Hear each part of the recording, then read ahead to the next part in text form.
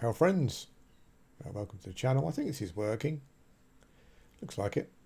So this is Everquest project Quarm. I'm just starting a Paladin. I've had a few people ask me about Everquest recently, and I've kind of got the bug, and I kind of feel that I'm going to be. I've kind of feel I do want to play quite a lot of Everquest and do some stuff with some characters. But what at the moment I'm kind of not quite sure exactly what to do, where to spend my time. Mainly from a character point of view, but also from a server point of view. I don't want to muck around too much though if I'm going to play on Quarm, because I'd like to try and get some. I'd like to try and get some legacy items or something if I can. Go and camp them, even if I don't get them, just camp them for a laugh. Put my headphones on, might be an idea. Yeah, just to some social, hanging around, camping, interaction type stuff. But we'll. I always thought that your guildmaster, if they can cast spells, should kind of buff you when you give in your note. That'd be quite interesting. But the big thing, obviously, always is I'm not quite sure what class to play. Hello.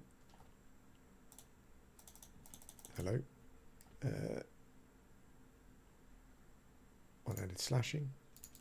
You might be at all surprised to learn that I do have. I kind of started a shaman and I started a shadow knight and a ranger.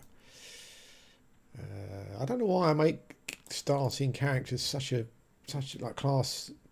I don't know why I make the all Titus thing such a massive issue. Because at the end of the day, if you're going to be playing EverQuest long term anyway, you just do them all, don't you? Eventually, I guess. But yeah, knights and the ranger characters I've always wanted to try. Bard as well, but I don't know. I don't know about Bard. It seems like quite a lot of work for an old dude. I've got to set up some. Oops, no.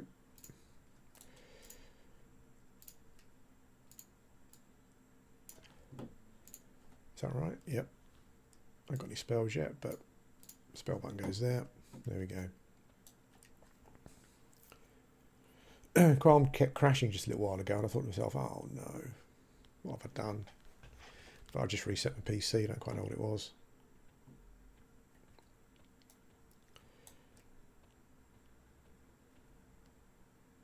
There's some sounds going in the background. I've got some EverQuest MIDI on file somewhere, but I don't actually know where it is. Yeah, I do. There we go. I'm going to play these MIDI in the background. I don't think there's anything wrong with playing this stuff. I don't think there's any... I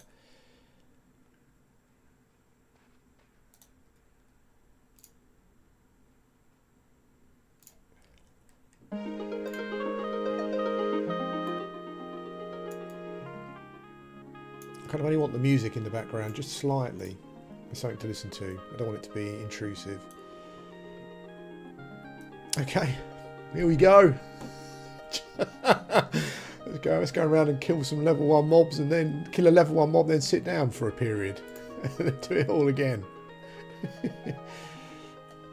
We're off and running. Yeah, that's too loud for me anyway. I kind of only wanted music slightly in the background. But it's difficult, so I want you to be able to hear it as well. There you go. Hello. I don't know why I've got the new... I think someone left me a thing about how to get rid of the new models that I have got left over. Someone gave me a thing about how to get rid of them. I need to look at that at some point.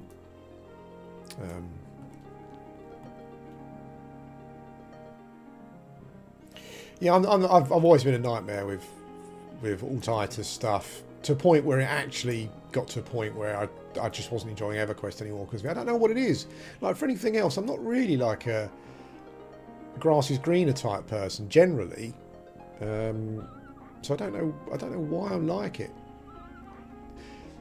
It's probably the same for yourself, but the issue is, like, for the amount of time that I've spent faffing about like that, I probably could have just leveled all the classes that I wanted to level rather than wasting time. It's one of those things.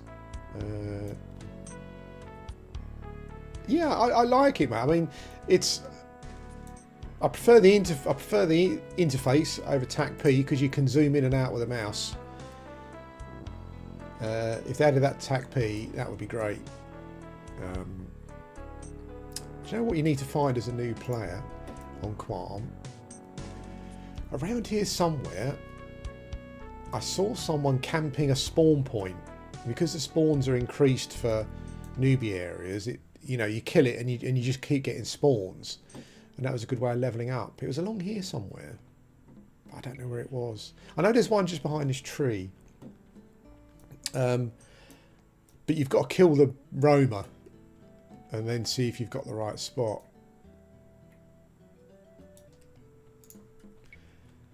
We'll just run around killing a few mobs.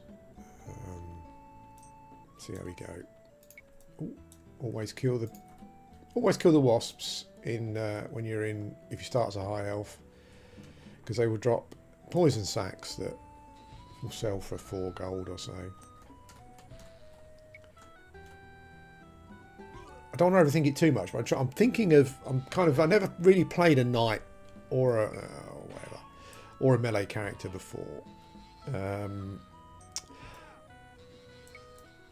So I'm kind of thinking of what my item progress is going to be, itemization progress. I'm kind of thinking maybe a tarnished sword at some point, maybe a bronze weapon or something, or a fine steel if I'm lucky.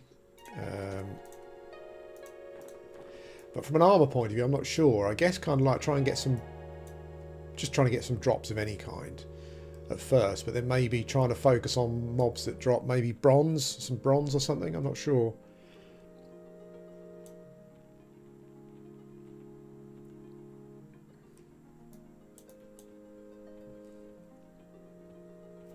I'm not sure if it's because my I kind of feel that, I mean, I readily admit my tolerance level for starting Everquest has gone down a lot over the years. Obviously on P99 I did quite a lot of characters. I started quite a lot of dudes and got them up to 50 something or whatever. But I got to a point on P99 where I've got a fungi tunic, and so I'm starting on Quarm, a Paladin. I'm thinking, why don't I just go over to P99 and start a Paladin on there and use my tunic? Why not? But you know, I kind of want that new. I kind of want that hardcore experience, but at the same time, I don't. You know.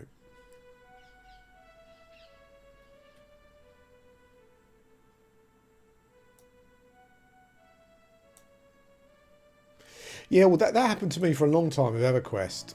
Oh, there's loads of wasps around here. Skeleton. Let's go for the wasp. Yeah, well, I mean, I've been playing. I've been on P99 for about 10 or 11 years now, roughly. When I first started playing, up until the last couple of years, I would say that I played it a lot, as the probably content on the channel would suggest.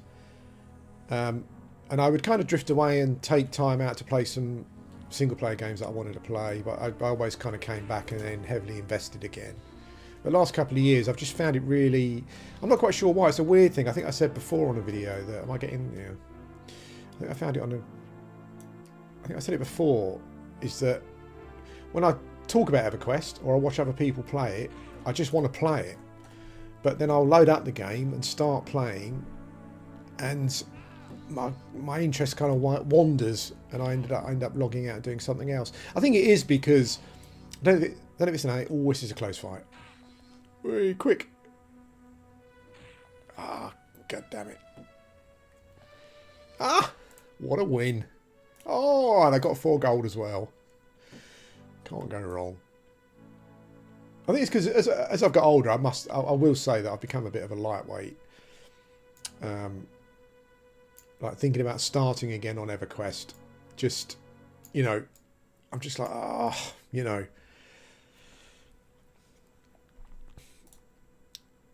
I don't quite know what that is, why that's changed. I don't want immediacy. That's kind of not my. I've never liked games that give everything to you. I like the hardcore experience. I don't know. I don't even know what I'm trying to say anymore. Just forget about it. Yeah, I could just mix pieces. Maybe get a bronze breastplate or something and whatever. That was. Hi, Liz. How you doing? Yeah. Well, I know around here there are 2 spawn points because I saw someone camping one, but obviously the roamers have spawned, and actually there's one along here. I don't mind. It seems pretty quiet in It's 30 players in Great Faydark, but there's no one around here killing mobs. So I've just kind of got the pick of the mobs, I think, at the moment.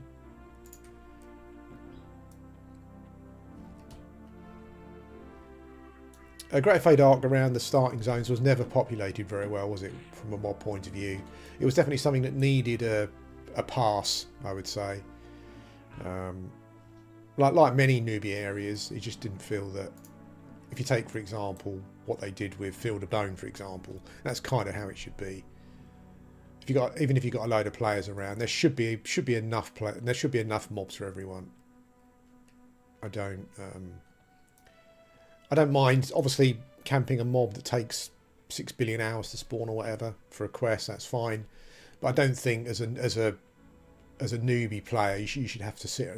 You should have to sit around waiting for mobs. That's not a hardcore experience. That's a shite experience. Yeah, well, I took the advice of people on the forums on P99, and I put most of my points into charisma, which seems like a good idea. I like the idea of dungeon crawling with a paladin, and they get a fantastic toolbox later on.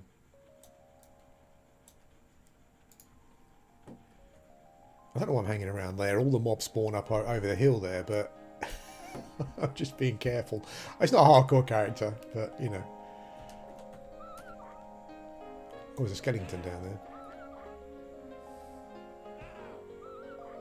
Yeah, even my favourite starting area, Kenos, is different on TAC P.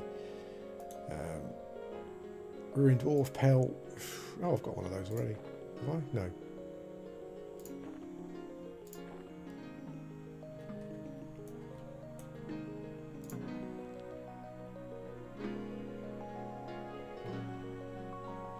Do people keep the ruined wolf pelts and stuff? I think they're probably good for a start, for a crafting start, are they? But I'm not sure which one.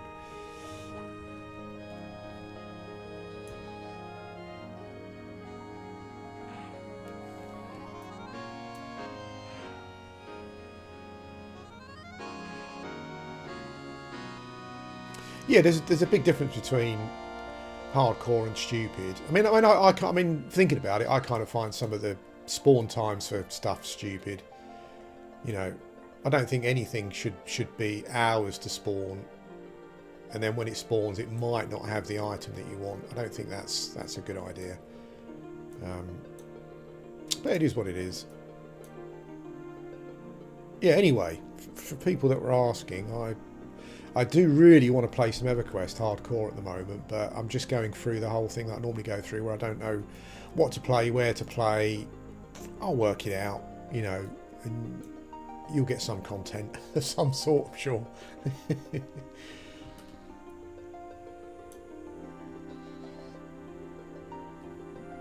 The big difference with starting a melee character or a tank is that when you start a caster, you kind of got spells to invest in, but I don't really feel it's worth my time buying anything at the moment. I mean, I've got like a plat maybe already, thanks to those 2 lucky drops. But yeah, there's no point in buying armor and weapons on a melee character, I don't think.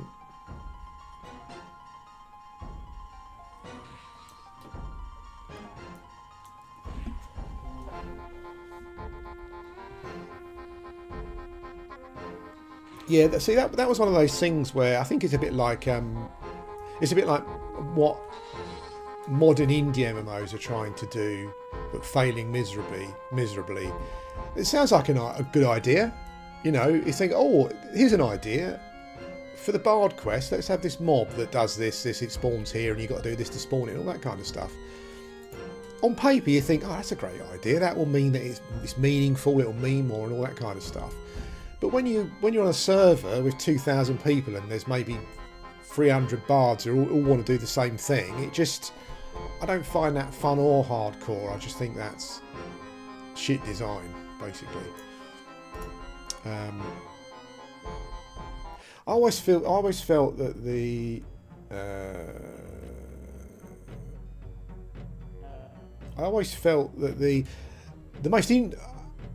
when I had to spawn on P99 when I was doing Shaman totemic armor quest, I had to spawn. I can't remember the name of the treant in.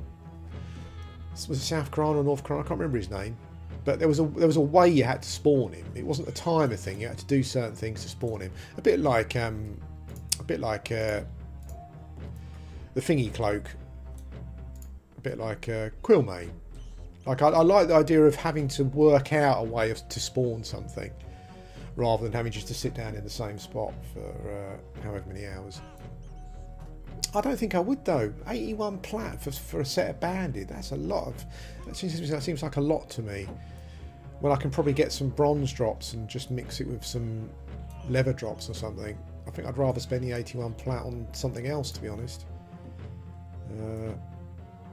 I know, like when a new server starts making banded and selling it is a popular thing, but I don't know. I'd rather find somewhere that drops bronze and maybe go and camp that. Maybe I'm maybe that's a stupid idea.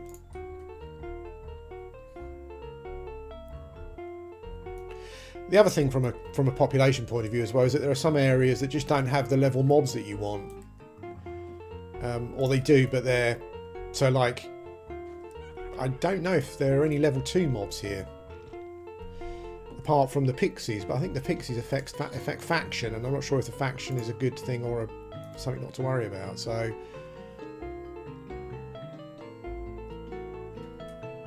Oh well, that's a level 3 mob. So maybe there are some wasps that are slightly higher. There's a large bat that's red. Yeah, so the population doesn't really make sense. I would go through and make the large bats level 2. And then you have some wasps at level 3, just so it's a more smoother progression.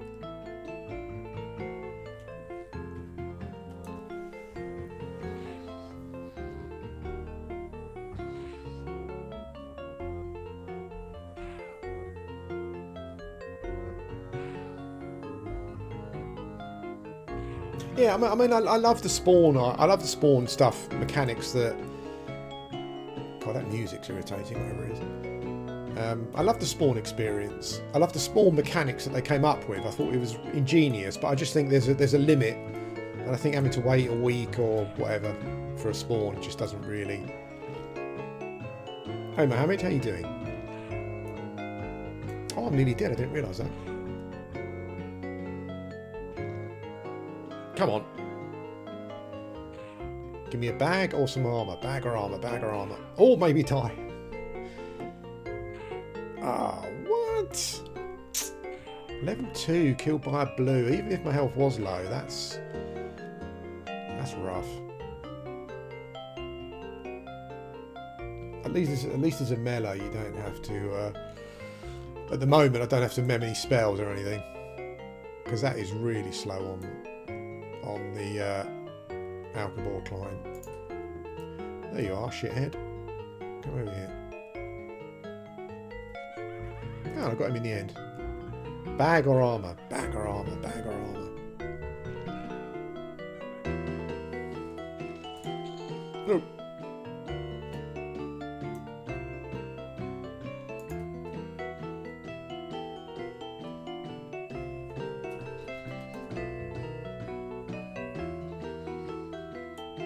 Oh, there's someone there selling a Minotaur axe for 4 plat. That's not bad.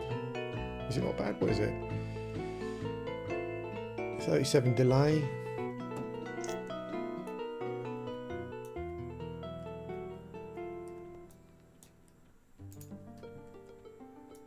Oh, I love this tune. This is the Kelefin one, isn't it? I think not Kelefin, the Wood Elf one.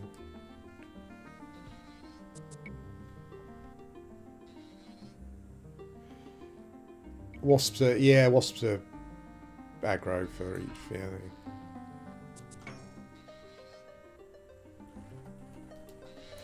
I started a little troll Shadow Knight as well, which I'm quite enjoying at the moment. And that was all down. That was most of that. Well, I mean, I like the Shadow Knight class, but a lot of that came from. A lot of that came from. There was a player on P99 Blues called Fane, and he was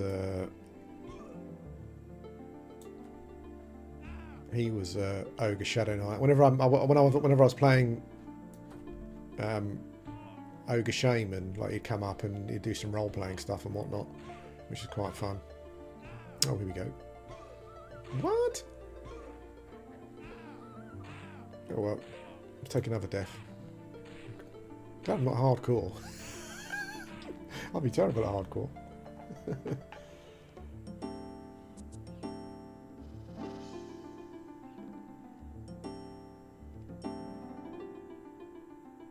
No, well, Guild Wars 1 was a game that seemed interesting because it seemed as though they were trying to go for like a playing like it's like almost like you're playing Dungeons and Dragons. So you'd meet up in the inn and you just go off on an adventure. Is that right? That's kind of seemed the angle they were going for, which was really interesting. And I guess Dungeons and Dragons Online came out and kind of did that afterwards. But yeah, it almost felt like going out on an adventure on a module with some friends, which was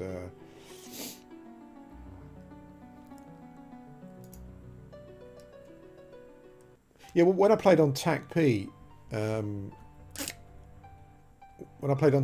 didn't like the client because you couldn't do this, but you can do this on here, which kind of makes up for it.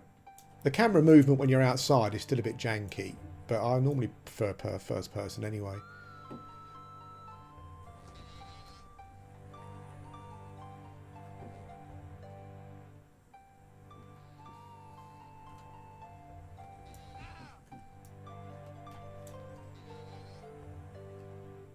I was reading. I love. I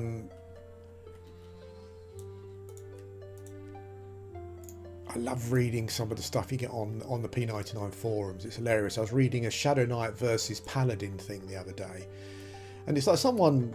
Well, you kind of think harmlessly starts a thread asking for some advice, and it just turns into an absolute shit show. But it is quite funny at the same time. Oh, bloody workers. Workers are the tough ones, right? Oh, yeah. Yeah. And there's a guy on there who seems to get a lot of stick. He plays an Ogre Shaman. Death Silk, something or other his name is. And a lot of people seem to dislike him. I quite like his posts. They are a bit long. a bit long-winded sometimes, but P99 forums are great for. I mean, obviously there are people on there who just go on there for a laugh and to troll and stuff, but.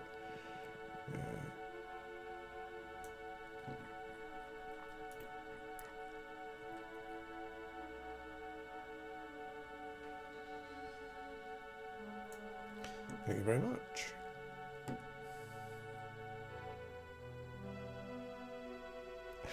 It does, yeah. I think this one was. I'm not sure if it was what's the best solo dungeon crawler or something. I think it was Shadow Knight or whatever, and then they were going into, and then some.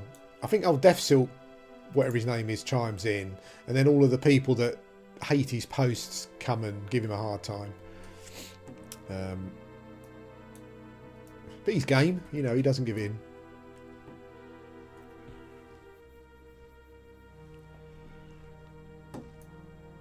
You can't. I mean, I looked at the thread because it was quite interesting to me because I was kind of wondering the same thing. Like someone was saying that the Shadow Knight pets, like the very last pet that you get,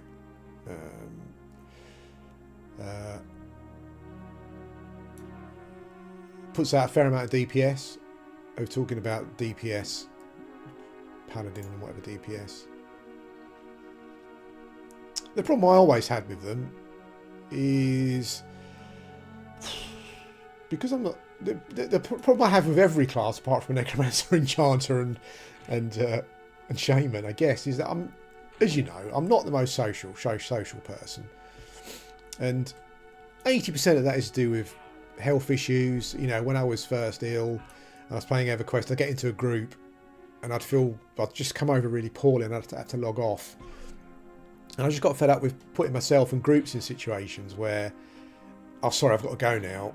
Yeah, but we just got together. Yeah, I'm sorry, I've just got to go. And you don't want to go into the reasons of why you've got to go. You just go. And so that's why I prefer to play solo, because then I'm not ruining anyone else's time. What's the point I'm trying to make?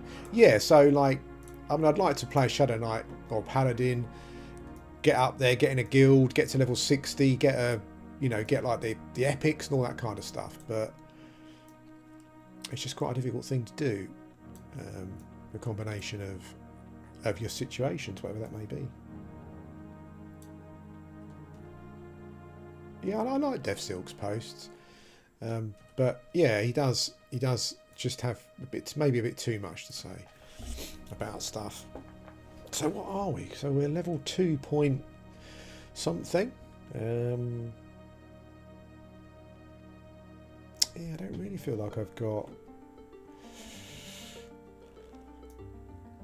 I'm trying to think of things that I could buy with my cash to make things my life easier. But I don't think so.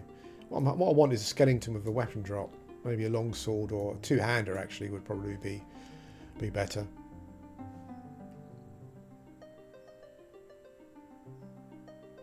I think a friend of the channel also left a message about Shadow Knight saying that pets are a bit OP at first because you give them a tasty weapon and they do a ton of damage. Or you give them a weapon with a high damage ratio, the high damage score, I guess. No, don't want that one.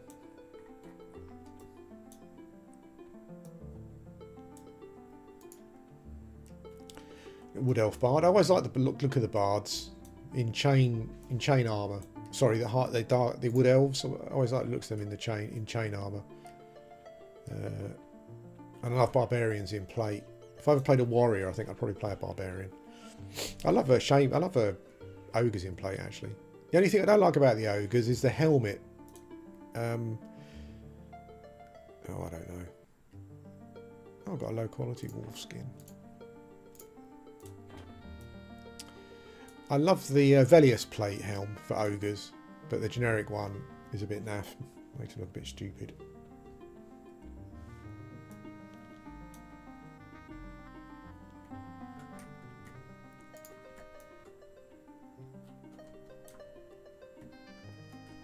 Yeah, I mean, I like the idea of being that person who, you know, I'd like to be that paladin that joins a group or starts a group and does a dungeon crawl and all that kind of stuff. I think it's the time you play as well. Like it's like when I was on P99, I did join some guilds, but because I play off peak, there generally wasn't that much going on. So I didn't do any raids. I did a couple of raids, but they were. I think the couple I did, it was luck that the earthquake or whatever they call it just happened to happen when I was on. But generally, it's.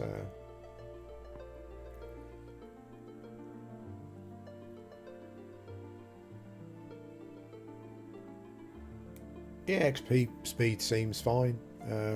Feels like P99 really. Oh, they are. Okay, I have to remember that. I have to be honest, even starting a new character, I'm not overly fussed about money really. I don't know why.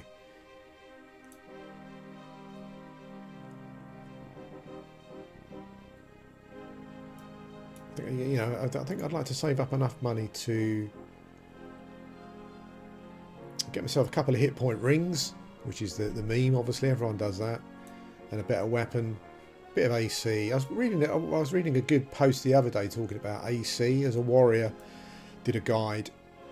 They were talking about different types of warriors. So like the Fashion Quest ones, obviously. If you actually want to play the game, who cares about those? But he was a stat hunter originally, so he would just keep getting items with stats on. And then he came across a warrior who was performing much better than him. And the warrior told him, "Look, mate, it's all about AC and hit points. Just do that." and he did that, and it was much better. Like, he was finding that he could. I mean, I saw some warrior the other day talking about having like 1500 AC. It's like, holy smokes! But I guess you've got to be well kitted out for that. And he said it was much better, but then he found he wasn't doing much damage. He went back to the the warrior who gave him some advice, and the warrior went, "Duh, just increase your strength." And he said he increased his strength. He tried to get it to a point where it was like 200 unbuffed, while not losing too much AC and stuff. Yeah, and he said all his hits, all the minimum of his hits went up, and the maximums went up, and yeah, it was all good.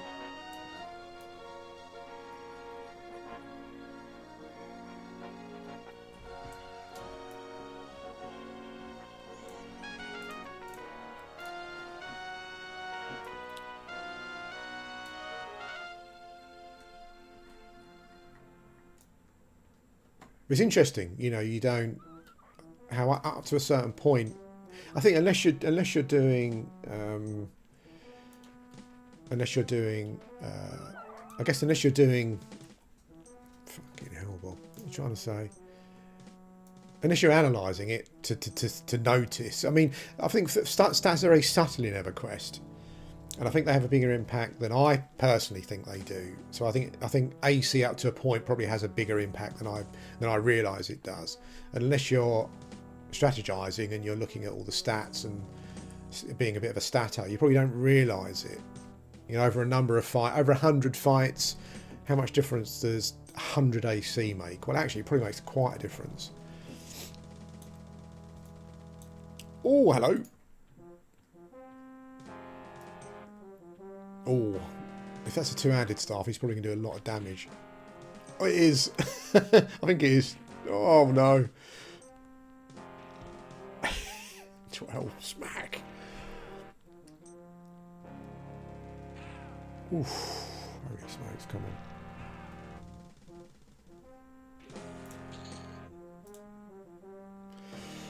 Oh, here we go. I should go and sell some stuff, shouldn't I? I don't care about bone chips. Can I keep that staff on the icon?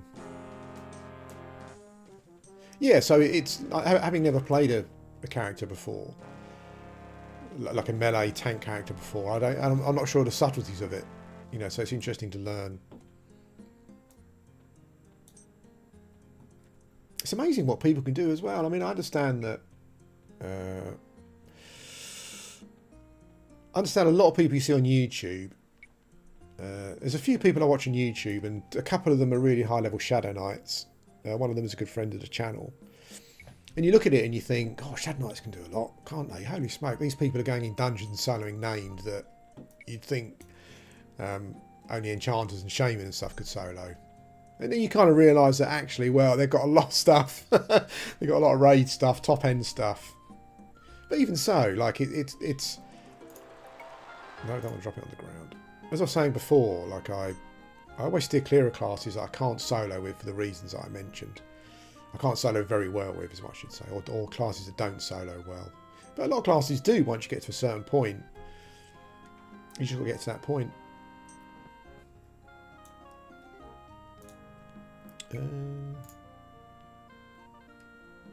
Oh, free gold. Oh, that'll do.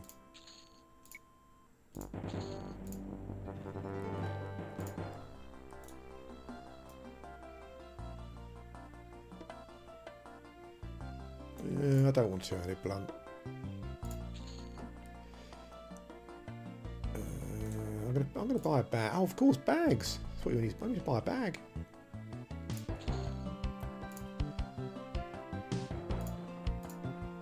If you're gonna spend your money on anything, spend it on a bag.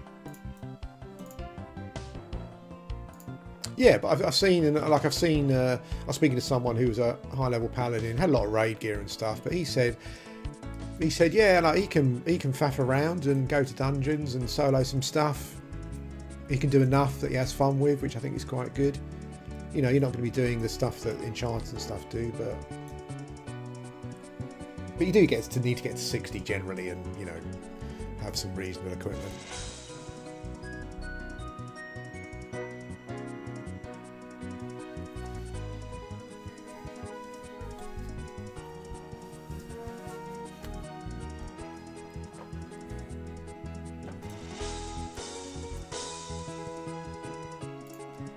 You know, sometimes this music doesn't really fit the mood, I don't think. Just turn it off. Yeah, anyway, so as I was saying, there are a lot of classes that I've purposely not tried, although I wanted to, because I just needed to be able to solo. I think this person here might have found a spawn point.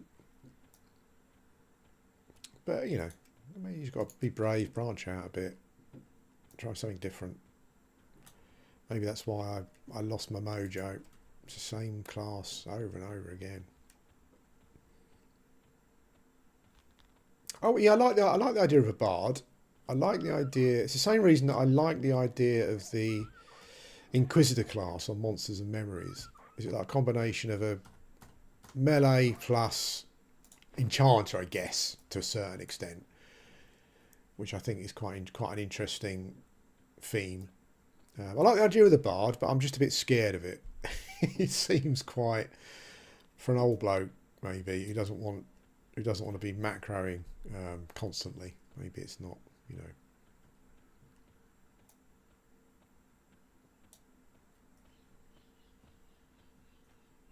I think most classes, actually, from a soloing point of view, you can probably do a lot. It's as I said, I've seen. There was a cleric that used to be on YouTube who used to solo quite a lot of stuff.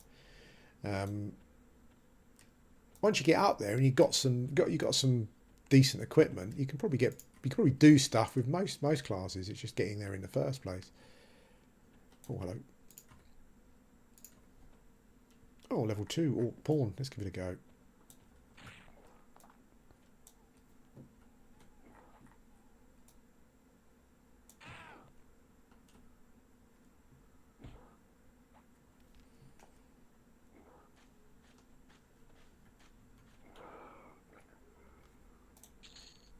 Hey, first bit of dropped armour. 2 AC. Nice. Oh, well, Everquest XP is much lower than World of Warcraft. Much lower. Because primarily your XP comes from killing mobs here. You know, there are quests, and there are some quests that, very few, that do give a decent amount of XP for a period of time. But all you've got is killing mobs for the most part. You don't have that quest XP from WoW.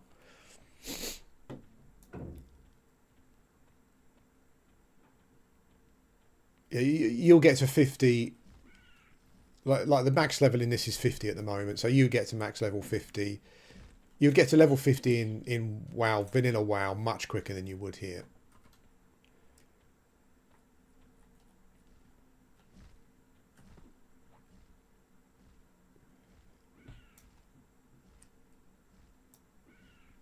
I mean, when I played vanilla WoW a little while ago, I had a Paladin. I think I got to level 45 or something, and it was quick in comparison. I mean, to get this Paladin's level 45 without twinking and starting again, obviously it depends how much time you play a day, but you're looking at months probably, or I'm looking at months. Even playing a reasonable amount every day, maybe. Maybe not. I don't know. But certainly it's much longer than WoW Classic. I'm not sure how many mobs I've killed so far. I'm only halfway through level 2. I've killed a lot of mobs.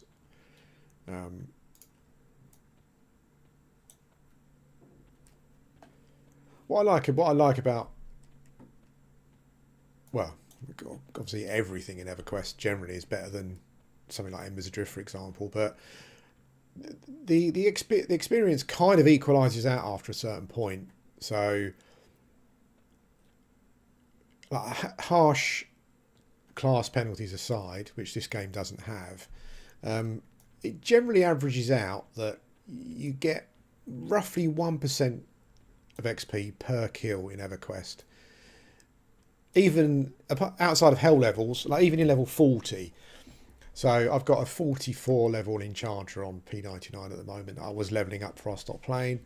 I know that I can log in with that character, and for every mob kill I'll get 1%. If I'm in a dungeon, maybe I'll get 2% or something. So it almost seems, yeah, mathematically it almost seems that's worked out so that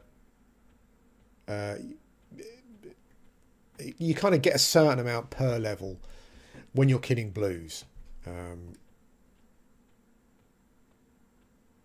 You know, a troll or an ogre, because of the racial penalties, might take a bit longer.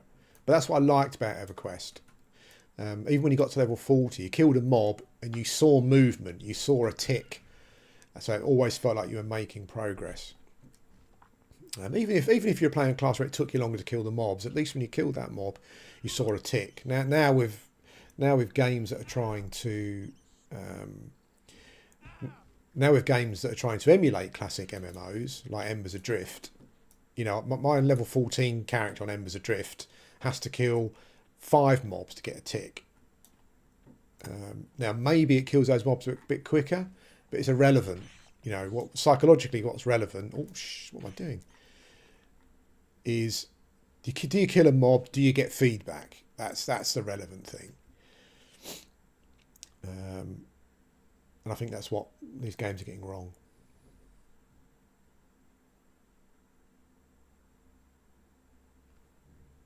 Ah, look, there's a skeleton. Maybe I can come back to it. Yeah, outside of that, I mean, the Quarm doesn't have any hybrid penalties, which is good. It's just got racial penalties, which are not that harsh, I don't think, really, particularly.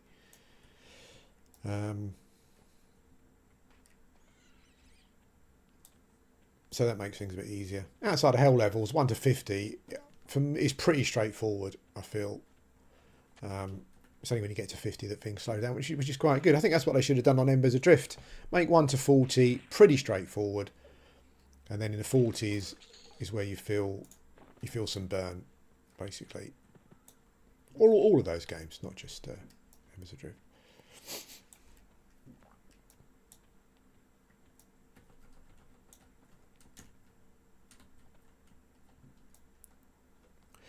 The thumbnail for this video is a AI generated one, which I thought I kind of wanted to play around with it a bit, just to create thumbnails, because I don't know, I find thumbnails a bit boring, so I thought I might try and jazz it up a bit. I did draw a couple on paint, purposely bad, so I might carry on doing that actually, because that seems like more fun. But yeah, I just went to a free AI generating thing, and I typed in Everquest male, high elf, paladin, and there was 3 options: normal, realistic, anime, and arty. And I kind of only really like the anime one. Yeah, I'd love to muck around with AI. Maybe I need to do that a bit more.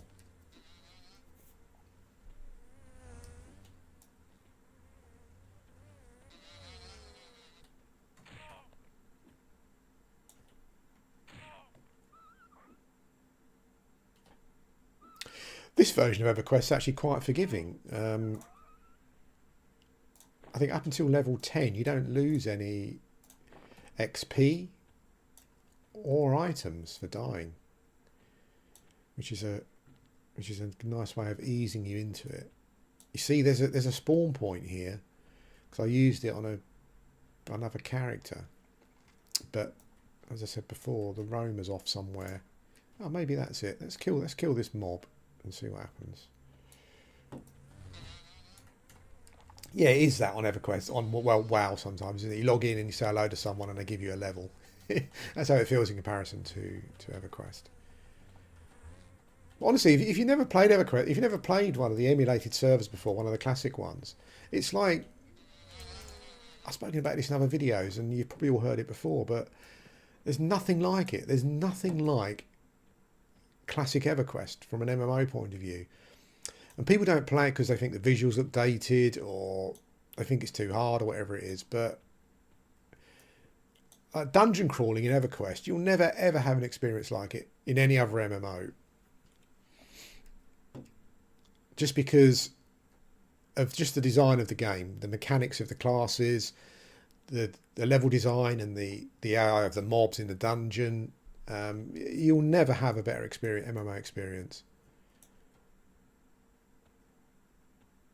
Yeah, it's a bugger dying at the bottom of a dungeon, you know, and your corpse is there and all your equipment and all your gold is on it. Of course it's difficult. Of course it's challenging. It's difficult.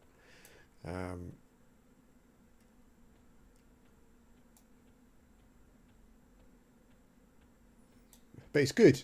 And I say that as someone who has kind of gone off the idea of death penalties as I've got older. You know, but that's just a changing opinion on death penalties. I find the death penalties in EverQuest it's a bit like there used to be a rule in football where the striker was through and the goalkeeper commits a foul to bring him down. So you'd get punished 3 times. Your goalie would get sent off, he'd get suspended for the next 3 games, and they'd get a penalty. I think they changed it so that doesn't happen. And that's kind of what I feel, that's how I feel about death penalties. I know most people disagree with this, but that's how I feel about death penalties now. It's like if you're at the bottom of a dungeon doing whatever you're doing and you die, that's the penalty. You know, it's the time wasted to get back to that point again. The time wasted fighting down to that point to get to where you were. Time wasted, that's the penalty. All of these reoccurring penalties like XP loss and you know, having to go and get your equipment again, all of those things, to me, as the more I thought about it, just feel like extra penalties on top. But maybe it would be good if there was like a halfway house.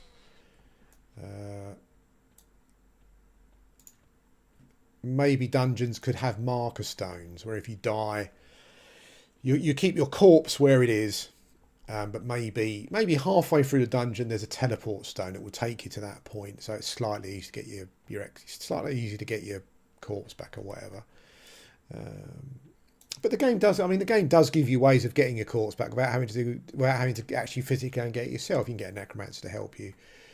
You can get a cleric to help you, and I think that's kind of what saves it. What doesn't make it too much of a nightmare is the fact that you can just ask for someone to help you. I never did because that was just me. You know, I would be hunting in, I don't know, one of the Karanas. You know, my character would die. I'd spawn at Kenos and I would run to my corpse. Whereas what I would see other people doing is standing outside Kenos saying, can someone help me get to my corpse, and blah, blah, blah, blah. I'd have run to my corpse, come back again, and they were still asking for help to get their corpse, like a sow or something to get their corpse.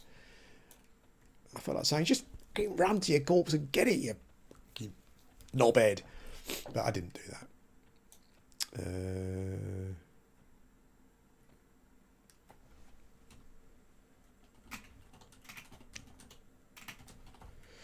Oh yes, thanks mate. I'm not, you know, I'm glad to take a couple of bags off your hands.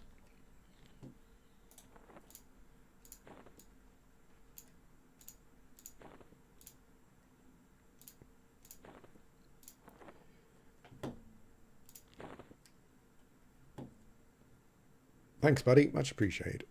Can you do, has it got all... Okay, so we're sorted for bags. That's good.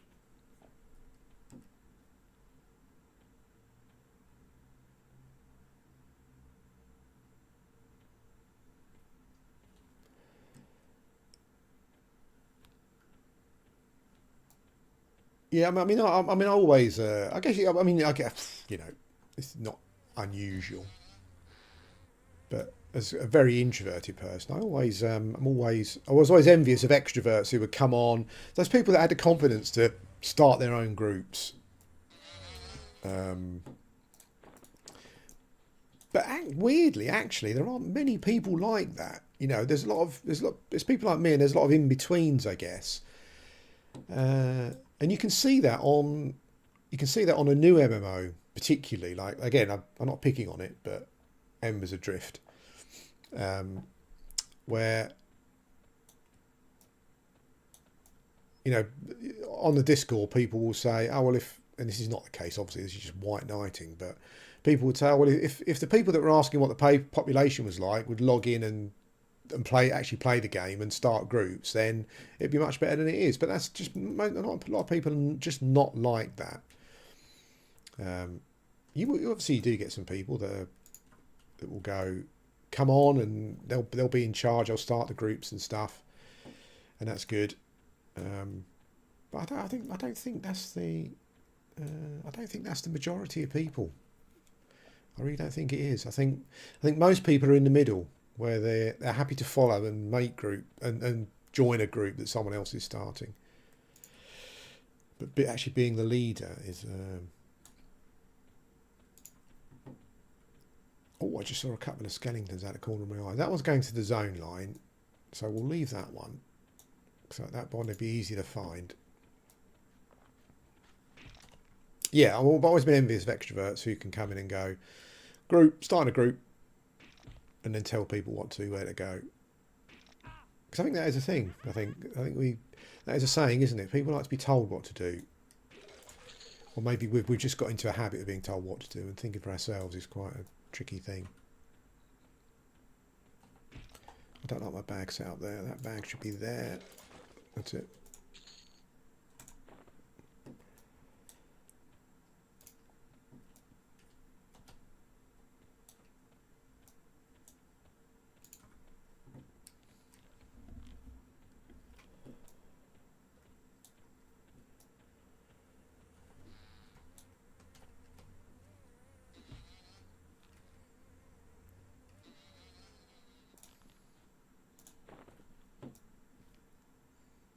Yeah, I know. I mean, I know most of you guys will disagree with what I'm saying about death penalties and stuff. I just felt that I just came to I just came to the conclusion that there were just recurring death penalties, like stacking death penalties that didn't seem to be. The only thing that I wouldn't like is, you know, people dying to get out of a dungeon easier. That's the only thing I can't get my head around. I can't work out how you would do that, how you would avoid that if you didn't leave your stuff behind. I think that's a bit cheap.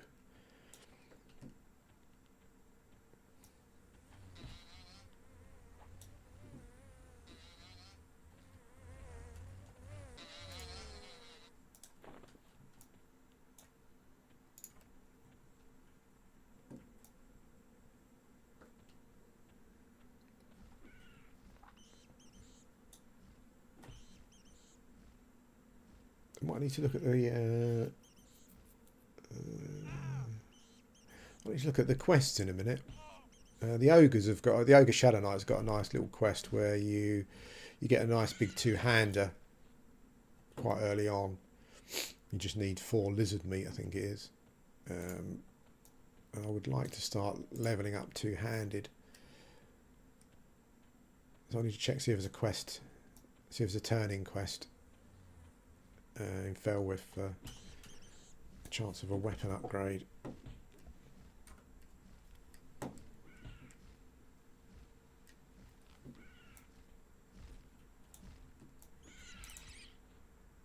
Yeah, it's tricky. I don't like the stacking punishments for dying, but I also don't like the cheap get out of a dungeon by dying type thing. I'm going to sneeze, I think. Excuse me. Maybe I'm not.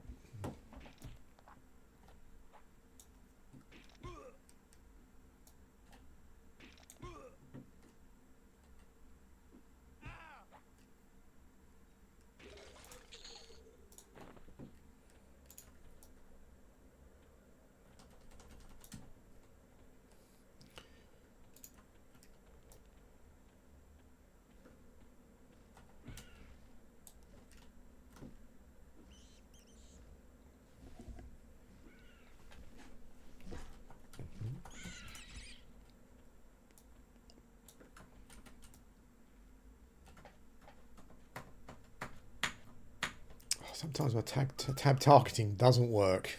I'm not sure if there's a tab through closest targets on here. I need to check it out.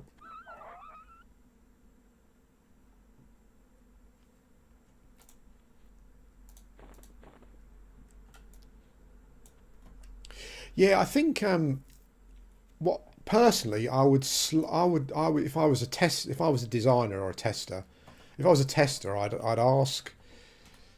One thing I would change about EverQuest was I would do a pass on itemization, because I think there's working for your equipment, and then I think there's just a complete randomness of classic EverQuest, where I guess the idea was to get a rusty sword, then polish it up so it's tarnished. You know, then maybe you get a bronze drop or a fine steel drop or whatever. But I just feel that what I would actually do is, I think the issue is the fact that the crafting skills are just too grindy. They just take too long to level up. So I'm not sure what the trivial is for banded armor. I think to make a banded chest piece, it's quite high. Now I'm not sure how much leveling work it takes to be able to do that. Maybe it's not that much, but I would make, if I could change one thing, I would make the ability to just make some basic equipment at the start for yourself just easier, just more introductory. Maybe I'm talking out the backside, and you can do that on EverQuest pretty easily. I'm not sure Classic. I've never really got into the crafting stuff that much.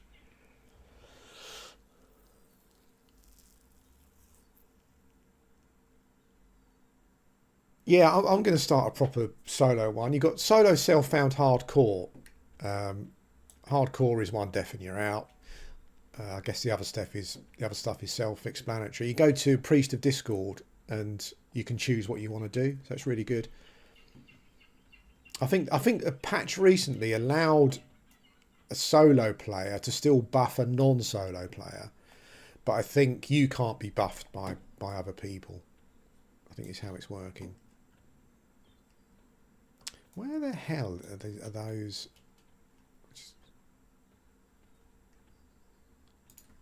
I've like seeing wizzies and druids teleporting around. That's proper old school, that is. I like to see that. I bet there's a dialeport on here that's doing well at the moment. Oh, okay. I think banded is quite an investment though, isn't it?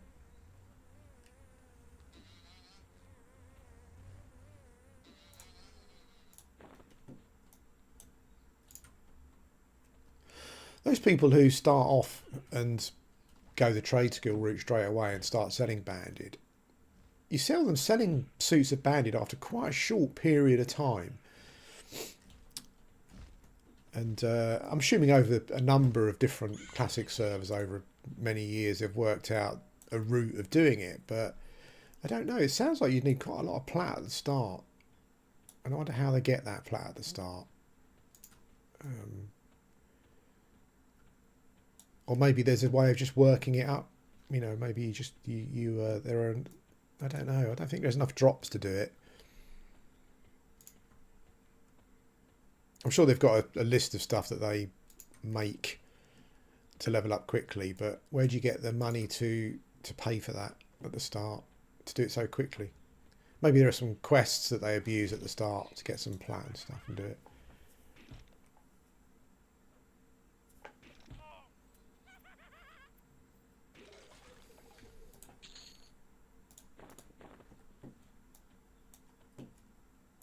Yeah, Necro would be good solo self-found, I'd imagine. I imagine a mage as well, because you don't really need to find a lot, you know, like bone chips or whatever the gems are for summoning your magician pet. I think that's basically, I think you can solo to 50 with just that. Probably be a good tester. I know there's people on the Discord who are doing paladins and rogues and stuff, you know, they're pretty hardcore.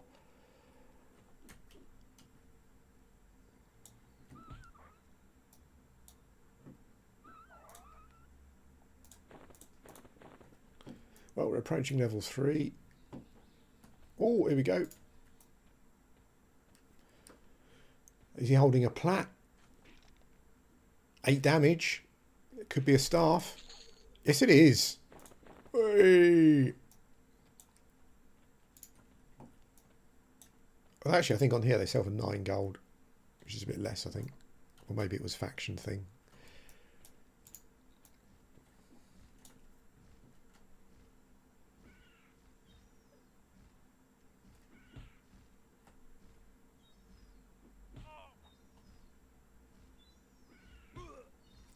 I must say this is incredibly enjoyable at the moment. And part of the reason it's enjoyable is because I'm thinking ahead as to leveling skills and, you know, maybe doing a little bit of research on the wiki to find out where to go to get some, or I can manage to go and get some drops. If there's a group there, fair enough, I'll join that if I can. But if not, I guess it's mostly NPCs, isn't it? It's the NPCs, the humanoid ones that will be dropping the armour and the weapons and stuff. What I might try and do is if I get a... sorry if I'm talking, I had coffee this morning. I don't normally have caffeinated coffee. But I think I'm a bit hyper as well. Oh, 4 gold, 3 gold. Yeah, if I get a longsword or something, I might go and see if I can polish it up. I think tarnished is probably an extra damage and a couple off the delay, is it? Maybe.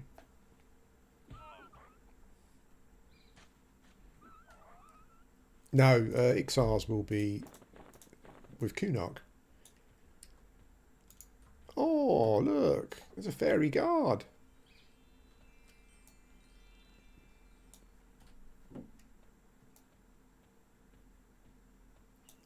Aren't artists hacks at the moment?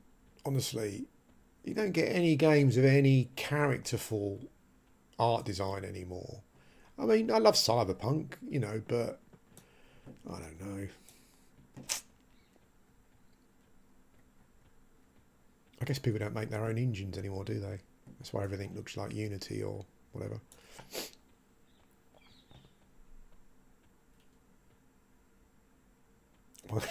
Yeah, I had that with my Shadow Knight. I was killing a load of humanoid mobs and stuff, and I didn't get anything. I got a cloth hat, which doesn't look very good on an ogre. Well, in fact, you can't see it anyway. But come on, here we go. This is the big one. Let's have a... Oh.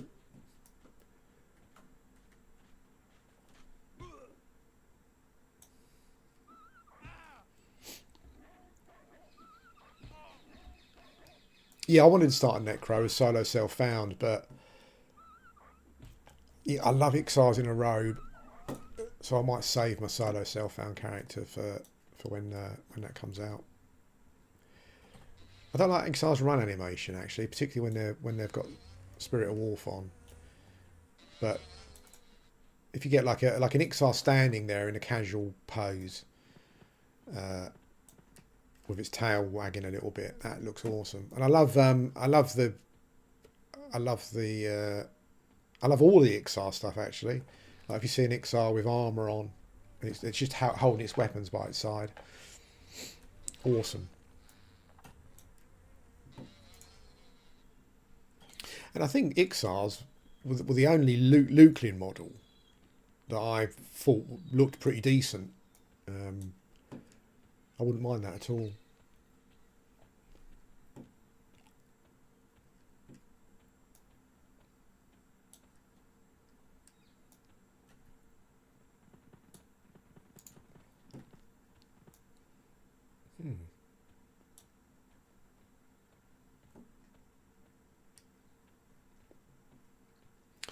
So I wonder what my progression here is in a couple of levels' time. I guess it's moving towards the Orcs.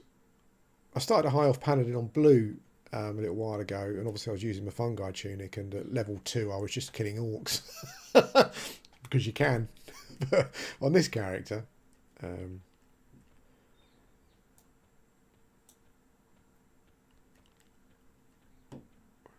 When I was looking at the Paladin particularly, like I like it when you've got a class that there are certain things you get at certain levels that really make a huge difference, have a big impact on your power level.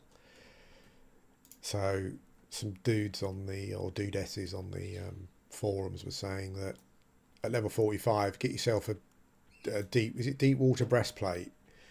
And then you really feel a big power increase. Some of them said like they had fungi, but at 45 they would dump their fungi to another character and just use a deep water breastplate, which I guess gives you a heal. But I think it's a long heal, so you probably have to do it out of combat, maybe. But anyway, yeah, it was interesting to hear that.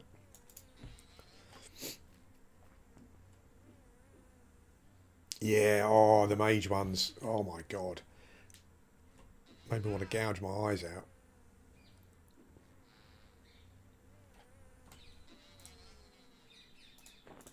Oh, we're doing so well on the drops at the moment. Literally, the plat is rolling in. Does anyone know offhand what that pixie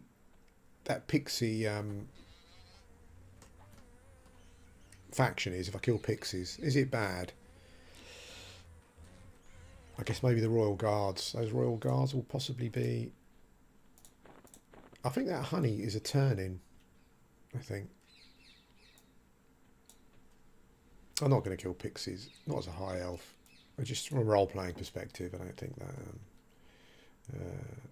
Serious.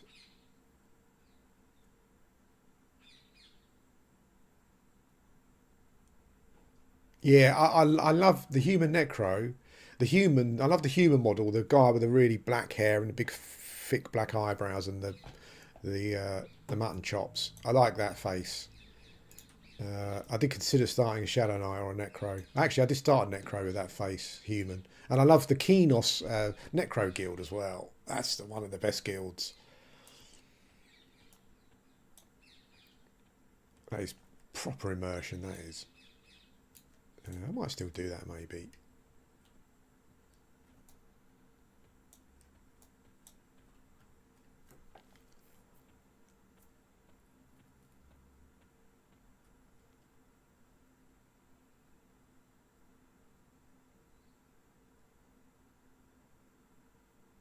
Deep water helm, is it? Oh, okay, mate, cool. Yeah, yeah. Playing playing Everquest with a VR helmet, that'd be pretty awesome. I think best case for me, it'd have to be ogre or troll. Maybe a troll. That Feign Deft regen. That is well horny. I might try that actually. Troll SK. That might, maybe my SK will be a troll. Everything on a troll looks good for Fashion Quest.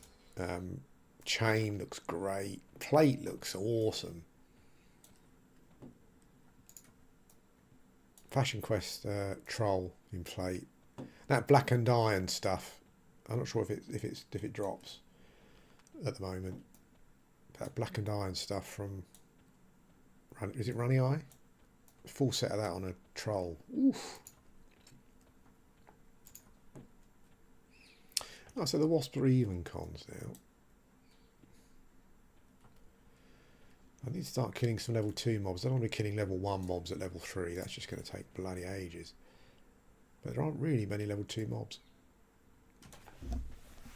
Oh, we'll try an even con, why not? I mean, we're not losing anything at the moment.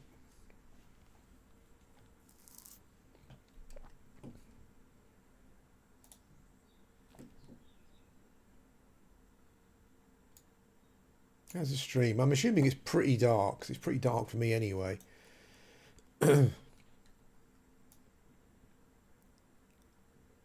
think there's a way of putting a filter on OBS, like a brightness filter, but... Oof. Ouch. Ooh, it's hitting me for max.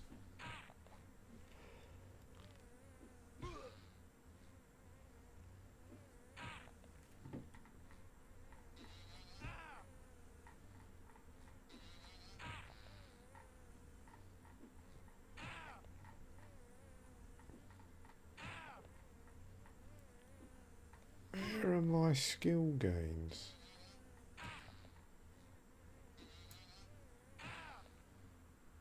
Oh, does anyone know why defense takes so long to level up on the Alcabor client?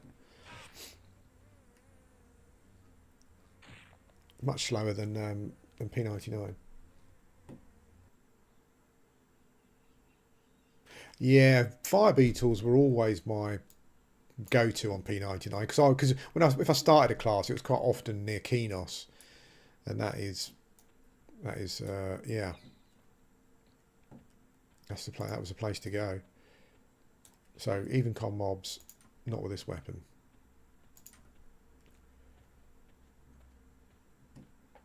Those workers are level 3.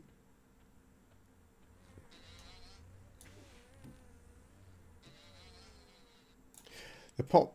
Oh, there's another free gold.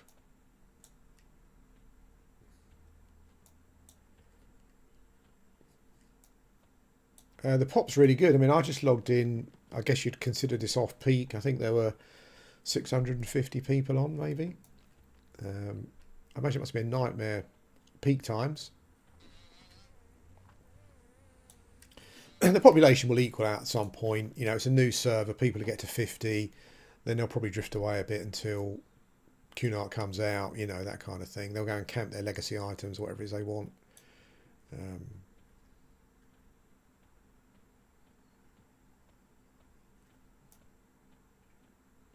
Yeah, Pops seems pretty high at the moment.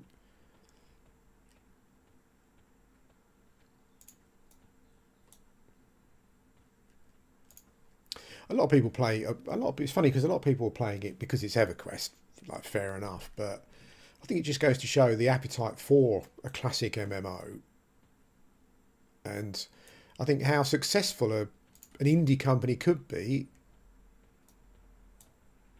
if they didn't seem so smeg at designing them. It seems to be far too much about punishment, grind, over and above what EverQuest has.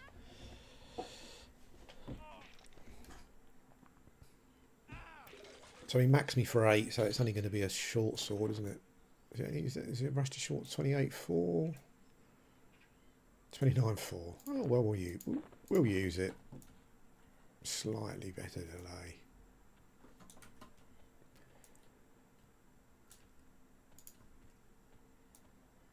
I guess we kind of knew quite a while ago, but what an absolute shit show Pantheon has turned into.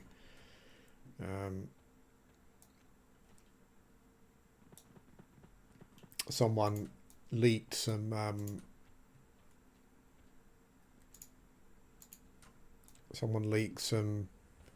alpha chat stuff. One of the developers said we're running out of money. I mean, it's not quite Star Citizen proportions, but talk about mismanagement.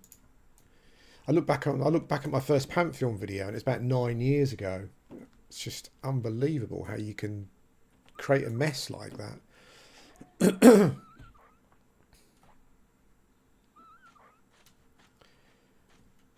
I mean, they don't have a server up after all this time that's up 24/7. I think they're trying to get that going so that maybe they'll get some more money invested. But, you know, I mean, I've moaned about Shroud of the Avatar before and Project Gorgon and Embers Adrift and stuff. But at least those guys have had 24/7 servers up for years now.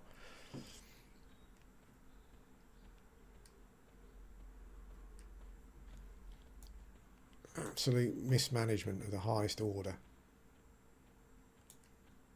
That must be why it must have been why the engine changed, the art style changed. It must be cheaper to draw what they're doing.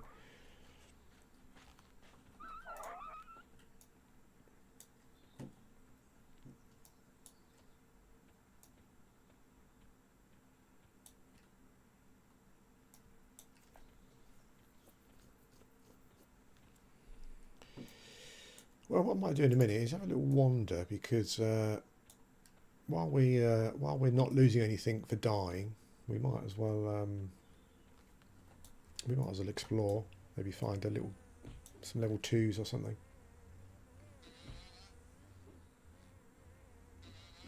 Yeah, I enjoyed Shroud for a while, and I thought the Magic the Gathering style deck building thing was a stroke of genius, but it's clear now that from the start, you know, Richard Garriott and the other board knobhead, whatever his name was, were clearly just in it to make money. You know, that's what they're all about. They're about NFTs and all that kind of stuff, and that's all it was. They would just create a game where they were going to just sell crap to people who thought the sun shined out of Richard Garriott's arsehole. But whoever was working on the game originally at the time, yeah, they come up with some great ideas. And when I played it, I actually felt it was quite immersive.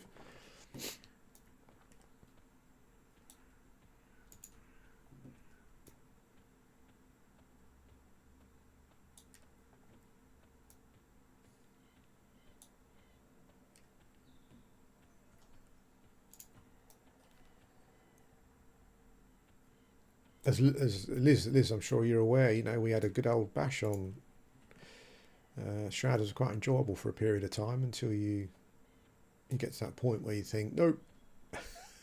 As I guess a lot of Star Citizen fans have got to. Nope, that's it.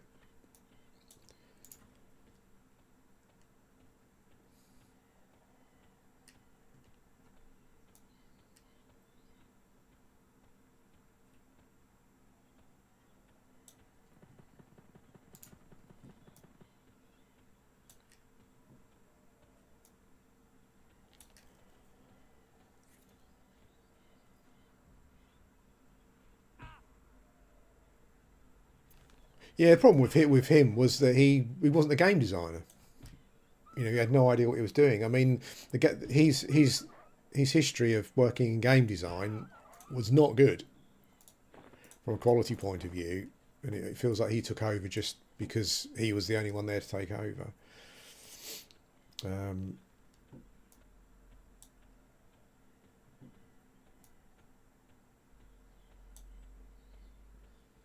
I mean, Richard Garriott seems to turn up for his birthday, like he's the Queen or something, and then that's the only interest he takes in it anymore. It looks like it's a shame.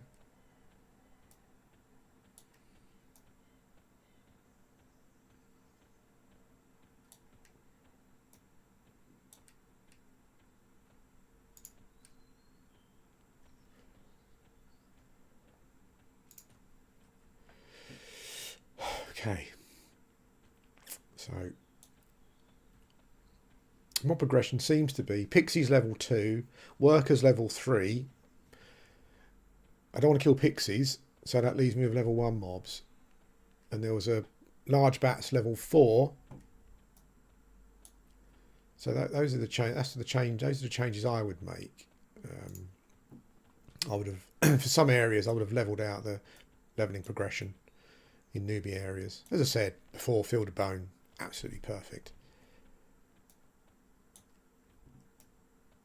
But obviously they created that with more experience.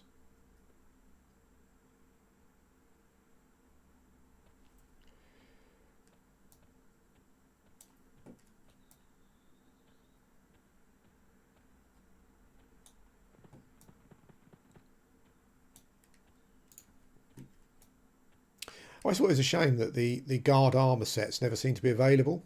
Some of the guard armour sets, particularly the helms, are really cool. Oh, it's an ogre.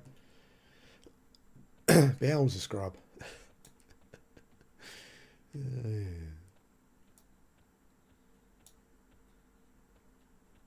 I mean, I'm not one to talk about names, but one thing that I hate in a fancy MMO is bastardized names from real life. I just absolutely find it unbearable. Look at the size of that giant bat. So we've got giant bats as well. We've got the odd willow wisp.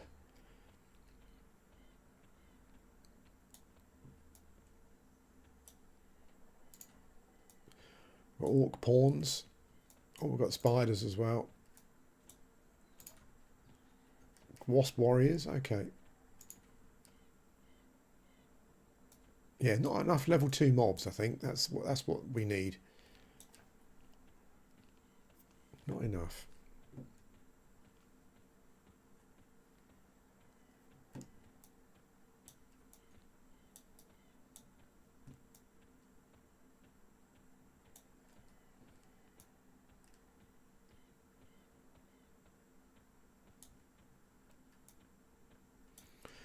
Well, we'll probably hit Crushbone shortly. Oh, there we go.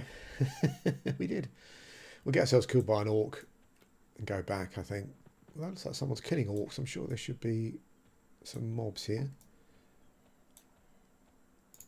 A little group killing the orcs, maybe. I never found a Crushbone as a dungeon. Maybe because it was too outdoorsy. Never didn't do much for me. And then the pathing, when you got further in, holy smokes, absolute nightmare. Yeah, someone's killing the Centurions. Don't know what level they are. Let's go in, see what it's like, shall we?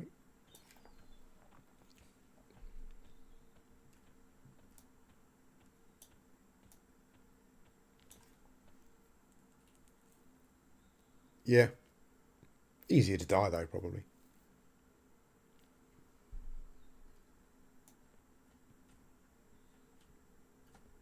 Oh, hello.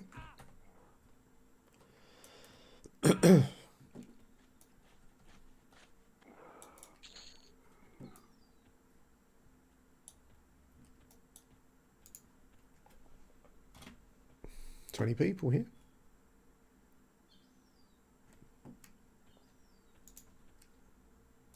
Yellow, actually, so maybe a couple more levels and... Oh, it's red. There's a bard. Oh, he's going to get trained.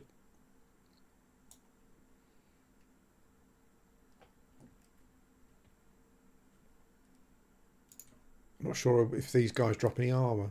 I'm sure they'll drop some armour. I'm not sure if it's cloth, though, or whatever.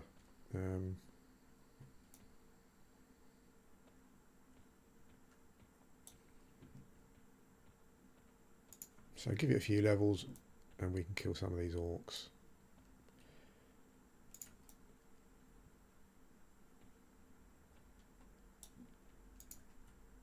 Okay.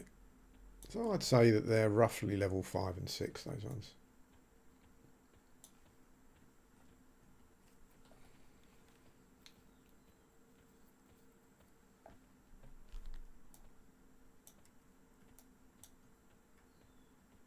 Yeah, I've never leveled a character particularly high on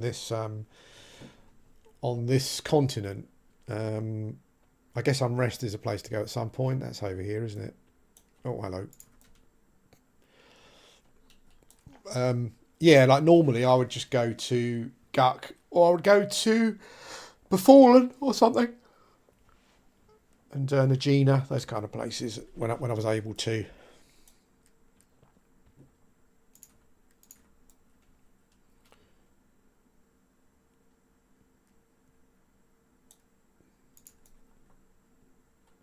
Well, we'll get killed here. 16, 14, 14, 16. 16 max hit there. Okay.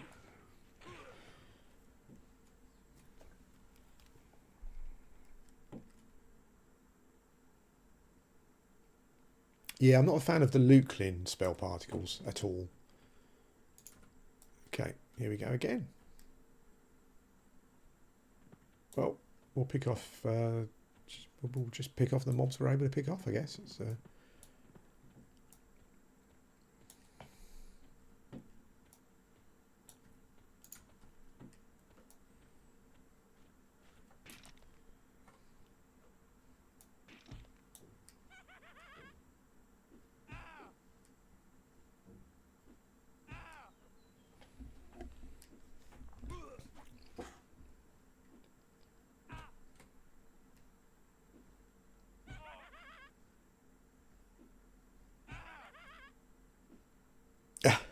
miss. Someone once said to me, if you get a heavy dose of misses in a row, then turn off auto attack and turn it back on again. And it actually worked that time.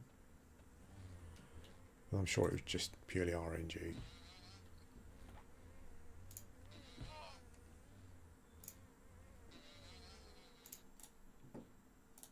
I'm sure you turn the honey in for a quest. I need to get myself a two-handed so I can start levelling that. Come on, Skellingtons.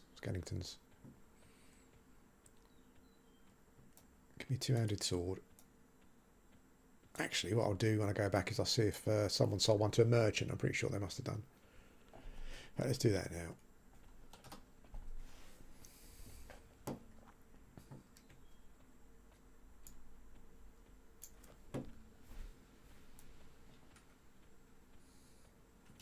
Oh, little pixie tricks there. It's got like a little spear.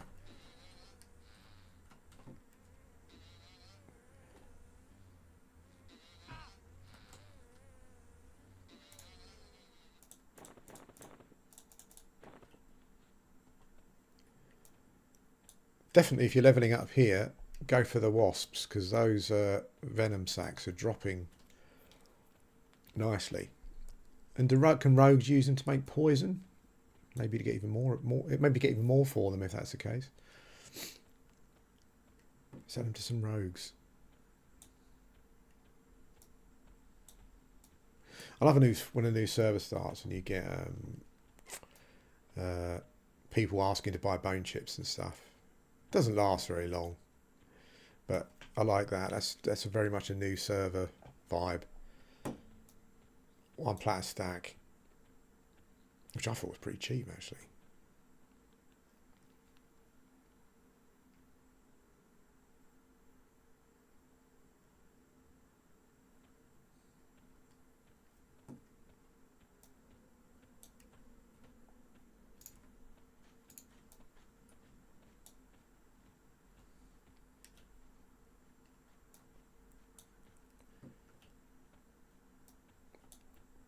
I wonder who got to 50 first. Must be a bard.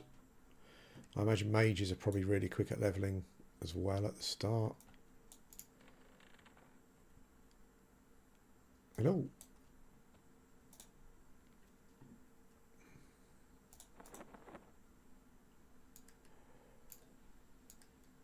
Okay. What have we got? Well, I think we'll sell these. Yeah, nearly 4 gold. I don't want to say. I don't want to make food yet. I might do at some point.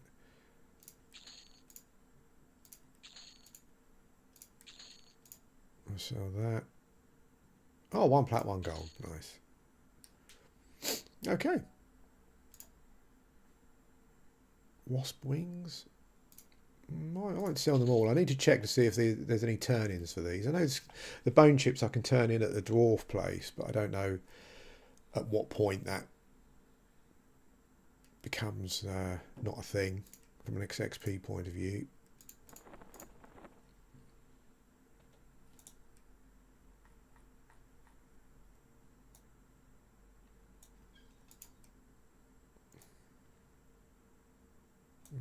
Not really. Not really.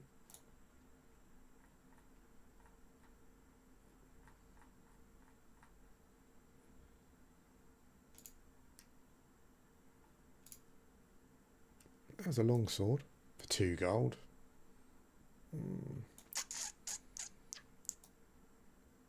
Bronze long sword.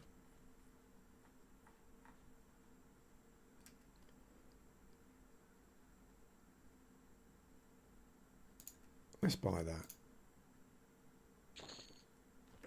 Now I can sell my short one.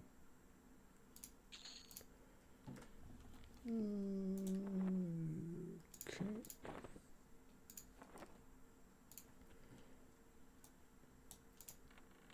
Let's see if we can find someone selling a two-handed.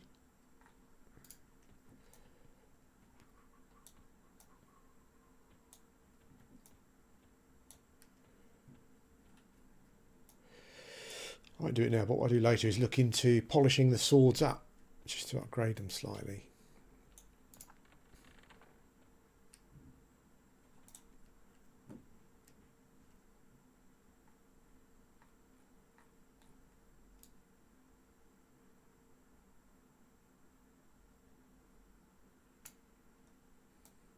Oh, a tarnished bastard sword. That's one-handed. I guess I think I said this before. I guess it was because I didn't want people buying it, but I always thought that the actual armours you bought from merchants was just not a valid path to as an upgrade path, just far too expensive.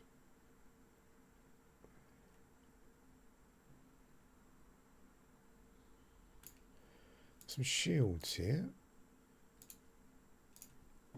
I'll leave it. We might come across a skeleton with a shield. Oh, don't know your... actually...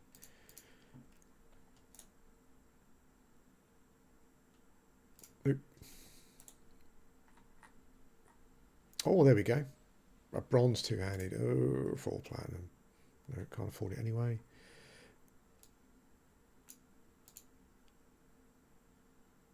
Fine steel. Nope.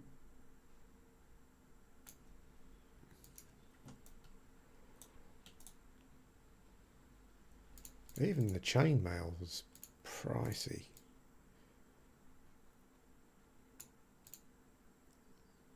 Oh, tarnished two-handed sword. I guess someone's polished it, then sold it back.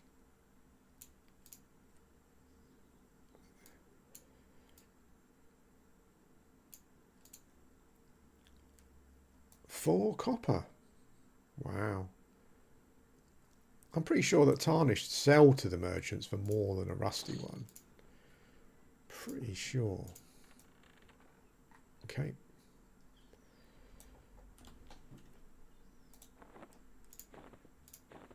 Nice.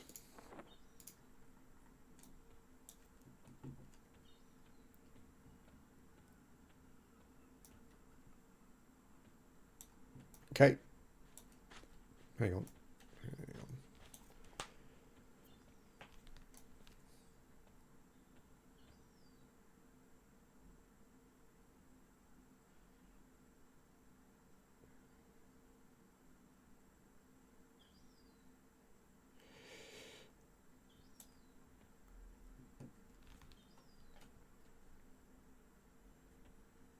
What have we got? How many have we got? Okay, is it like a 4? Is it a 4 turning job?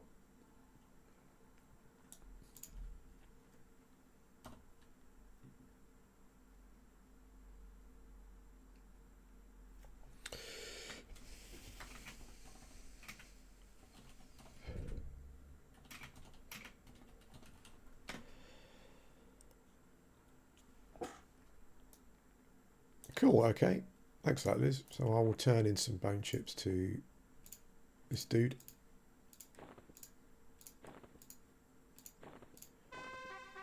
Ah, we got, let's get a fair amount of XP for that at level 3 anyway.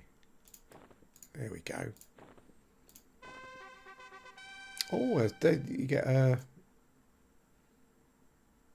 oh, cleric only spell, but that's fair enough. It is the cleric guild leader. Could probably sell those though.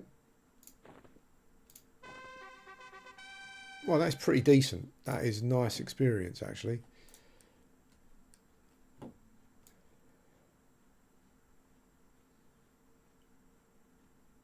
Oh, look at that.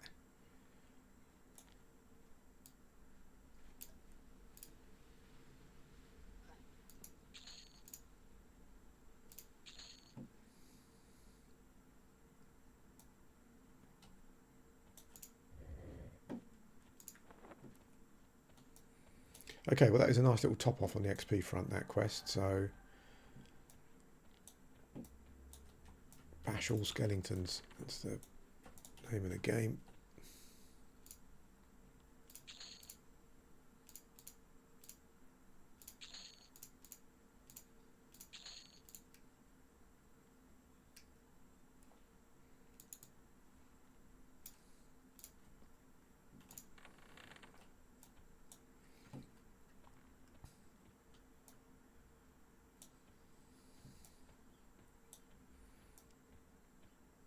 In fact, the XP is really good. I think the only advantage the dwarf one is, I think the dwarf one gives you some armour, does he not? As a reward? I can't remember, not 100% sure.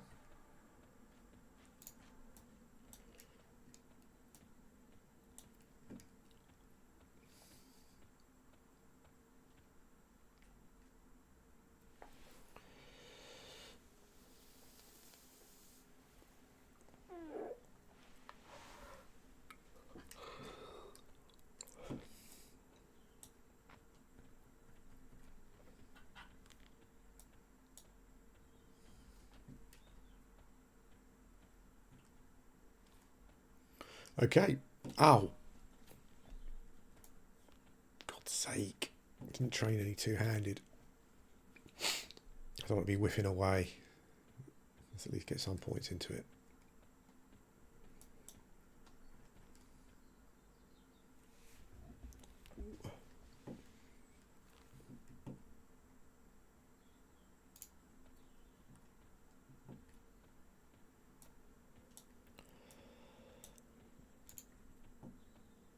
Clerical error.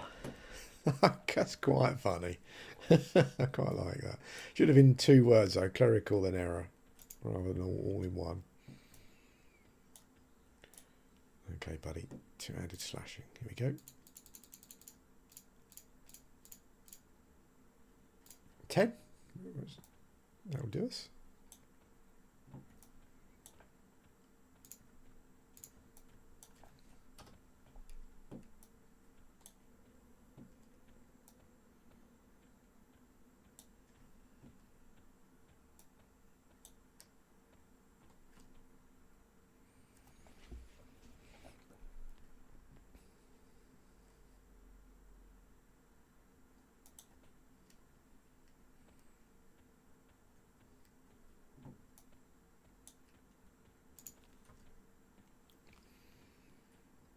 I considered a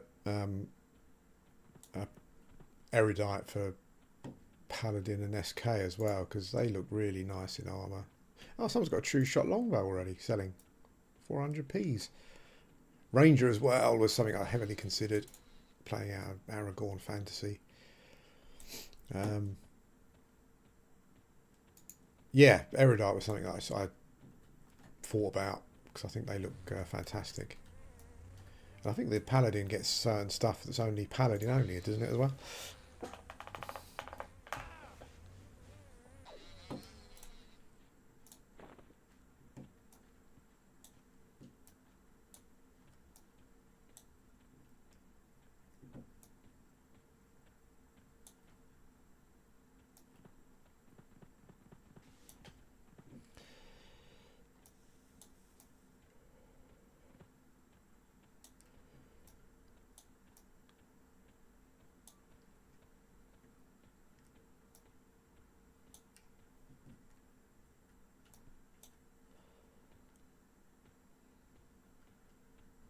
Yeah, I think as you get out near the wizard tower, you don't really seem to get many mobs.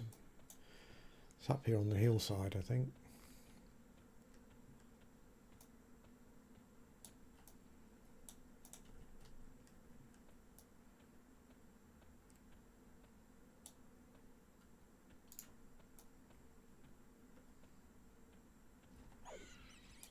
Oh, one shot that. Nice.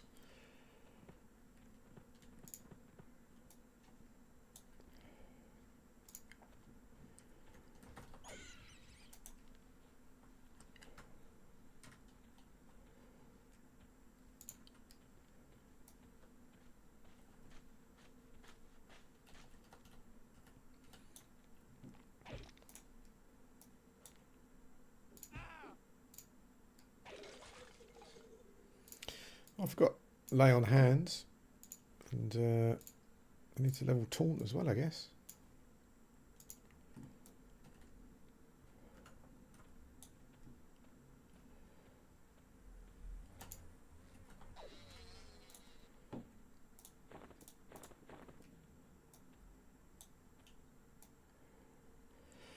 The venom sacks are a good drop. That's quite a high drop chance. Getting a lot of those.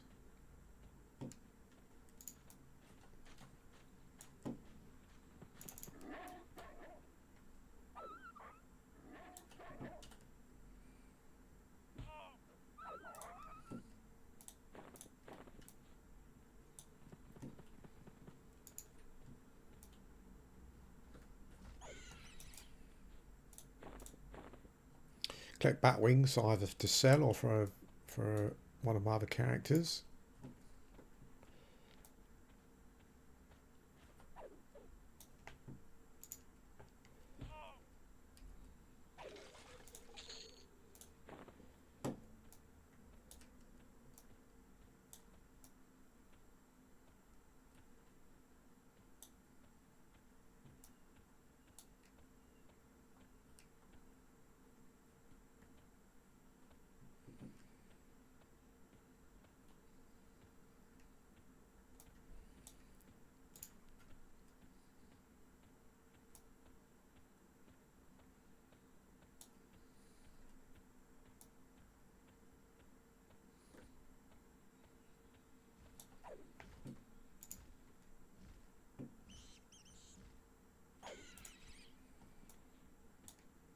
wonder if lay on hands.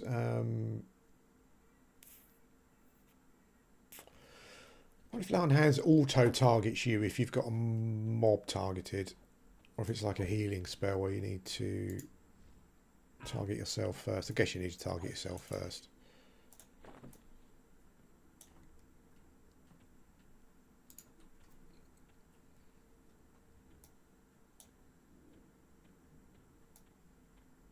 So that workers level 4, so they're either level 3 or level 4.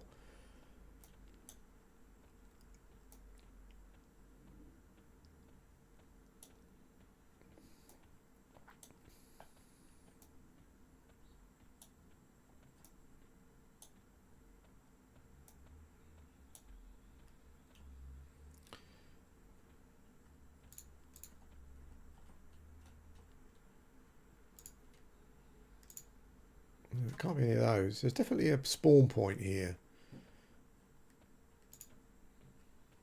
But it was a level 1.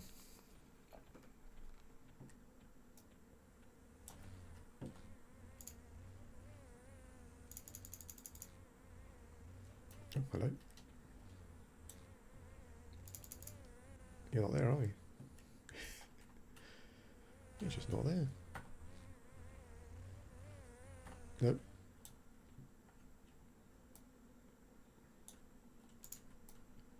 What about you?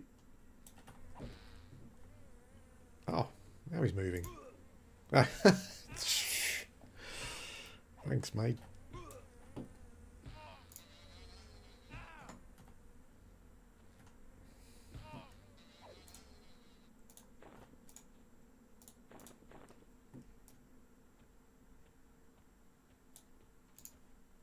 Ah, now, was it one of those mobs?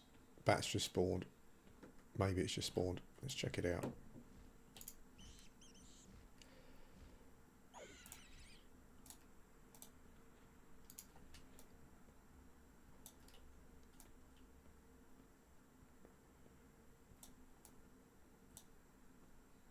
Maybe not.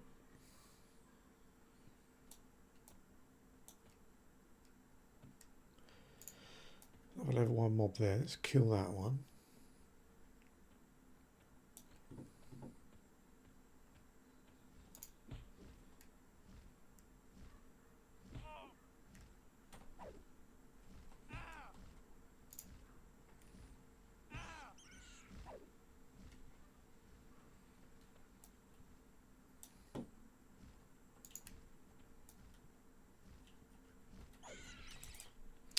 That's the other thing as well, isn't it? It's quite big, obviously, at the start, is the orc belts and pads as well.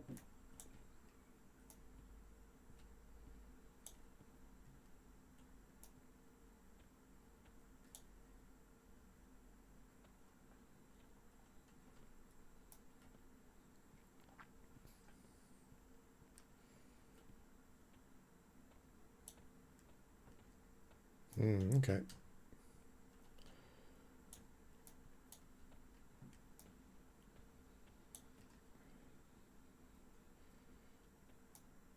Sometimes the spawn points kind of almost reset because you'd get a mob spawn quickly, and then you'd get a little section where they wouldn't spawn for about 30 seconds to a minute or so.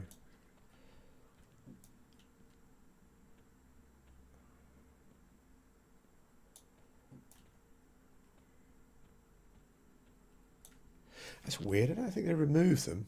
I just cannot get this spawn here. Maybe it's just roamed a long way.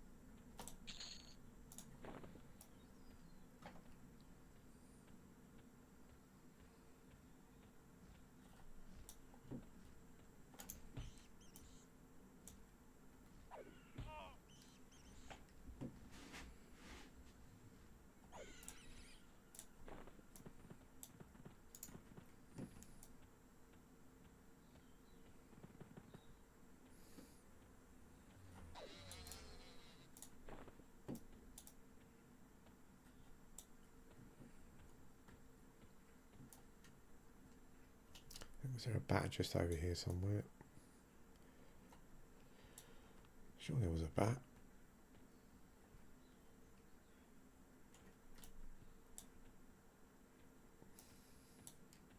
Maybe it's stuck in the tree.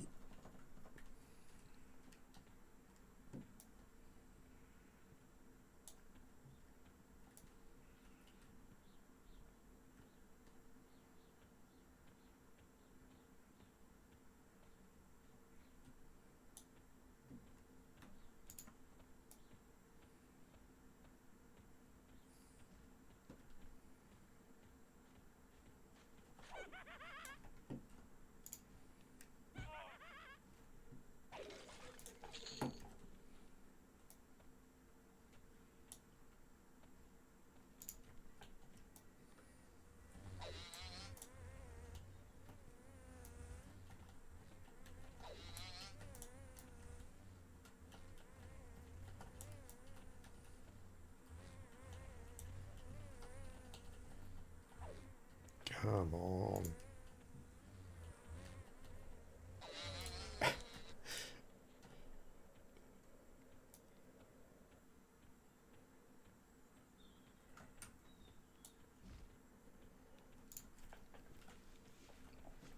How are we doing for bone chips? Oh, 3. Only got a turn in. There we go.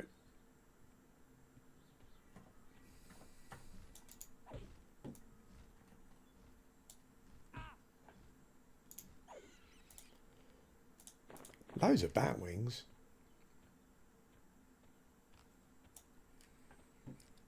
Yeah, interesting. That's definitely how it used to be. Oh, hello. No, he's level 3. 4, I should say.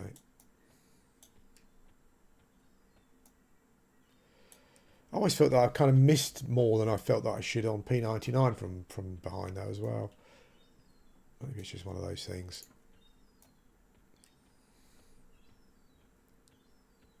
Oh,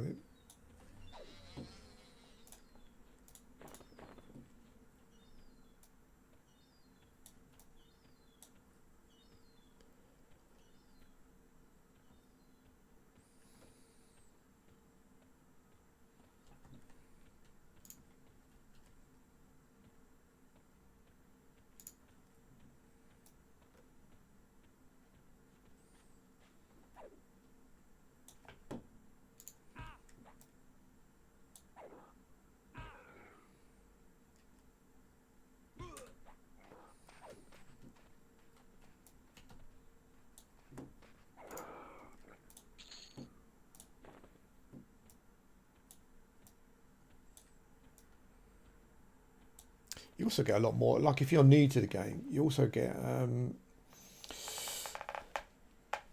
there's a lot more lore within the game than you would expect. Or maybe than what you've heard about if you're kind of new to it. So if you start off as a high elf, as you go around just hailing the NPCs, then you find out about the war with Crushbone and all that kind of stuff. So if you're into finding a bit more about the lore, it's definitely worth going around just hailing NPCs and having a chat with them. And get quests as well, so. Oh, one shot.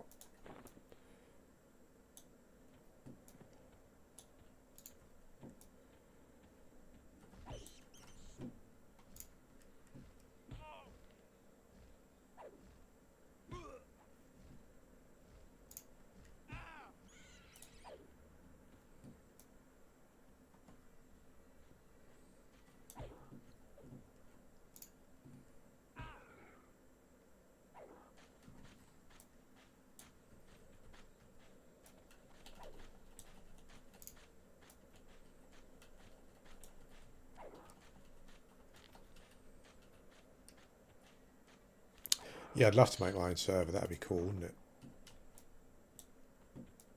Probably could.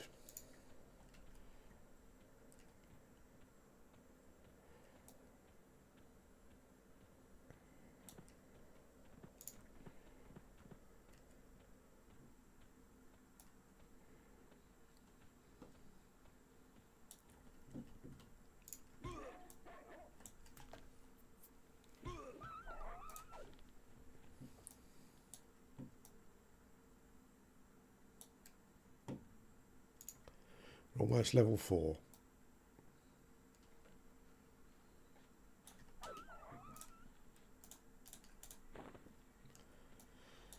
I'm sure I can use that chunk of meat for cooking, maybe.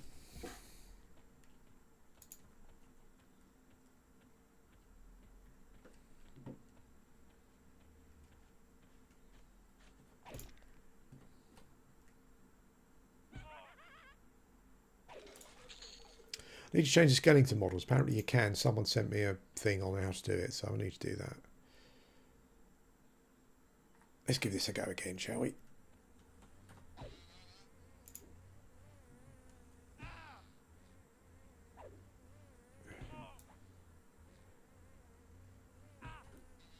Oh, we're winning. That's a big hit. That's what you need, that big two-hander. Boom. Woo. There we go. Oh, yeah. Leveled off it as well. Nice. And we got 4 gold nearly.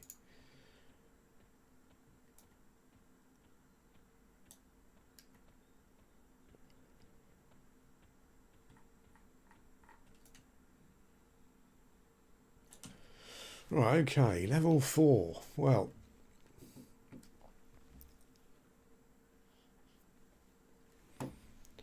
what do we do at level 4? I don't want to be killing level 1 mobs, but maybe we just need to hack it out till we get to level 5. Then maybe we can go and kill some orcs.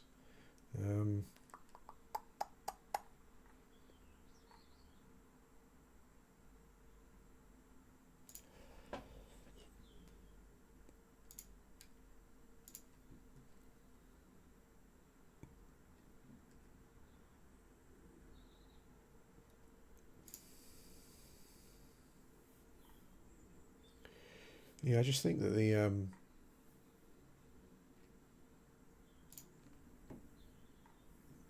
think in GFA, I just think that the mob spread is just not particularly good.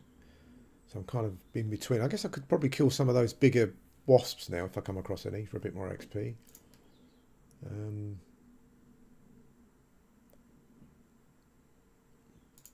Butcher block might be a better zone actually.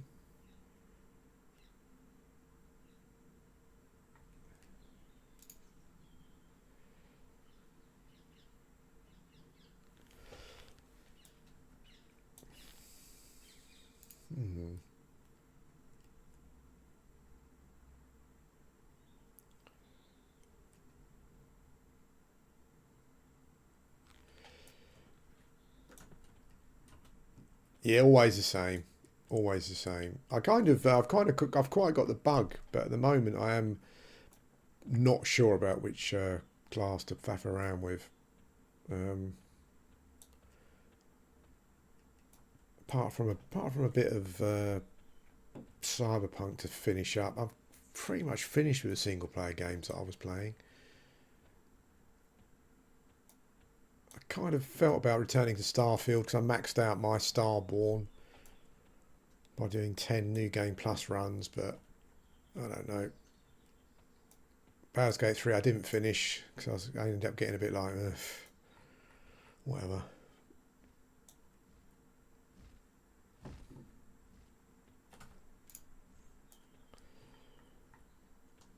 I've always found trying to hit bats difficult from zoomed out mode. Oh, here we go. That's why I started well. 2 maxes straight away. Ouch. Okay, gonna lose this one. Let's try and lay on hands. Ah, lay on hands. There we go.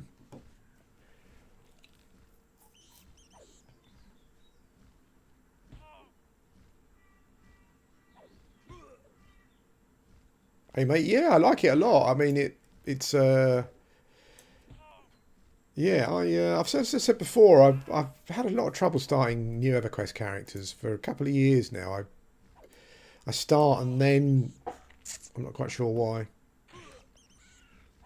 Wow, this is a tough fight. It's an even con. Yeah, holy smokes.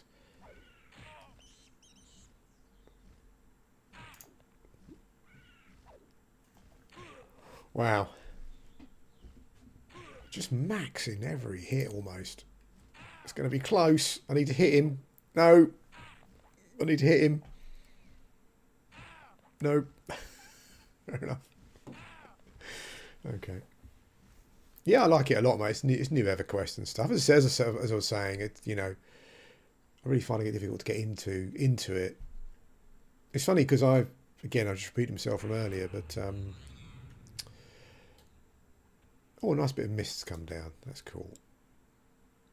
Like when I'm reading on the forums or I'm watching someone playing Everquest or whatever, I'm like, oh yeah, I want to go and do that. But when I do it, it's like, oh.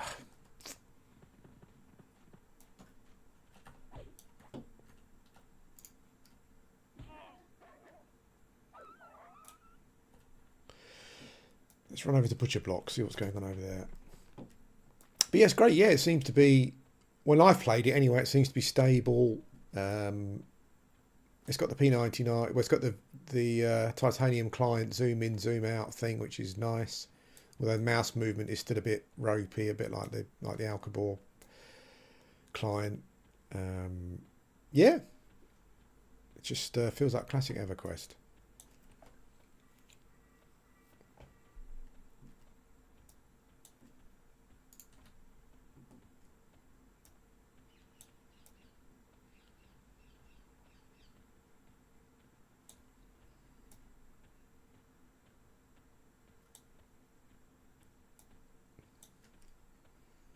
I think a lot of it is to do with like,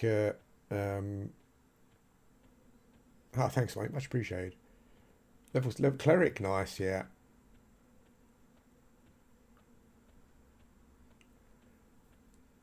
Cleric's got to be popular on the new server, haven't they? When I say popular, I mean desired. Yeah, I think it's kind of like there's kind of like an enjoyment threshold. Like as I said before, like I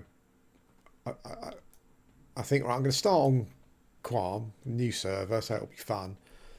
So I think, okay, I want to play a melee or a tank, because I don't really play those much. I'd like to do something different. So okay, so I'll start a Paladin. But then I'm thinking, well, on blue, P99, my Paladin's got a fungi tunic, so why don't I just go and do that? Which I know feels, I know it's a bit easy mode and stuff, but at least it's that enjoyment threshold. I'm enjoying doing this, but a lot actually. I'm enjoying thinking about what the upgrade path and stuff is.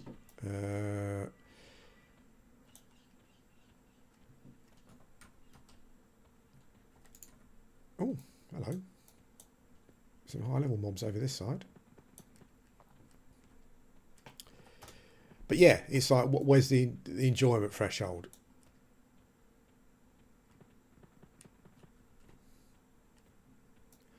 I think what happens is after a while, you play Everquest for a period of time, and your account gets to a point, and then it's almost like you psychologically you find it difficult to do to start a new character without twinking, which I know is bad and it's not hardcore, but I'm not as young as I used to be.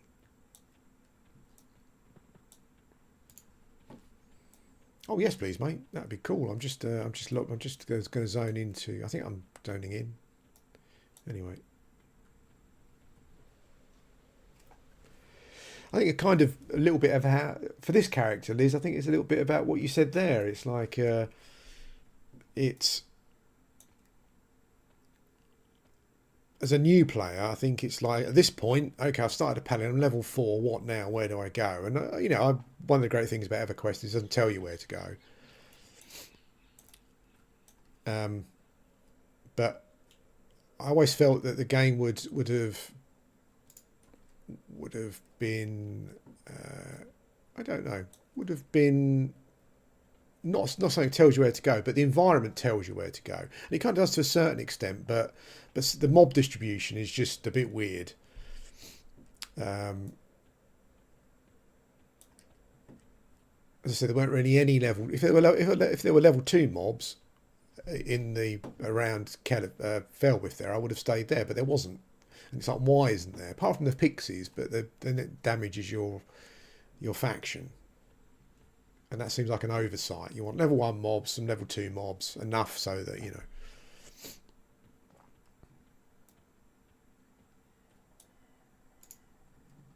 A large snake. Okay.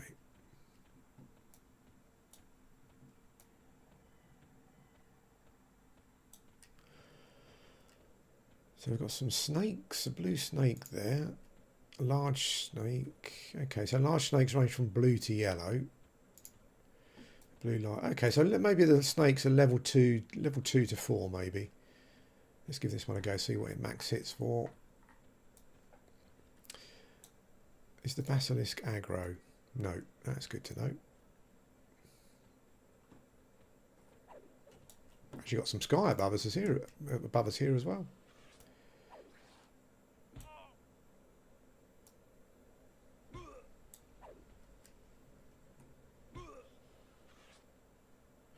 Yeah, so I'd say the snake's level 2 then, I think. Max hits for 8. Maybe.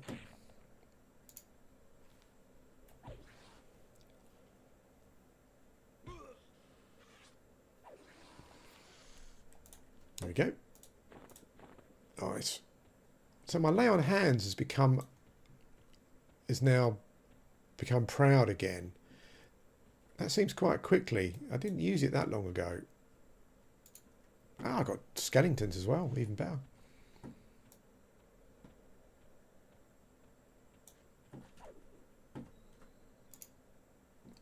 Does that mean it's usable again? Because I'm pretty sure on P99 the button used to ungrey, but you still couldn't use it again.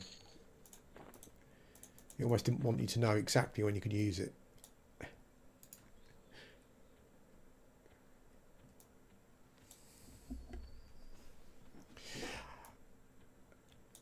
Maybe it was the SK one, but I always thought Harm Touch was like 40-45 minutes or something.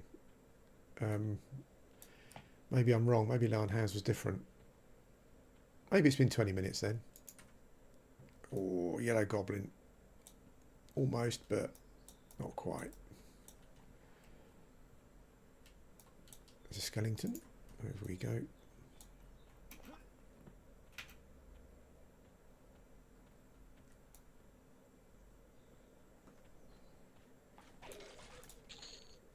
Hey! Some nice shoulder piece there.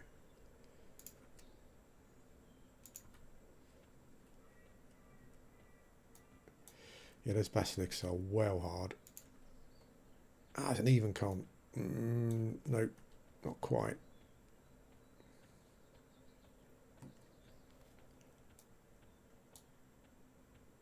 Was it 72 minutes? What, the SK one? Yeah, it always felt like it was a long, long time. 72 minutes, that's ridiculous. That's something else I'd change. Over an hour? What the hell? I mean, it did a lot of damage, but come on. 72 minutes. I know we could all tweak things to our own ideal, but I reckon that, yeah, like a classic server that just tweaked. I mean, I know they've actually tweaked some stuff on here, which is interesting. But yeah, tweak some stuff on a classic Everquest, just so it was slightly. There were just things that just made just more sense.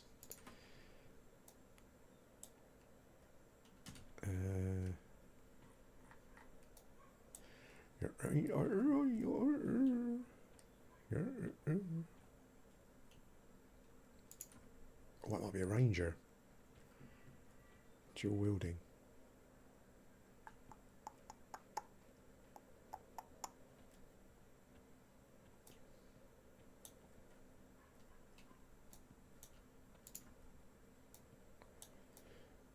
Zarchumi.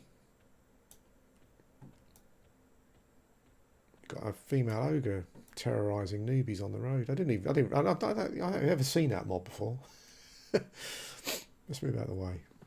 She zones back. There she goes. Oh, there's a noob just about to get. Oh, there we go. Run, newbie. Wonder what level she is.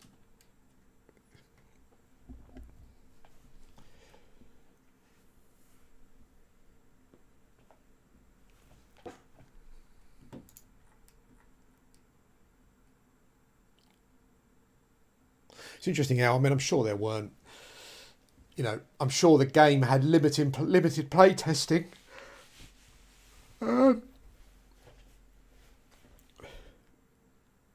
just because of costs and stuff, I guess. You know, I'm sure they had a lot of play testing, but maybe not as much as you would expect.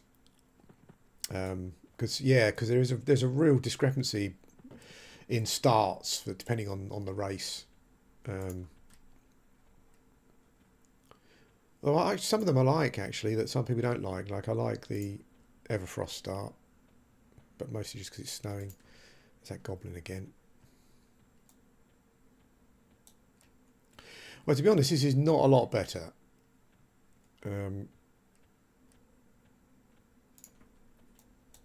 just killing loads of level 1 mobs back at thingy is the way to go. Or maybe I should just go around to outside the Paladin entrance. See what's going on there.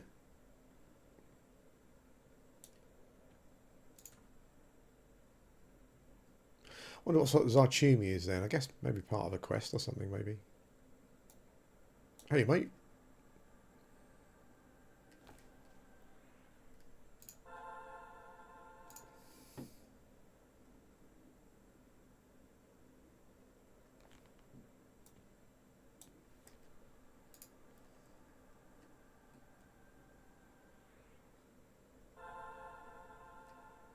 Yeah, newbie zones just need an option, don't they? There's obviously too much. There's not enough of a feeling of progressing along, I think. So, yeah, that's definitely a thing. But there isn't like a huge amount of tweaking that I would do. You know, I think oh, thank you, mate. Much appreciated. What I might do is run myself around to, because I think the I think the dwarf, the bone chip dwarf bloke gives you armor pieces maybe. Um,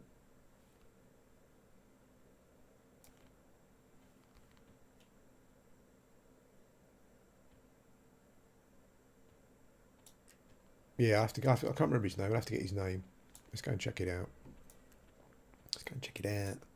It's quite a run around to Paladin. I have to be careful.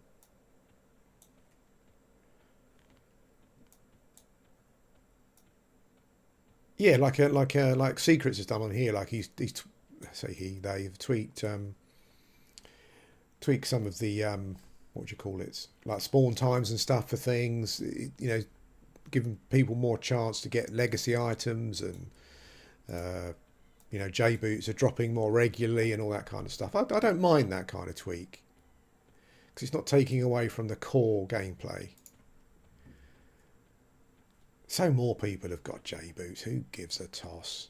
That was something that never bothered me. I don't understand why people used to get caught up in all that kind of stuff, get angry about it.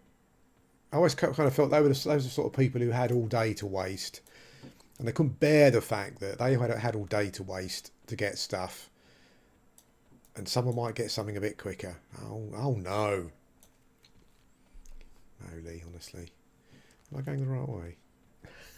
I'm not sure. I'm currently heading west. I think it's the right way. I've got to go north at some point.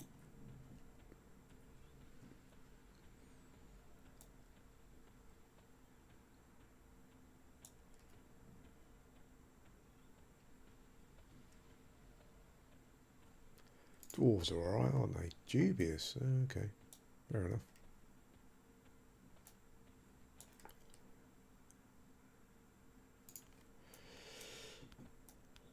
Da, da, da, da.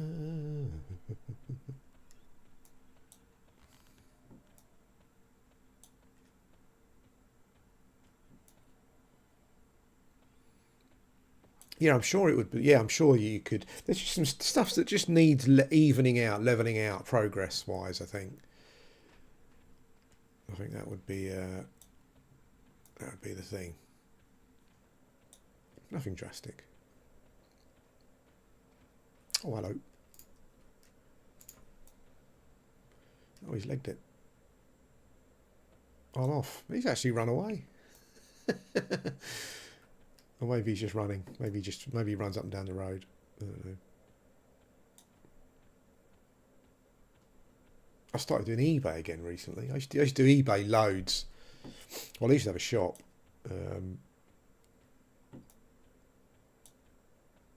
I've had a load of boxes of crap in storage. I've just started selling it. It's quite difficult when you're a hoarder. You collect stuff. Like I've got some magic cards. I've got some second edition AD&D books I'm selling and stuff, and yeah, some miniatures and things, all that kind of junk. It's just hanging around.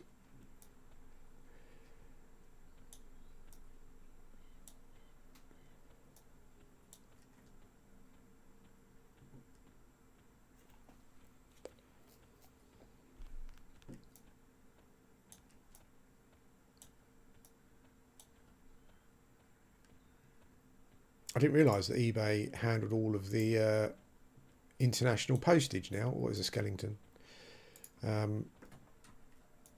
So you send it to a depot and they handle all of the postage for you. Ah, that was worth it. I like these skunks. Are they're blue? I don't know what they are.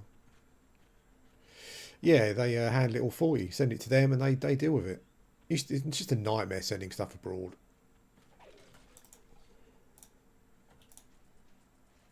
Particularly Italy was always one that had a really bad reputation.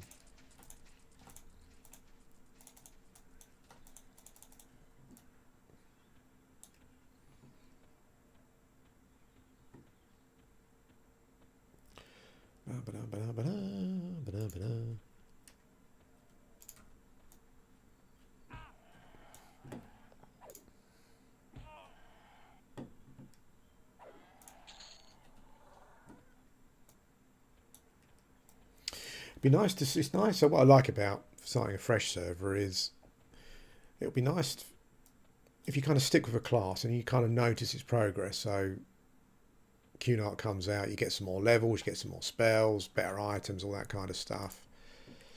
That'd all be pretty cool. I guess what I probably should do is I might try. I should do a shaman, shouldn't I? Really? For so long I've been wanting to do a proper shaman leveling series where it goes all the way through. Maybe I'll do that as on the side as an odd job.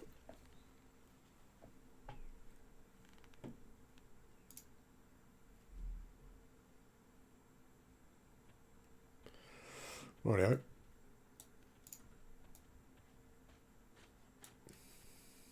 Right, I need a map.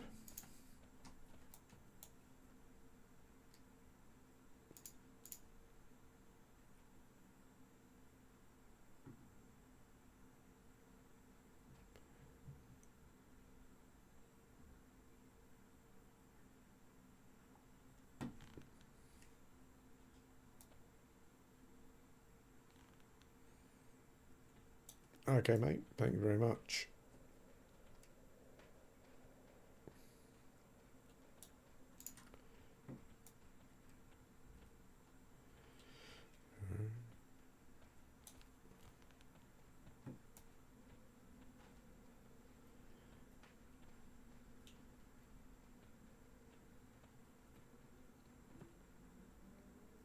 It's funny as well. Like, you don't realise how much money you've got crap hanging around. Put some magic cards up, and I've sold two yesterday, 20 quid each. And this just stuff has been lying around for years, years and years and years. Hey boss, yeah, doing all right, mate. Thank you. Yep, just faffing about on Quarm. I'm kind of. I think I've said it before, and someone else said it the other day. As it gets colder as winter comes, I kind of get that Everquest bug. And while I'm well known for faffing around, I would like to get a class somewhere. I want one, maybe two characters at 50 before QNART comes out. Maybe one at least. One that I kind of going to enjoy making progress on. Something a bit different. Oh yeah, Gunlock, isn't it? Is it Gunlock? Dude. Okay.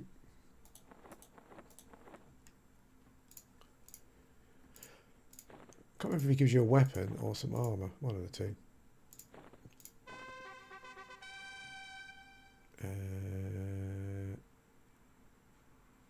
I didn't notice there actually.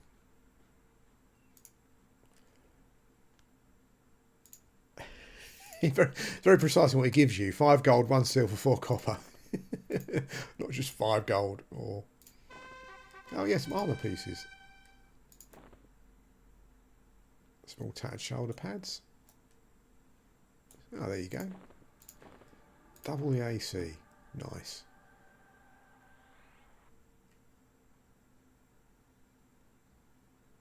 Did he give me...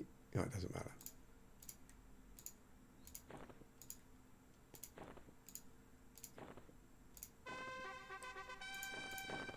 There we go. Increasing our AC a bit. That's cool. Which is actually quite good, actually. The XP seems lower than I remember on P99. I'm not sure if they nerfed it because people were abusing the smeg out of it.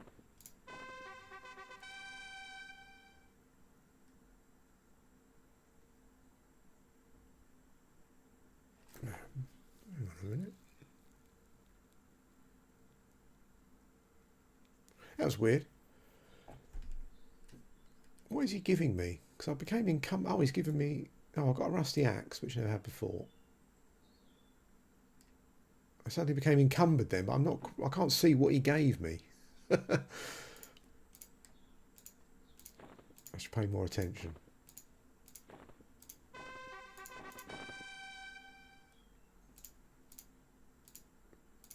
$50 AC, that is Uber. Oh, he's giving me torches as well. Fair enough. I can sell all that stuff after.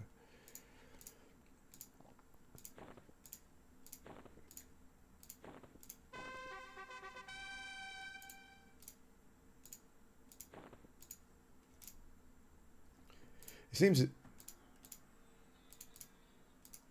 as though there's a higher concentration of skeletons outside Paladin. So, oh, 2-handed sword, rusty one. Okay, so I'm full.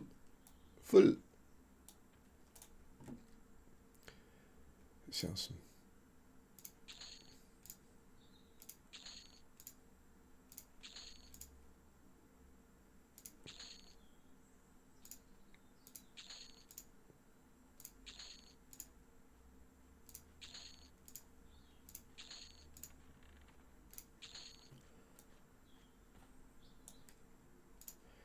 The old weight penalties kicking in on the old...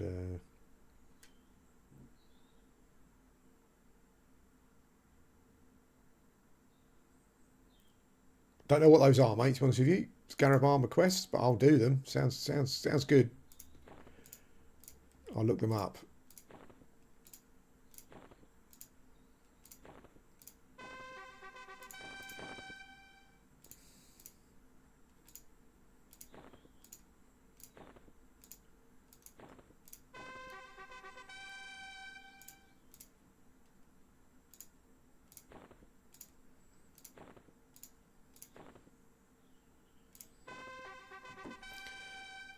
Nice.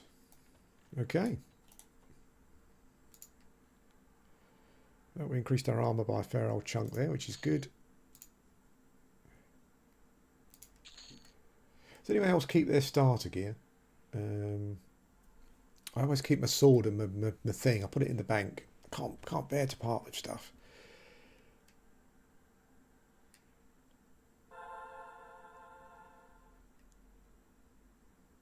We are quite over-encumbered. We're not over-encumbered, but let's sell some of these.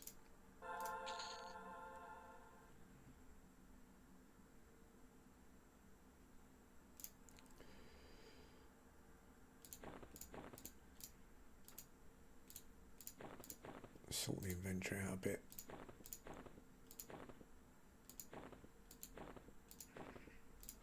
Okay.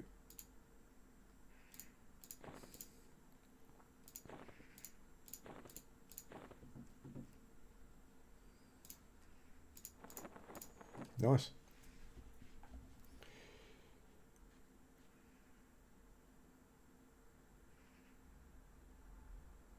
Is that dwarfs, mate? Is it Dwarf Warrior Guild?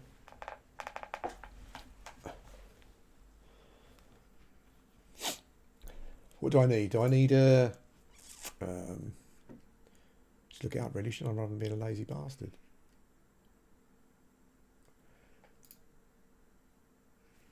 Is it one of the big... is it one of the giant scarabs?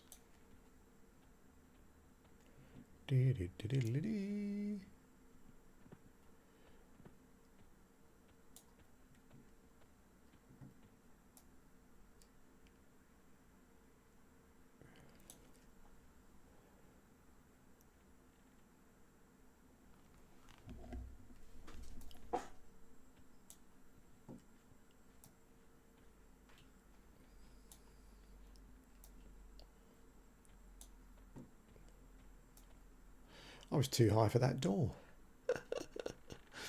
Nice. I like the way it auto ducks. Oh, hang on. Nope, not there. Here, nope. Nope, not there.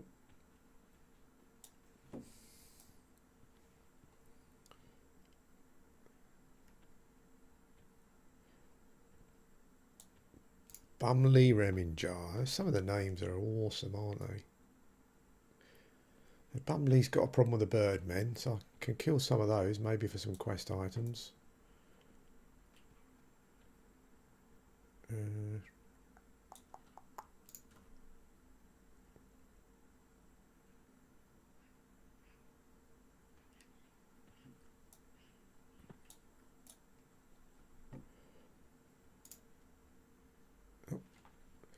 Paladin merchant.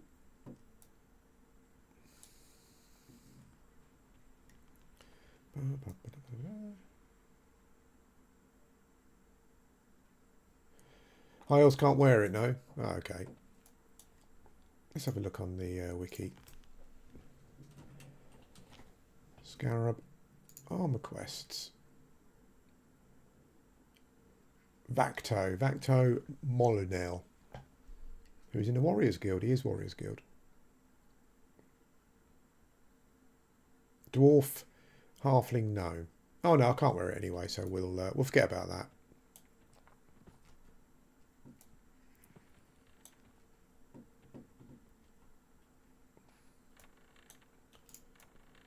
No high elves allowed.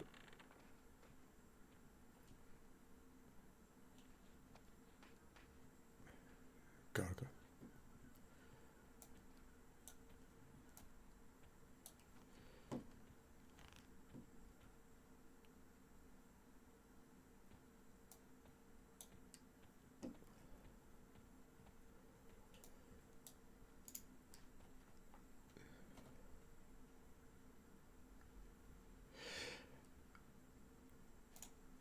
He's a trainer, yeah. He wants me to kill birdmen, whatever that is for the birdmen outside for his quest. I think the scarab armor I can't wear anyway, so I've got it here.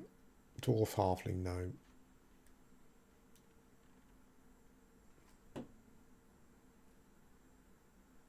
It's nice though. It's nice early stuff, isn't it? 14 AC. 1 strength, 10 hit points, 1 stamina. Nice.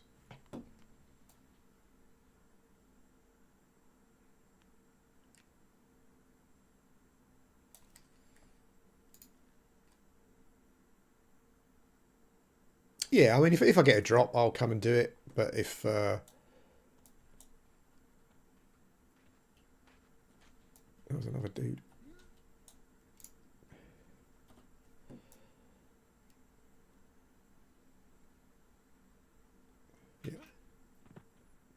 Yeah, if I get a shell, I'll go and turn it in if I can, but it's not a...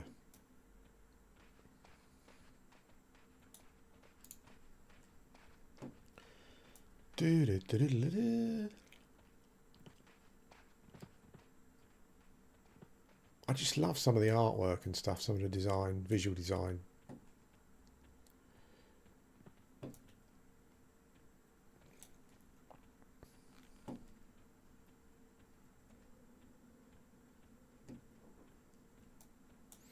I'll have a browse on the wiki and check out the Kelefin and Felwith quests later. I'm pretty sure there's some more turn-ins there that I'm not aware of. Maybe I can get some kit. It's this way, isn't it?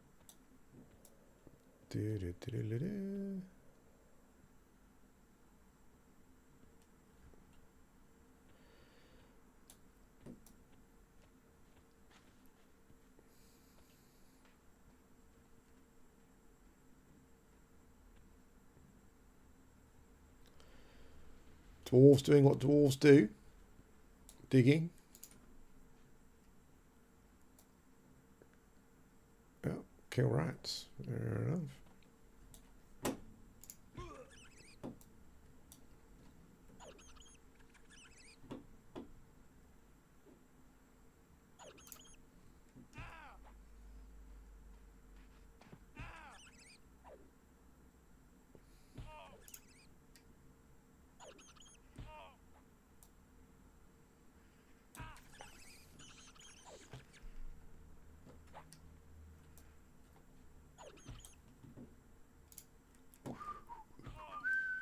Oh, got diseased. Oh no, I resisted it.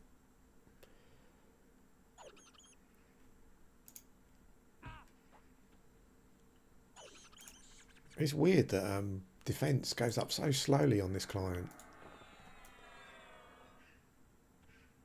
Weird. I love this. I love the imagery here.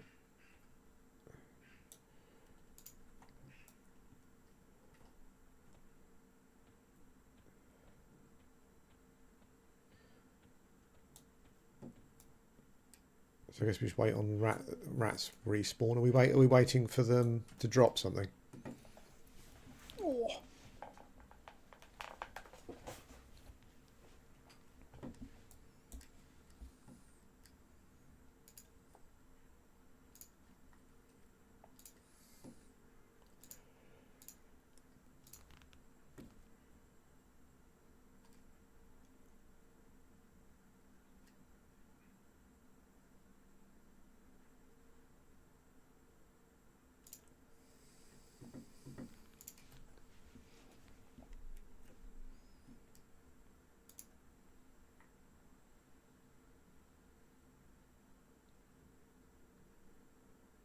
Oh, we'll give it a go.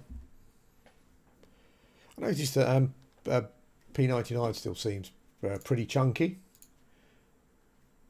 I think there was, I think earlier there were like 350 on blue and 500 something on green. So that population actually is quite low at the moment. Wow, it's 171 on blue and 261 on green. People to go back when they get fed up with Quarm, definitely.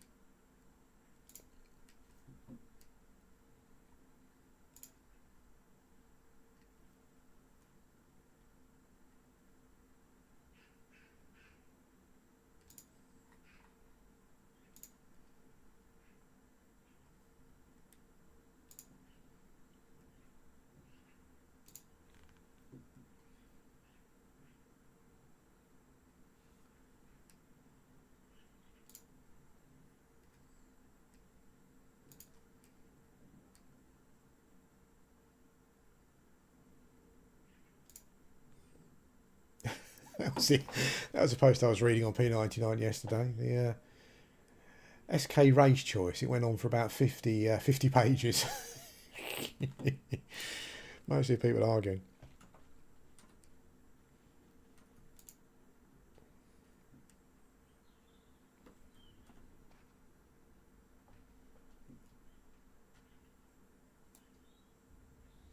Well, clean is yellow to me, so I think that would brutalise me.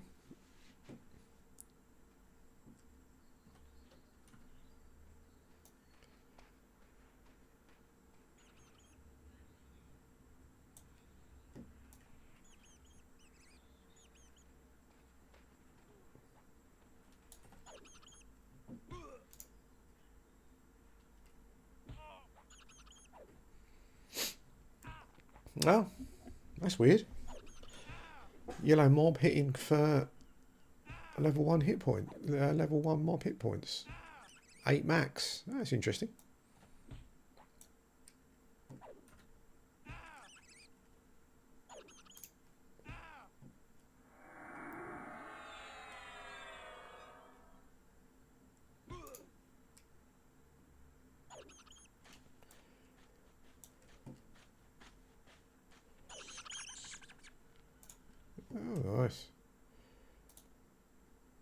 scrap metal, and a pestle. Sweet.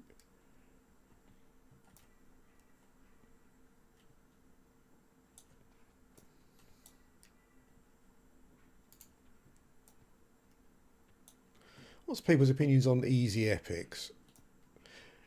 And what I mean by that is, what's a good class to play from like a tank melee point of view? The SK one's pretty tough, isn't it? But that's fair enough because that is awesome. Paladin one doesn't seem so bad in comparison. Ranger, what's that like? Is that a bugger? When I say easy, I mean just for someone who can bum around, maybe save up, and pay plat for help, that kind of thing. Any of them viable? Oh, this is nice. Look at this. Little gems in the wall there. You know.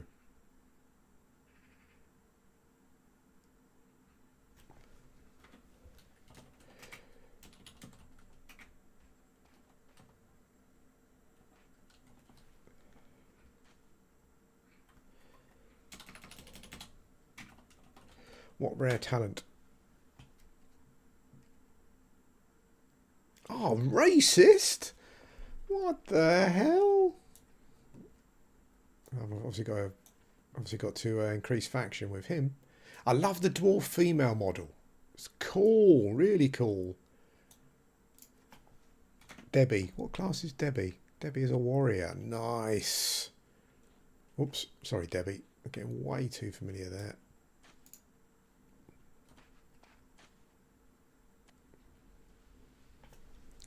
Oh, what do you have to ponder?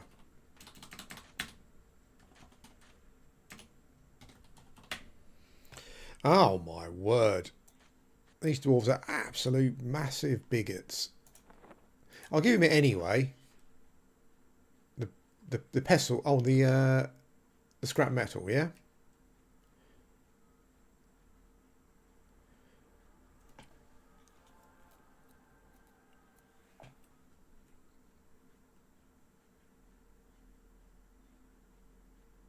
Well, I mean, the chamois one, you need help for the fight and stuff, don't you? So, I mean, I don't mind having to raise faction slowly and then maybe pay someone to help, like the shaman one.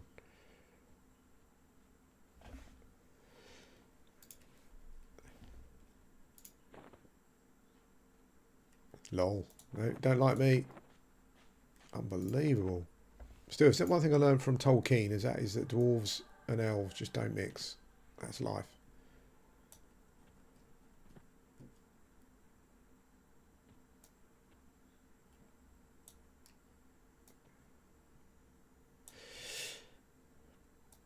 But actually, it's probably... I don't know where I'm going. The dwarf place is incredibly confusing. To me, anyway. But that they do. They certainly do.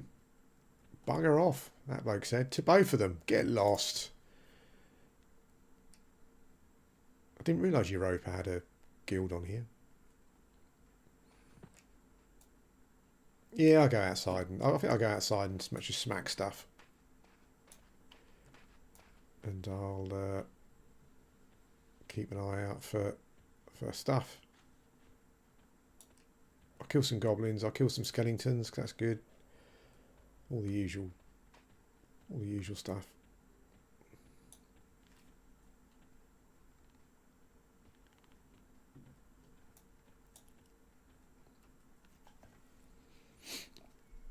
We picked up some armor pieces there, which is useful. That quest is less XP than the cleric high elf one, but you get cash and you get armor.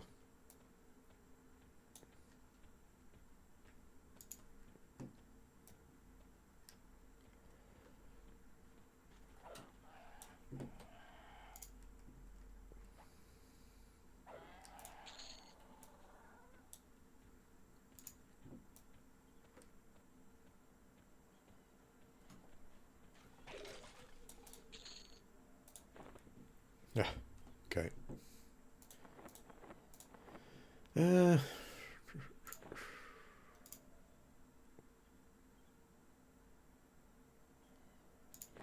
seems like a foolhardy thing to do.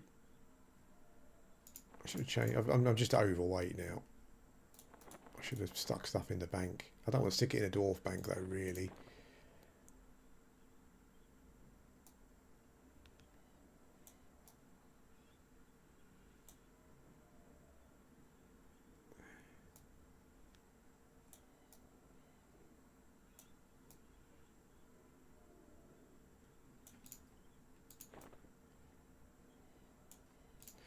Well, I'm going to get rid of the wolf pelts. I know someone in chat will probably go, oh, no way. What? How the hell does that work? It says weight. It said weight 3.5. If you do one on its own, it says weight 3.5. I just destroyed all those, did I? Oh, it's Banks Universal, is it? Okay. That's how long I haven't played for. That was weird.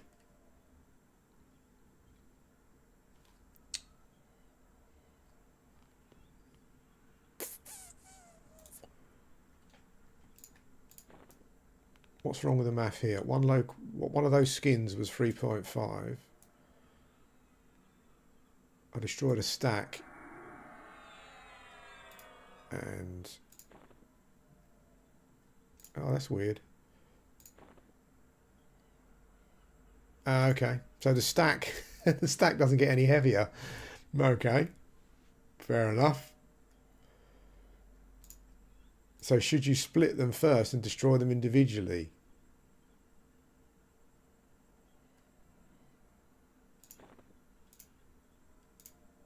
Oh, that's weird.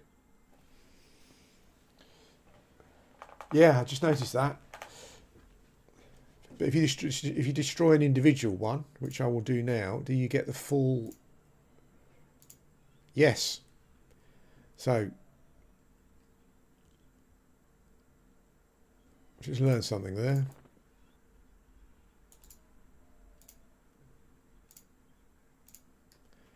So you have to split them up first. I killed a whole stack there, which was probably about 20 weight. and it didn't do it. Holy smokes, that has to be a bug. Surely.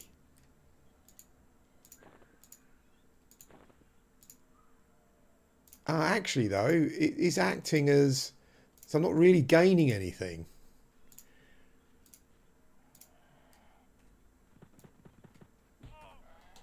That's weird.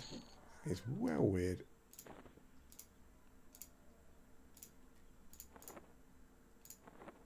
Oh, fair enough. Whatever.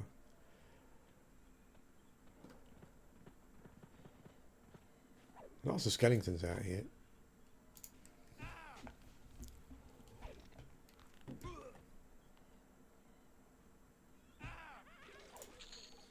Oh, nice. Upgrade.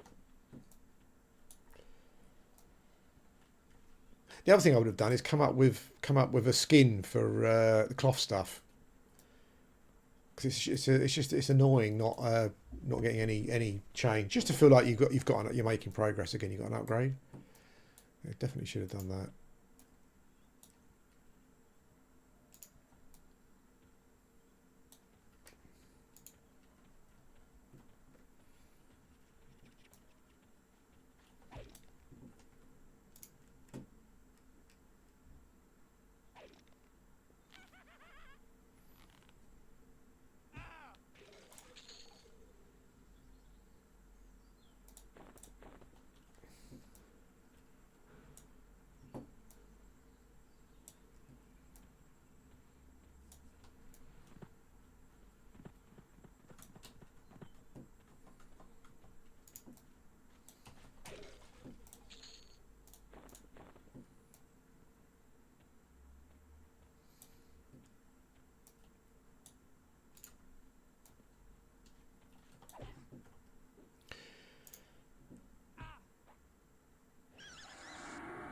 Oof, I forgot about that.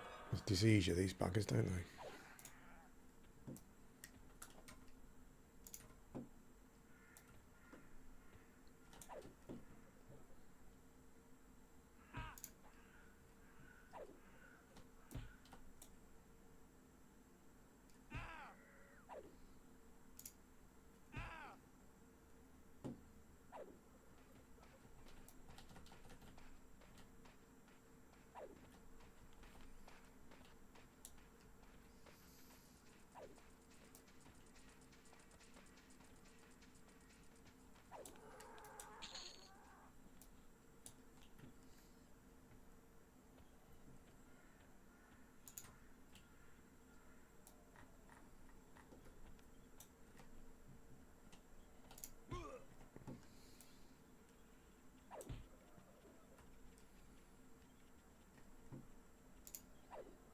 The tick seems to work differently as on here as well to P99. So if you're up to a mob and click attack on P99, it immediately hits. I've noticed on this it doesn't seem to. I'm not sure if that's something to do with any lag. But it seems though there's a universal tick. Maybe I'm imagining it. You see, it did it there. What I notice sometimes though is that you'll attack a mob and it won't immediately attack. Of course, now it's making me out to be a liar. Maybe it was, or maybe I was really lagging badly before.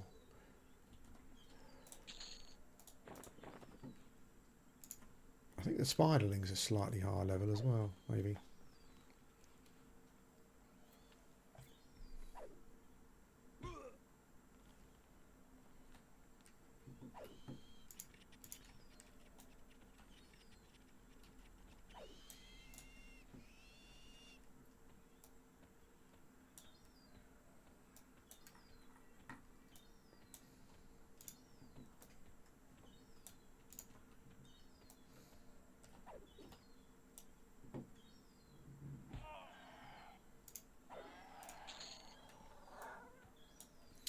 Yeah, so this feels like a better area to start off than outside Fairwith.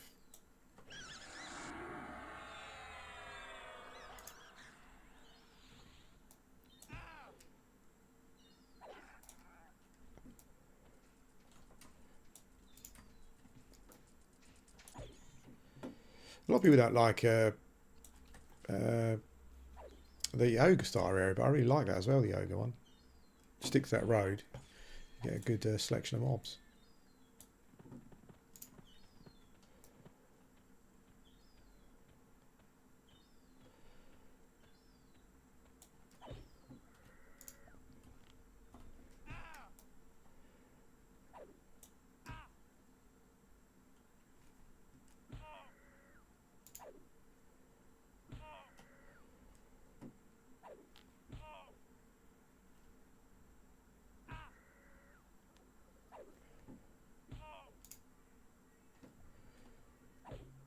Weird as well, like these this level 4 mob is hitting me for 1 the majority of the time. I can't believe the AC is not making that much difference, is it?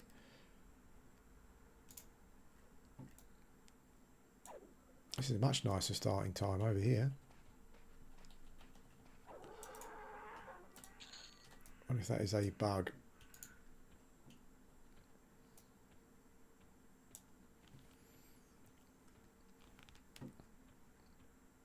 Yeah, they fixed the barbarian starting area. Apparently that was bugged.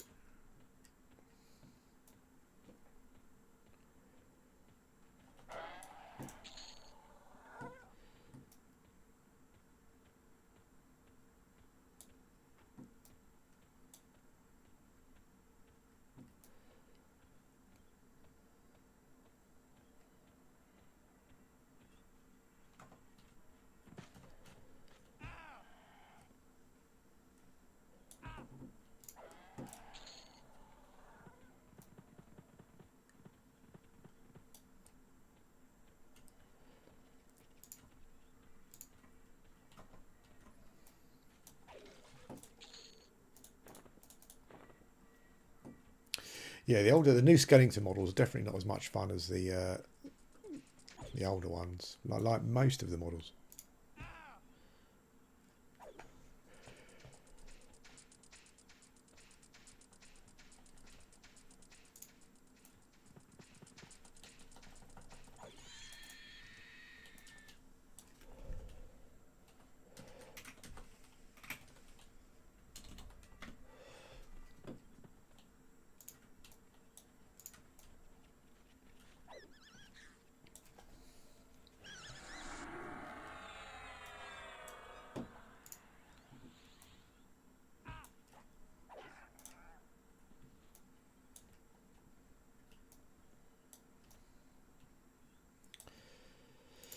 Pepe Le Pew here is not making me popular with the ladies, that's for sure. He's lowering my charisma.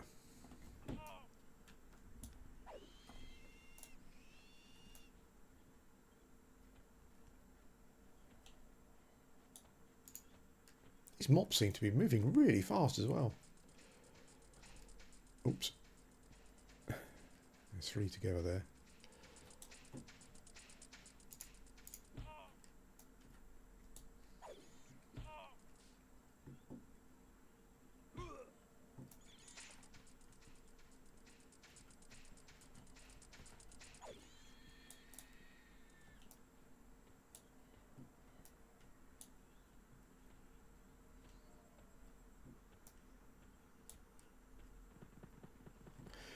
Not sure if I don't. The buffs never had that much impact, did they? But it seems though these mobs are hitting me for a lot less than mobs outside Failwith. Even that level 4 chick was just hitting me for 1.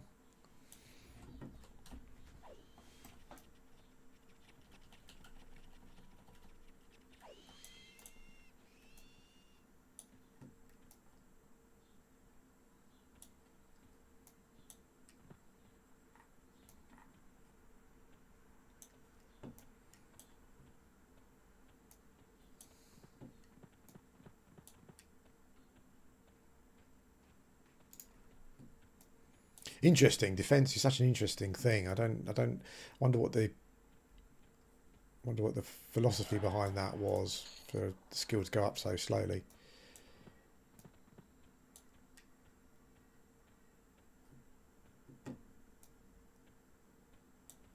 Yeah, I don't remember buffs having that much of an impact though. Like as a shaman, not to that extent.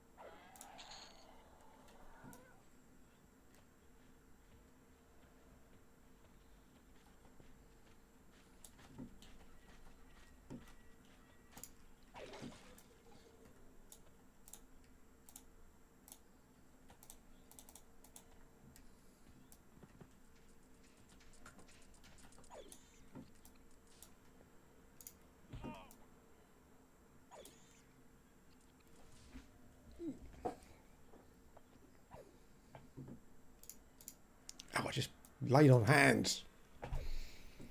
Need to get a hotkey for taunt. Holy moly. Oh, there we go.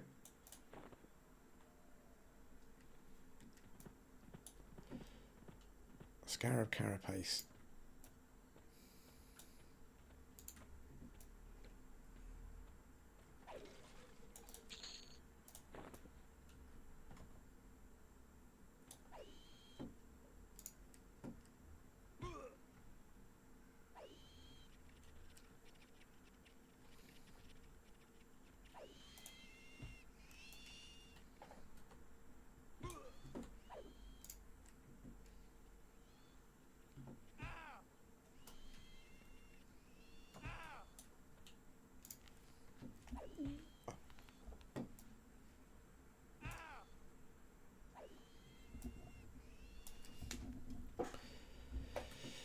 So I think at level 5, maybe I get a skill. Do I get bash or something at level 5? I seem to remember something.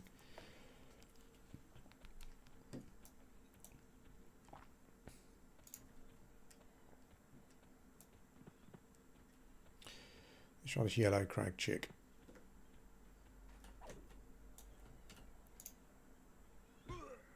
Oh, 11, there you go. He's not mucking around.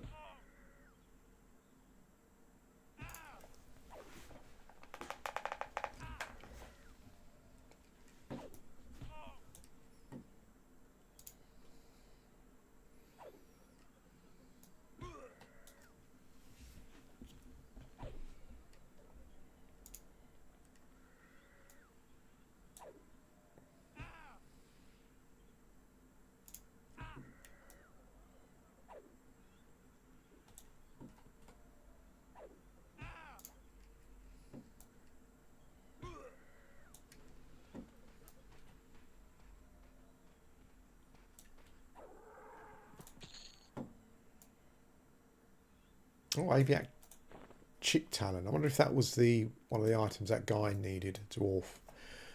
I can't turn them in until my. Actually, I've got a faction increase with the dwarves. I think Storm Guard. They dwarves.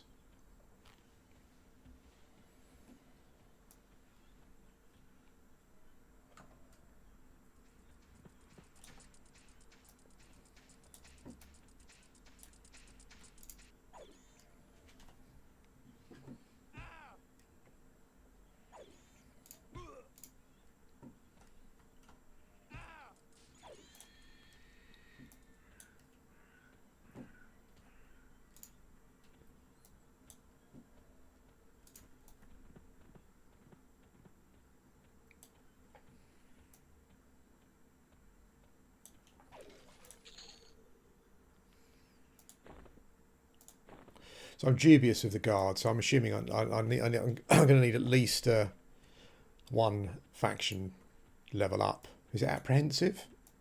Before is that one up from dubious? I think it might be.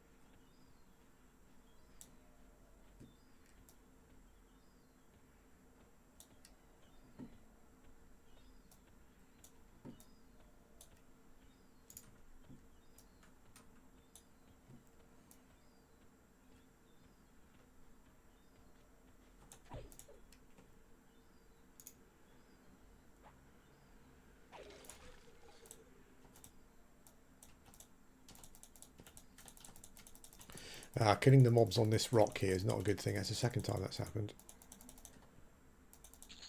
I've got it. I move them off of that, I think. That's the way to go.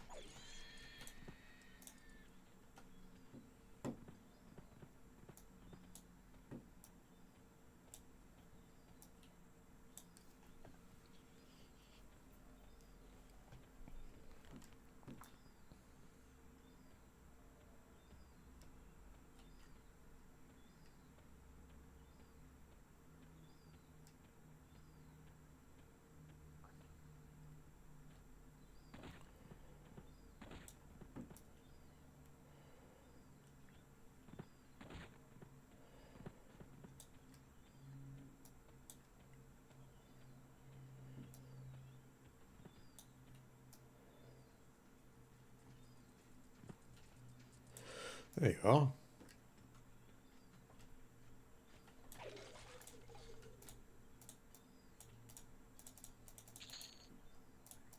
It's very quiet here, it seems. How many people in the zone?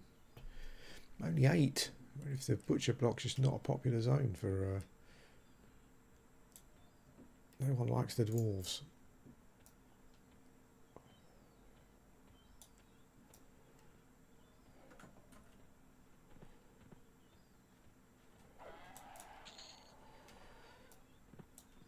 Must be a model thing, because the I mean, this starting area seems really good, and the fact that there's a couple of decent quests to get some armour as well at the start.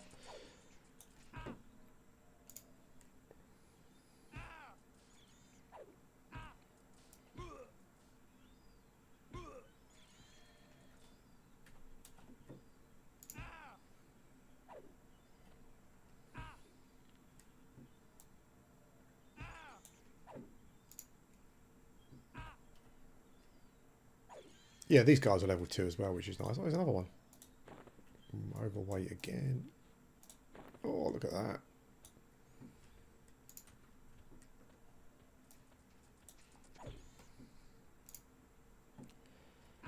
People like the barrel roll, don't they? But I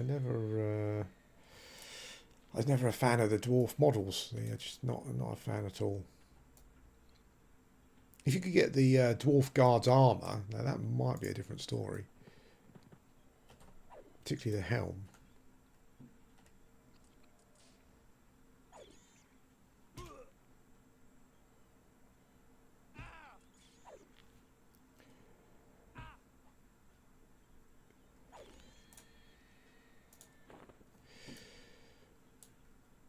On their wiki, there's like an instruction page. I don't know if it can. I'm assuming it's not allowed to have a link to a download.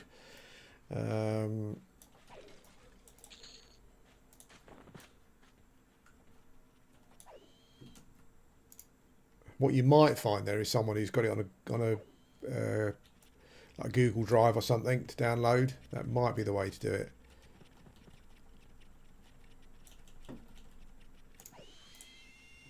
I tried to buy a titanium client once just to try some old-fashioned installation, but it's quite hard to get one on eBay and they're quite expensive.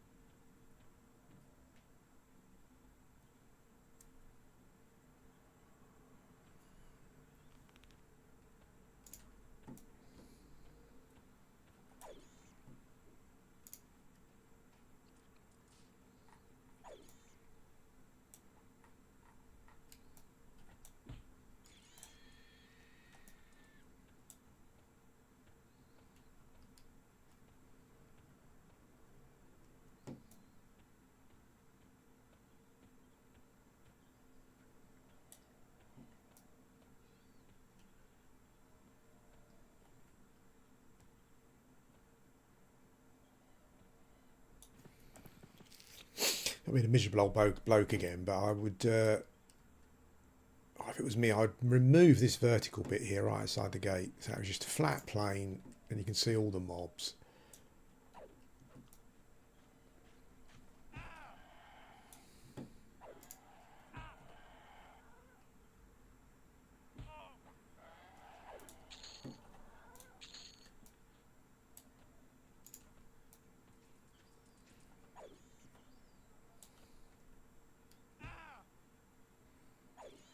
Yeah, so the worker scarabs are always level 2 by the looks of it, which is good to know. If I ever start a new character around the area again.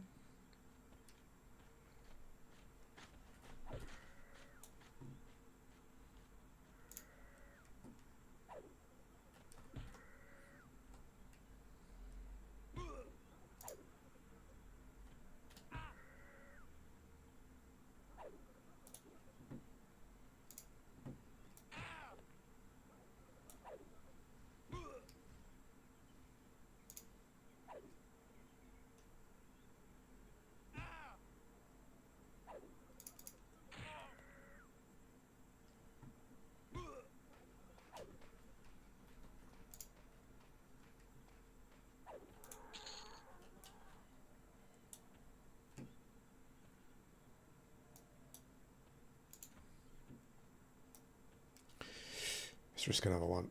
Oh, I don't want a goblin as well, I don't think.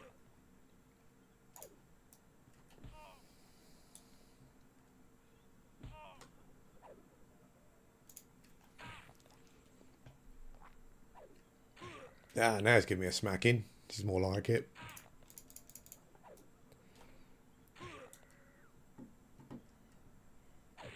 Oof. No, I left it too late to run, I think. Definitely.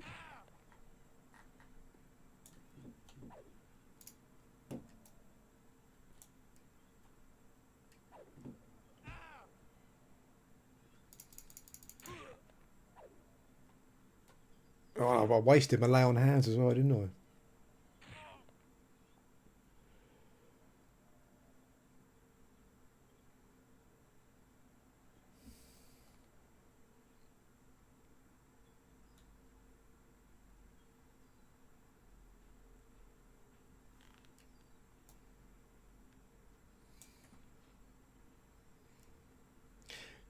Just type Everquest Project 1999 into Google. It'll just come up.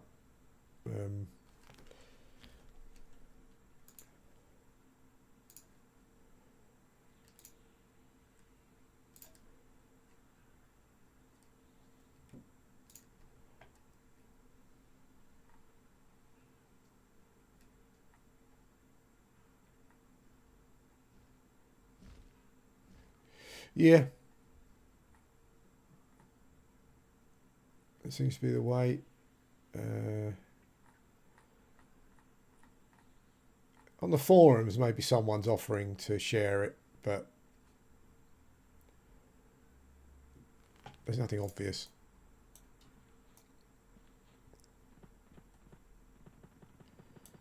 So so we're almost level. Okay, let's get level 5. Then we can go in and sort out well, I'll go and sort out my bank and stuff and what have you.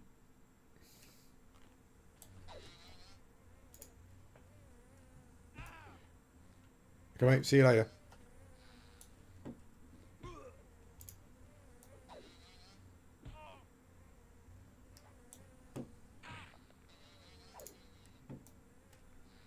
Chunky boy.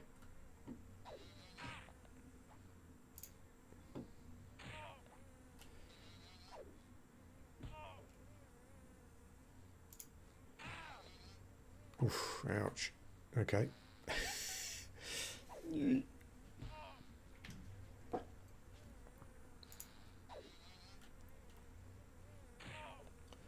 I think we're going to win this one, just not hitting enough.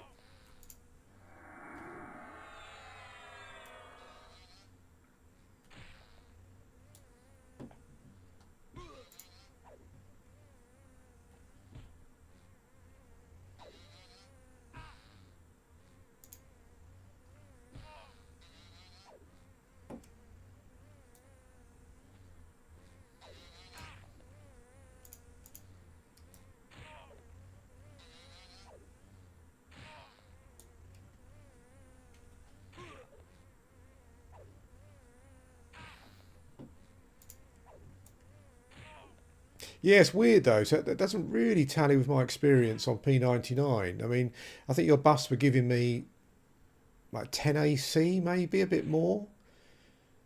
And that was the difference between a yellow mob hitting me for 1 and a yellow mob hitting me for max most of the time. That doesn't seem, AC doesn't have that much of a thing, an impact. I mean, I remember buffing people. I'm not quite sure what the max level is, but I remember buffing people on my shaman at they were level 1. They were probably level 34 buffs or something. And obviously it had an impact, but yeah, I don't see where 10 AC or so is the difference between getting hit for 1 and getting hit for 12. Not on P99 anyway, as I remember it.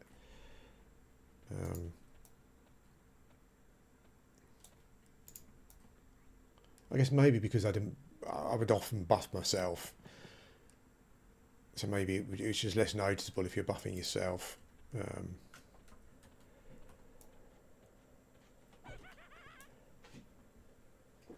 Because obviously you're buffing yourself on level.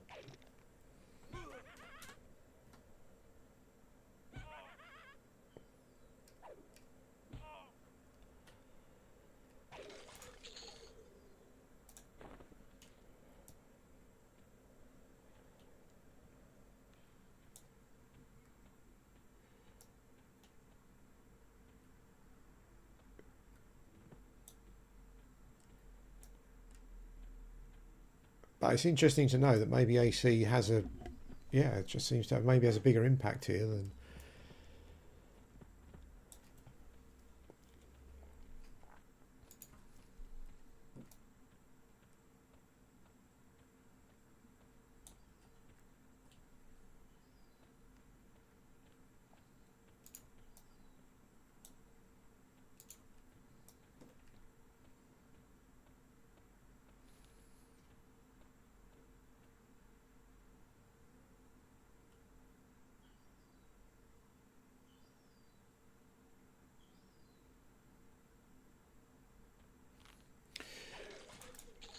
Oh well, this is Quarm. It's not P99, so I've got Nothing on here.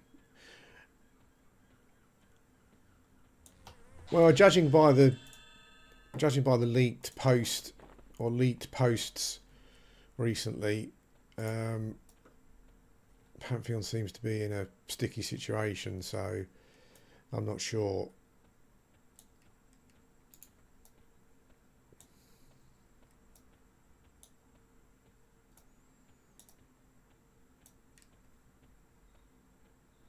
I mean, if the posts are true, and one of the developers is being honest with the alpha crowd and saying, "Look, we're running out of money here," and they desperately need some cash coming in, then yeah, that's a problem. I luckily didn't give them much. Yeah, Quarm, it's like P99. Some differences. It's based on the Alcabor, the Mac client Alcabor, and this is going to go to POP, which I think is what a lot of people are interested in. Over P99, something that's going to go to POP rather than just Velius.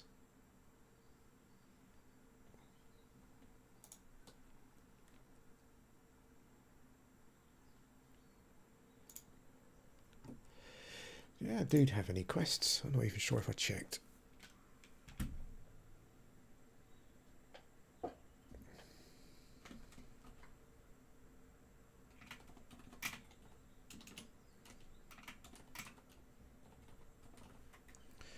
I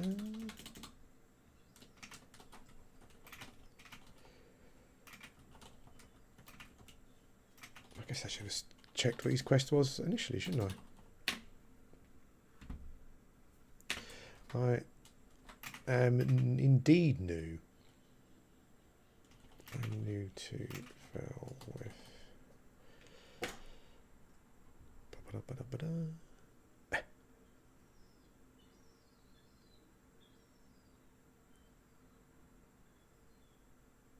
I remember I've done this quest. Yeah, we need to go to Kellyfin and find an out of favour Paladin. Fair enough.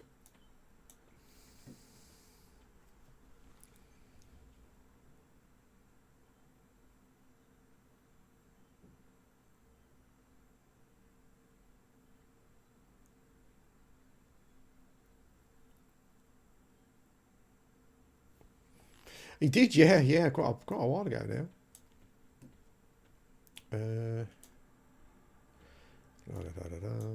Yeah, I think maybe long term the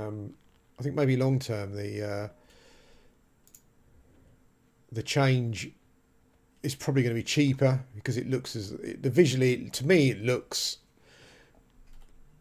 not as detailed. You could say maybe some people prefer it. Maybe because they like the art style. I'm not sure, but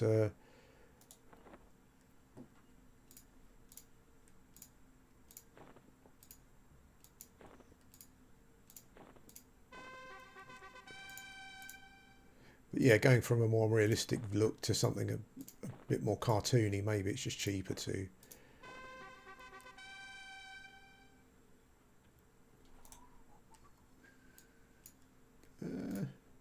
I'm going to sell one of these.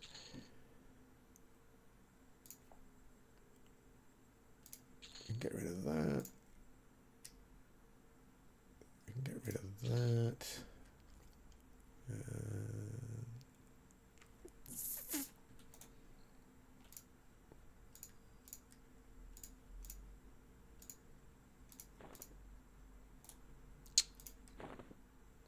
That's strange as well. I'm sure on P99 there are some quite strange UI differences as well to P99. Maybe I'm just misremembering.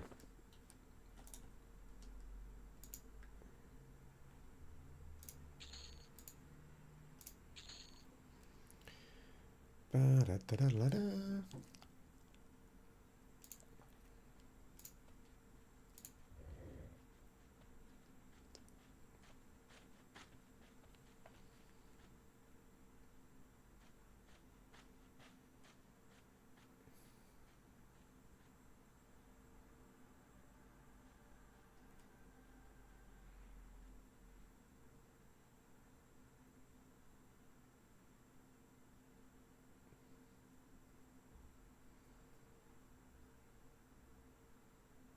I like the way I like the barb female model until it starts running. Actually, it's a bit weird.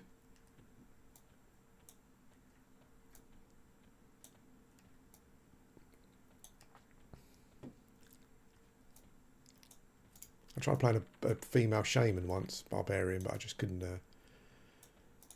hack it. But then I'm not one of those who's good at playing female models as a bloke anyway. Really, it's just not something that.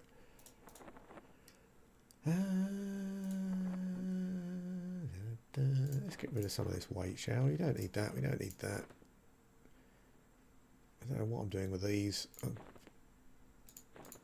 Let's chuck those in the bank for now, because I can always get them out again.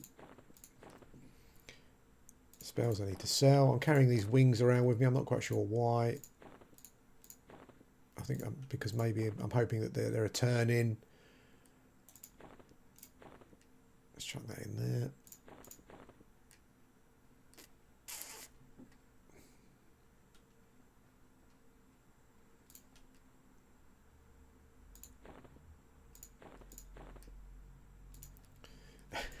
Assortment of animal parts in my, on my person at the moment. I'll shut the back bit. I'm not sure if paladins actually get a proper levitate, do they? If they do, they'll be handy later. Okay.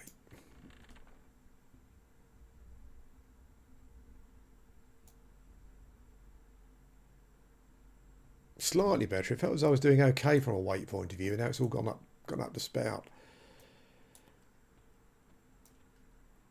You get some strength items at some point, but that's going to be a long way off.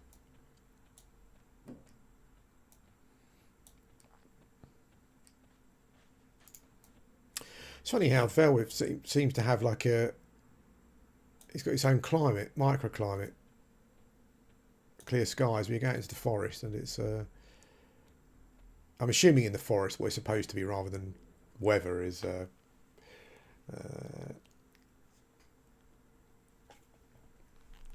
supposed to be the tree canopies that's blocking out the light rather than the actual weather.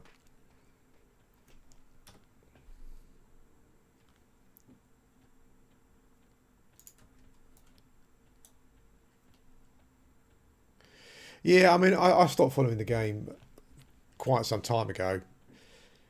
It was only that I was in a Discord and someone posted up something that a dev had said in the private alpha forums about the fact that they basically run out of money, and I think there's a suggestion that they're trying to get a 24/7 server running, and that might increase interest in the game. Maybe they'll get some more investment or whatever.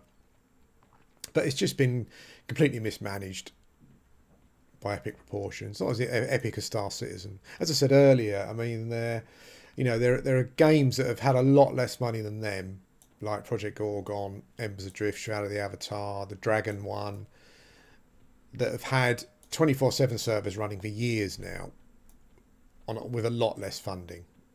I mean, if you relative to those games, if you've got that much money and you can't get a stable server running that people can always that your backers can log into, then that's a red flag, I think. Visual change, I can get behind. It's not, I mean, I don't like that more cartoony style, but I mean, if the game's great, that's not too much of a problem. But if they're actually saying that they're running out of money, then that's, after everything that's happened, then that's a thing.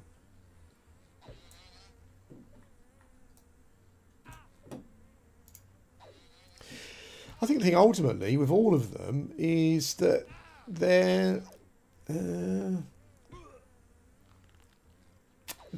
it's the wrong people managing the project.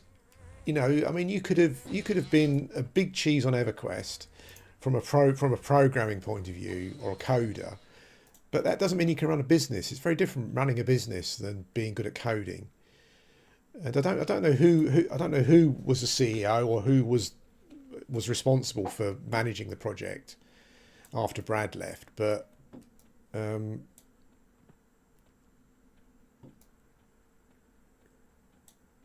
clearly maybe they just weren't up to it.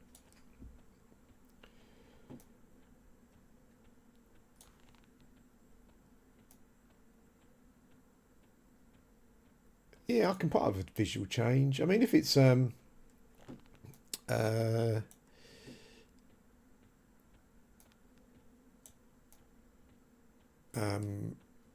you know, if it was too Disney-esque, that would potentially put me off. But it didn't seem as though it was that bad.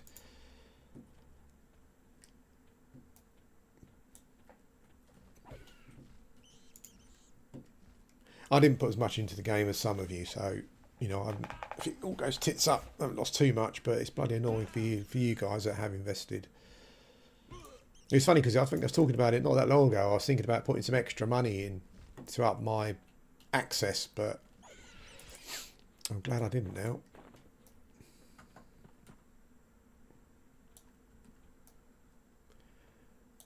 I'm not sure if I'm on the wrong road. I might have taken the wrong road. We'll find out.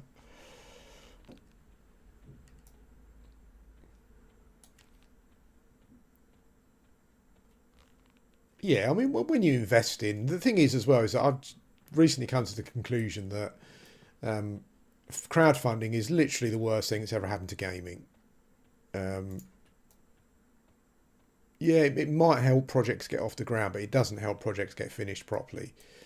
I think it's the worst thing that's happened.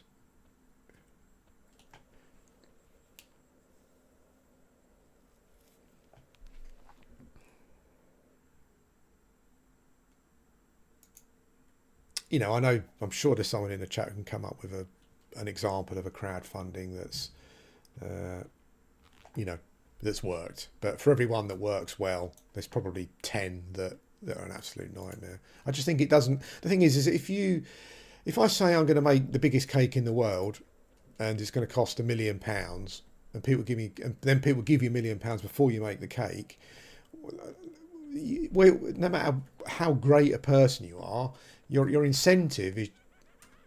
Oh, hello. I thought this was a. Oh, that's a proper Skellington. You know, your incentive is going to be less, irrespective of, you know, unless you're Elon Musk, then you're probably going to think, oh, I've got £1 million.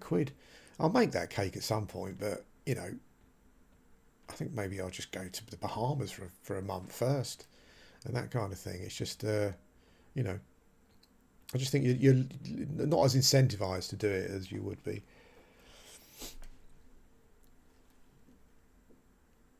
Yeah, I won't ask for your cost input on that one, Liz. But I know some people put tens, maybe hundreds of thousands into that game, on an individual level. And it's weird because we do it because we hope, you know, we have hope.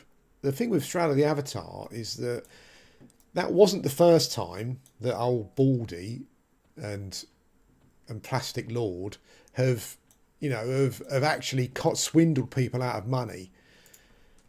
It's not the first bad development that they've been involved with, you know. But old fake Lord comes out and says, "Oh, I've got a new idea. It's going to be like Ultra Online and stuff," and we all go, "Oh my god," you know. And the sad thing is that there are still people playing that game. Whereas if he came out with another game tomorrow, they would give him a load more money. I don't know. Maybe they're genuinely still enjoying Shroud of the Avatar. I don't know. I just found to see you can't think that it was very shifty though, everything that went on.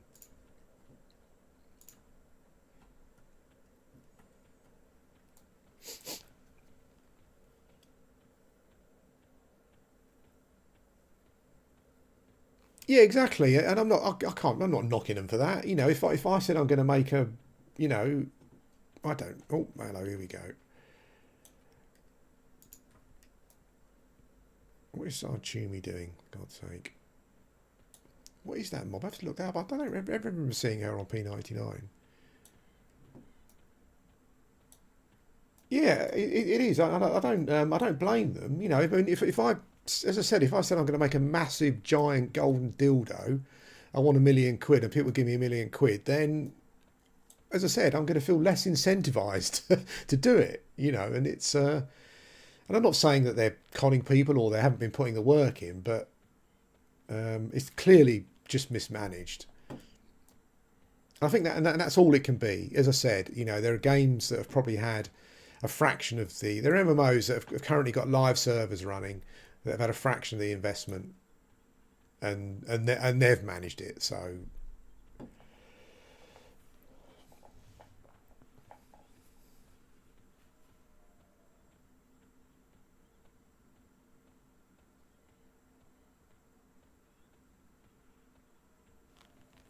yeah, I can't ever see that happening, unfortunately, on the P99 side of things. They did talk about custom content at one point, but I don't.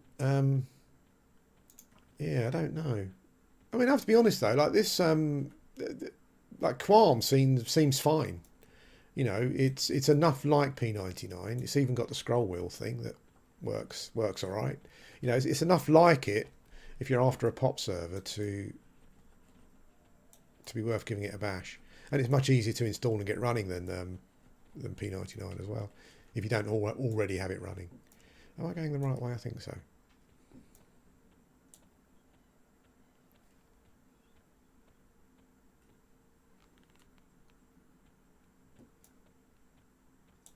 Yeah, this is the only single box though, isn't it? Single box TAC piece pop server, I think. Unless there's another one I'm not aware of. I think the whole boxing thing is obviously a massive thing for majority of people actually, because the TAC P is great, but it's not well endowed with players. Let's be honest. I never played that mud. No, I played some muds a long time ago, but it was mostly on a friend's computer because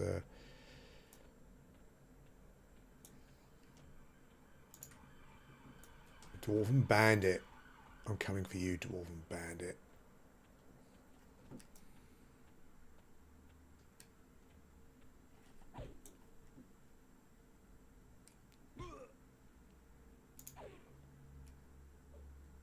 The blades of the Butcher Block Bandits do not discriminate. Oh, he's a chunky fella, actually. Must be level 3. What level am I? 5.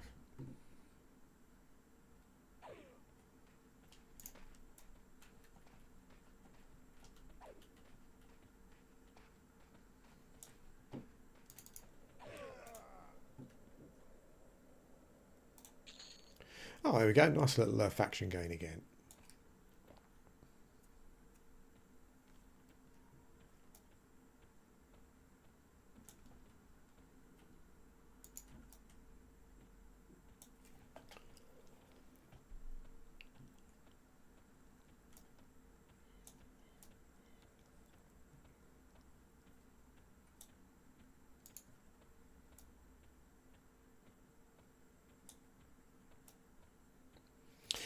Not sure if it's a coding or a cost thing, but I do wonder.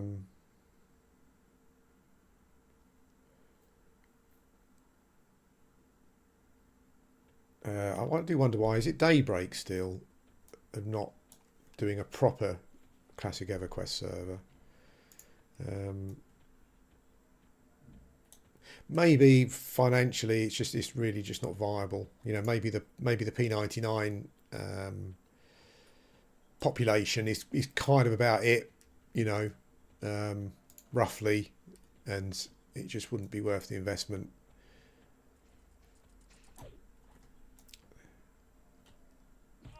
I guess it'd also be a cost factor involved because they make money. They need to make money, but P99 doesn't really. Although I'm always a strong believer in donating to emulated servers. Obviously, you should all do that.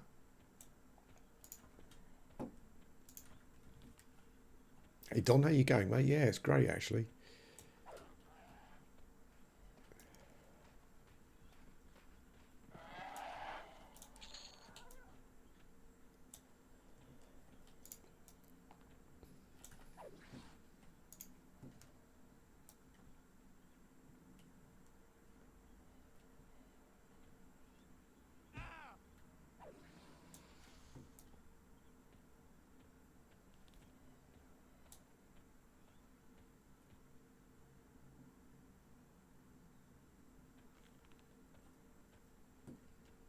Yeah, I mean, what they seem to have at the moment is just not. I mean, I tried one of the TLP servers when it came out, and everyone's going, "Oh, try it. It's just like classic." No, no. I logged into in a full swamp, and literally, I've got the video is out there somewhere. Uh, I could not bear it for very long. I just logged out again. It just was not. It's not classic. Although, like Blizzard was saying for ages that they didn't have. They didn't have any. They couldn't do classic, but they found it somewhere. I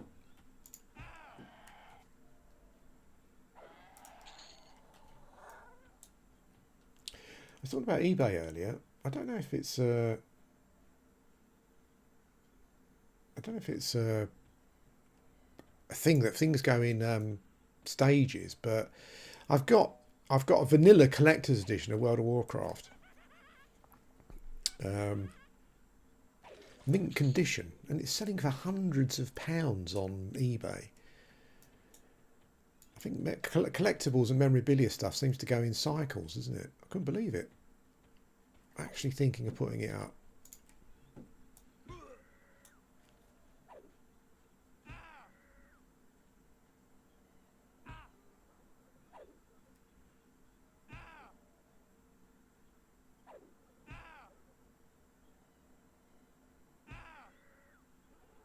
You mean Quarm, mate? You're talking about? Yeah, I mean, the experience seems pretty decent. You know, it just feels like I'm not quite sure why. Maybe it's some of the UI changes, slight changes, but it feels more like P99 than TAC-P did. But I guess that's also because we can only run a single box. Although I have seen some suspicious boxing looking things going on, but you know, that's up to people if they do it.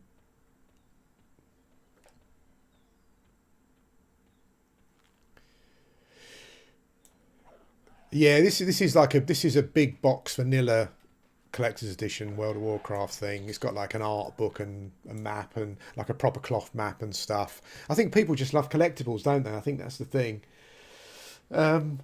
Yeah, I sold. I've got another one, but I'm not selling it. Um, I sold a big box copy of Daggerfall for about 150 quid a little while ago. Um, I've got another mint one, but I'm not letting that go. I can let the WoW collector's edition go, but I can't not Daggerfall, nor Arena for that matter. Can't let those go. Yeah, people are definitely boxing. I'm not sure how strict they are here with it. I guess if it's just secrets dealing with everything, then they've probably got enough on their plate. But yeah, it's a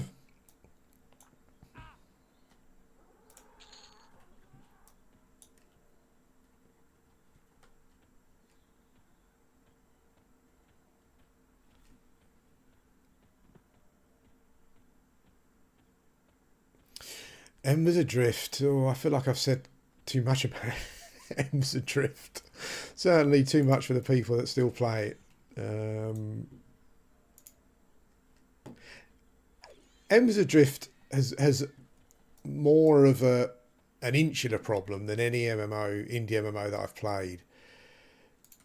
It's like when you go into talking about it, it's like it literally is like walking up to a castle wall with no door.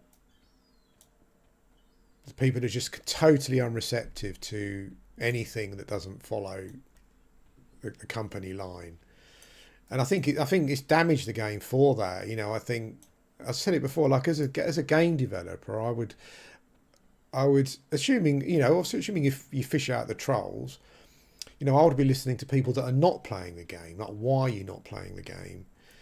It seems counterproductive to be listening to your group of hardcore followers because they're always going to play the game, irrespective. But yeah, but those people just weren't interested, and it is what it is. They only want to be patted on the back. Oh, we're getting a lot of.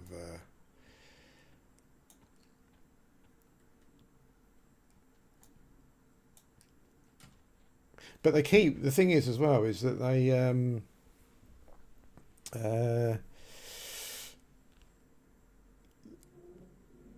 the hope is obviously still there, because what's happening is that every time there's like an event of some kind, people just assume that everything's going to be okay from now on, but it's not. You know, they had a free weekend quite a while ago.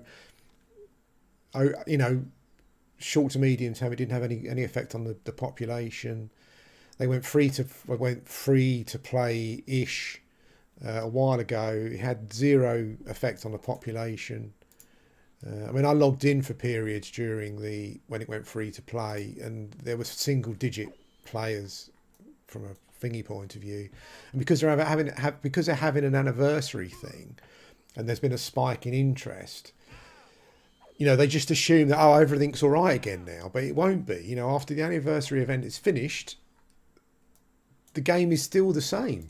You know, and it will just go back to how it was, because they're not willing to make any sacrifices to their vision, which, you know, I kind of respect them for. But at the end of the day, what's more important, the health of the game, or, you know, or your vision?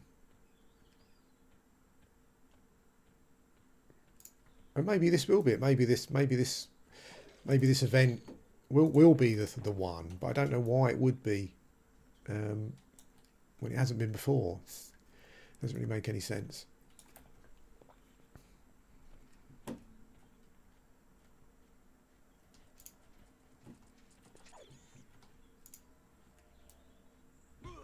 But it's a shame, because as a couple of you said, you know, like Embers Adrift had loads of potential, loads of great potential. It still does, but it's the requirements that they're asking of players is just too much. You know, it's more extreme than classic Everquest, and I don't think it's just not.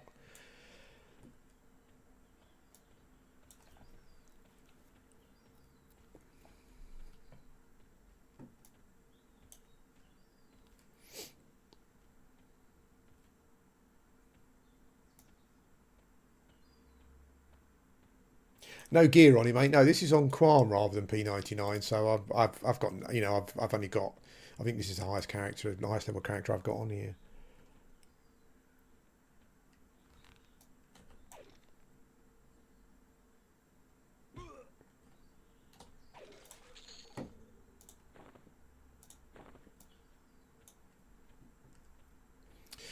I don't think in Embers Adrift's case though, you're really. I don't think that they would have to divert their course away from their vision too much to just make it more successful. You know, you can't. The sort of players who are willing to put the time into Embers Adrift to get the most out of it are going to be playing Everquest. Because why wouldn't you? You know, you need to make your game more attractive.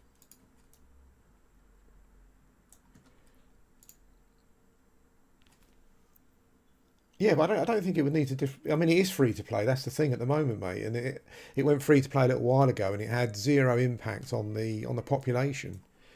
I know that there's a bit more of a population at the moment, but it's because there's like an event. You know, I mean, that happened before, and when the event finishes, after a couple of weeks, the population is in the dirt again. You know, it's yeah, it's a shame, because I mean, I would still be playing it now if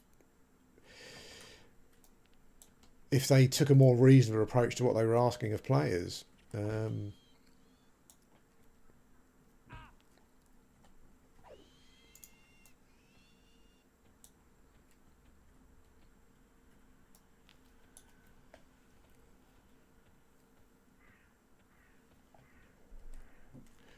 Actually, though, when you say free, you do have to buy the box. There's no subscription. Well, there is a subscription for extras, but yeah, you do have to buy the box. Forgot about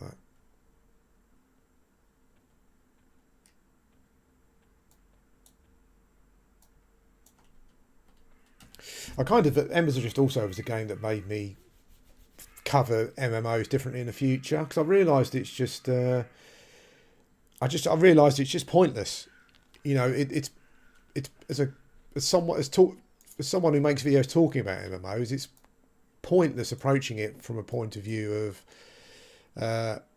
this game could be great, but please change this and it will be better. There's no point. People just don't listen to you anymore.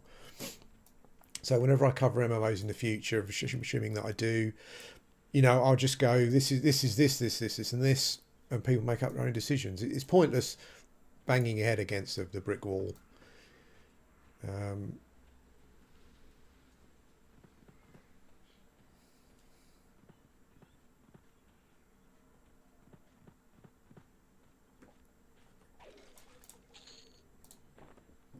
People just think you're trolling as well, and it comes from a place of passion, because you want it to succeed, because you can see potential. But I don't know.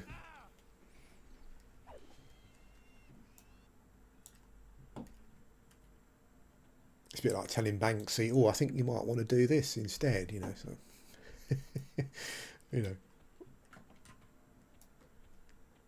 yeah, he's going to listen, isn't he?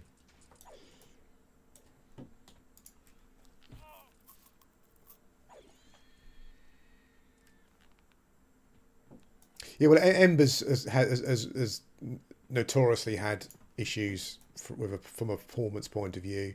I guess it's the Unity engine or whatever it is it's using, or it's always blamed on Unity anyway. But yeah, it's quite notorious for performance problems.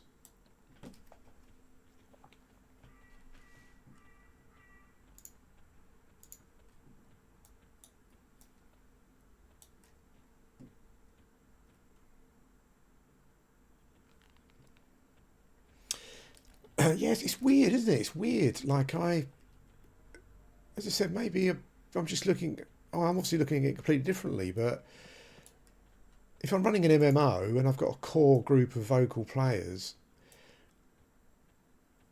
I mean, I wouldn't be obvious about it, but I would listen to them less because they're already playing. If you're sitting there thinking we're desperate, we really need to do something about our population. There's not enough people to group with. There's not enough people to trade with for crafting and that kind of thing. Yeah, just the last people I'd be listening to would be my captured audience. I would be listening to the people. I would be listening to people that have played but are not playing now, just to find out what they think, and then maybe slightly revise your.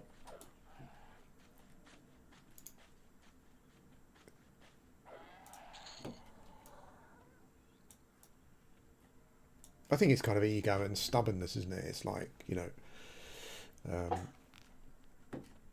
I'm right kind of thing. I mean, Everquest had the same problem, didn't it? I mean, I think the Vision TM, that came from Everquest, I think, didn't it? Particularly, specifically, back in the day. Hey, Tom, how you going? Yeah, I mean, I understand that.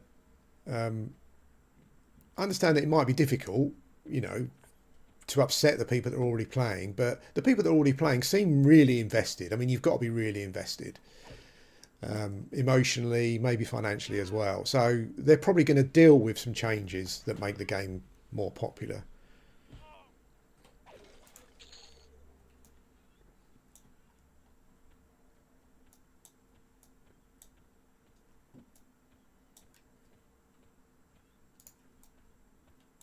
Yeah, but as I said, I think you got to a point where it's pointless. It's pointless.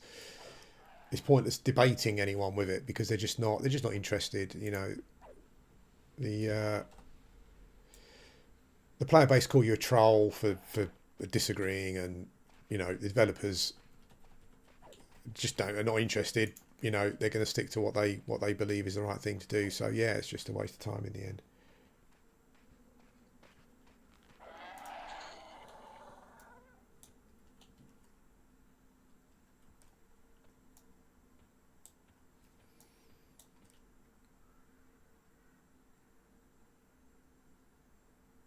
Yeah, I think Embers went for a more realistic, texture heavy uh, side of things. Uh,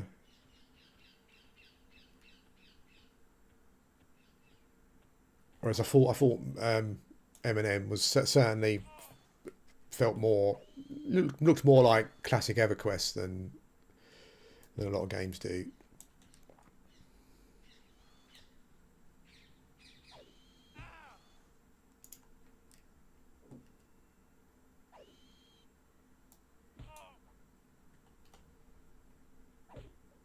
I don't really don't feel that. Yeah, that's exactly the problem with Embers Adrift, is that it's asking too much of an audience. It's asking too much of their target audience. That audience doesn't have the time anymore. You know, it's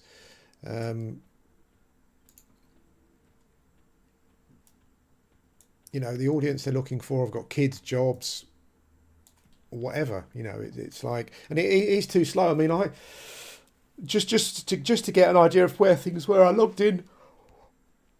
Oh, excuse me. I've got a level 14 character, and I logged in to get an idea of where leveling progress was, and I killed 4 or 5 mobs, and I didn't get a tick of XP. You know, and these were like blue on target mobs I should be killing, and it's ridiculous. I think I saw on, I've said this before, but I saw on the Discord that someone worked out, I think they were level 25 or so, and they worked out that they needed to kill like 1,200-1,300 mobs just to level. That's just not reasonable.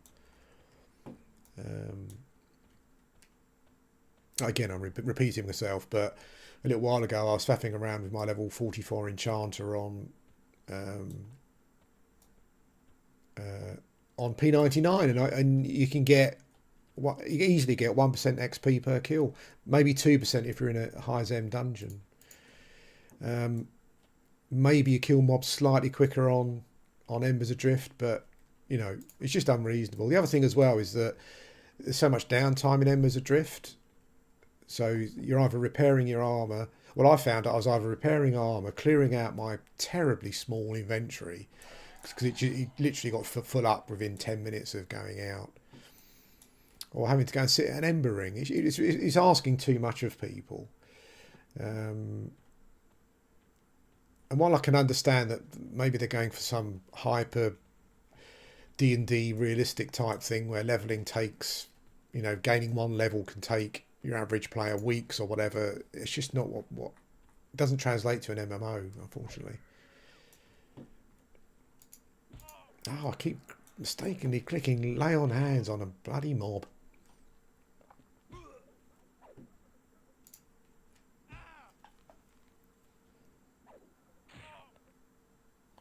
Yeah, downtime and leveling speed, it's unreasonable. Even in comparison to this.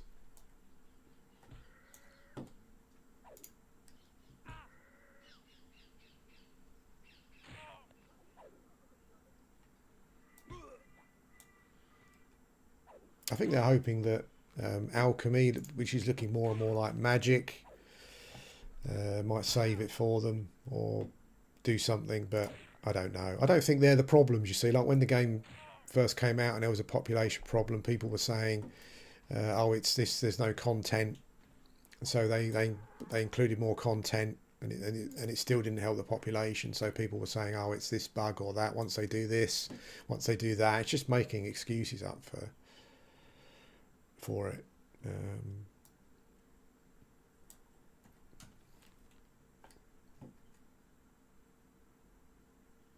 Yeah, exactly, and that's what I pointed out in videos. That's literally what I would say. 90% of the people who tried Embers Adrift and left comments on my channel said that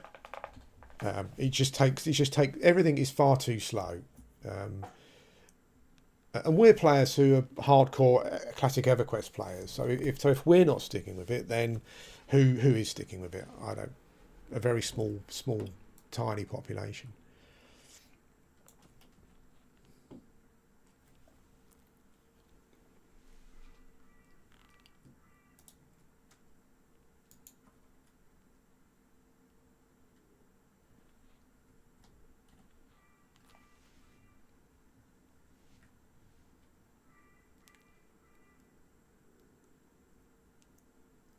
Yeah, not being able to solo affect. You can solo, but it's even slower isn't it? Isn't it? So not being able to solo effectively is an issue, because even if you're big on grouping, you know, with a game that's got such a small population, there's going to be times where you want to go out and just do some stuff on your own, you know, and if you don't feel like you're making any progress, then it's a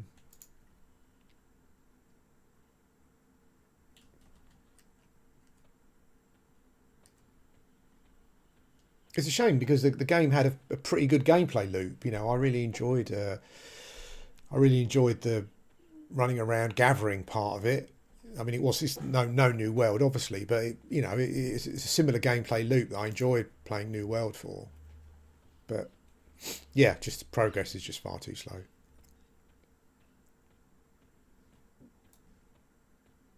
I haven't been back to Shroud of the Avatar for a long time now. I've got no idea how that's doing, or it's still going, I'm assuming. I keep getting emails about updates and stuff. Yeah, the issue is, I think, is that there's a small group of people who there are lots of group of players, but one of the groups of players I noticed that attach themselves to MMOs is that they they've got all the time in the world to dedicate to a game, and that's currency for them. So if someone else can come in and pay for stuff, they hate that, obviously.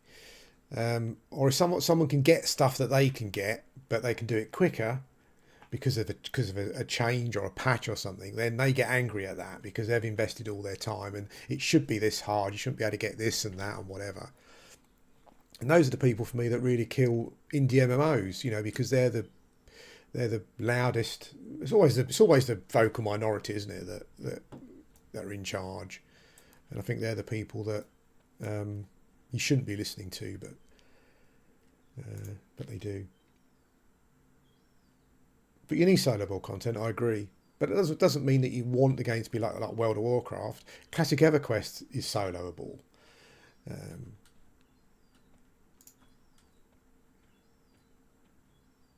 don't make don't make content that's specifically aimed at solo players, but give certain classes tools, um, so they can solo if they're whatever. Oh no, man! I mean, I was thinking of trying the game anyway. Back when it was Sagas of Leucemia or whatever it was called, I had a look at it then. Um, uh, yeah, but I kind of slightly put it off. Just waited a bit longer, essentially. Oh no! Season 2 was supposed to be the saviour of Diablo 4. Have they cocked up the release? That's not a surprise. No matter how many billions of pounds you've got, if you ain't got the talent and all the money in the world, cannot help you. Starfield is a perfect example of that.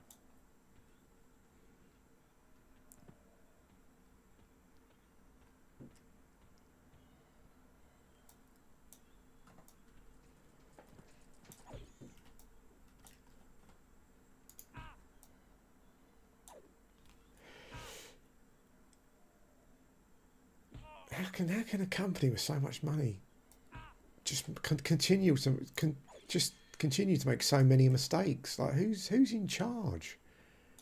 It's crazy.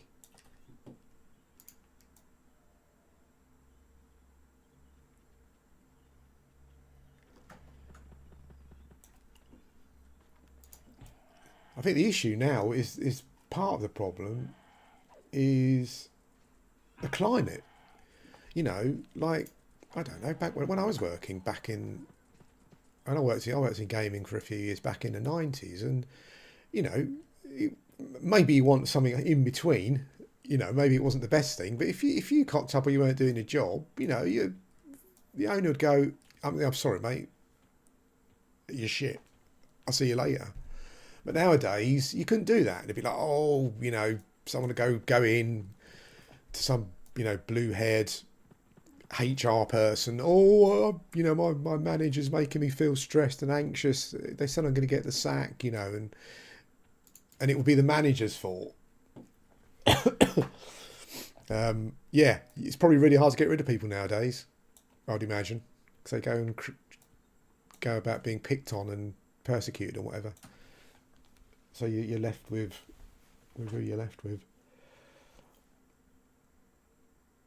No, weirdly, Tom, I haven't given up on Starfield. I keep meaning to do a review about it, but every time I start to do the review, it's such a difficult game to review because everything you do in the game has got design decisions around stuff surrounding it that ruin the game from an immersion point of view and whatever. But it's still quite compelling. Like I've put over 200 hours into it, and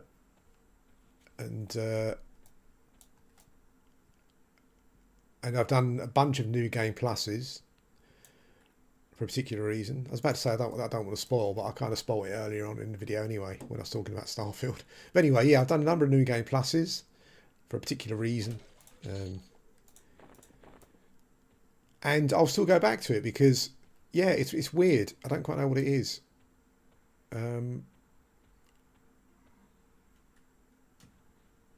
Yeah, I don't know. There's something weird about Starfield where it could have been Bethesda's best ever game, but it's there are some design decisions that they've made, which I don't really think has anything to do with the old engine or whatever. I just think they're just bad decisions that make the game less of a, as I said before, that make the game a step backward from their previous games.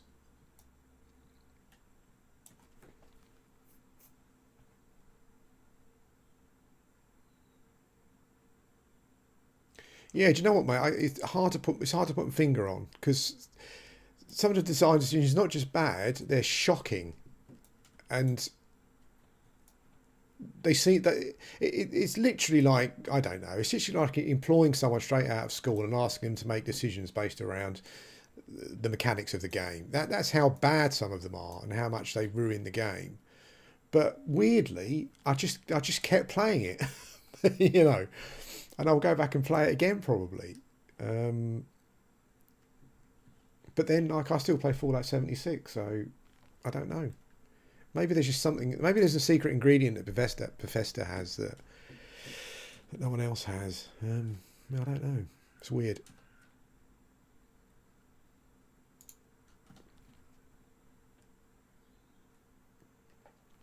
Starfield, yeah.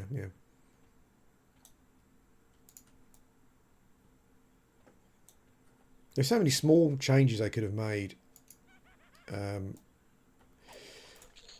that I think a good designer would have done. So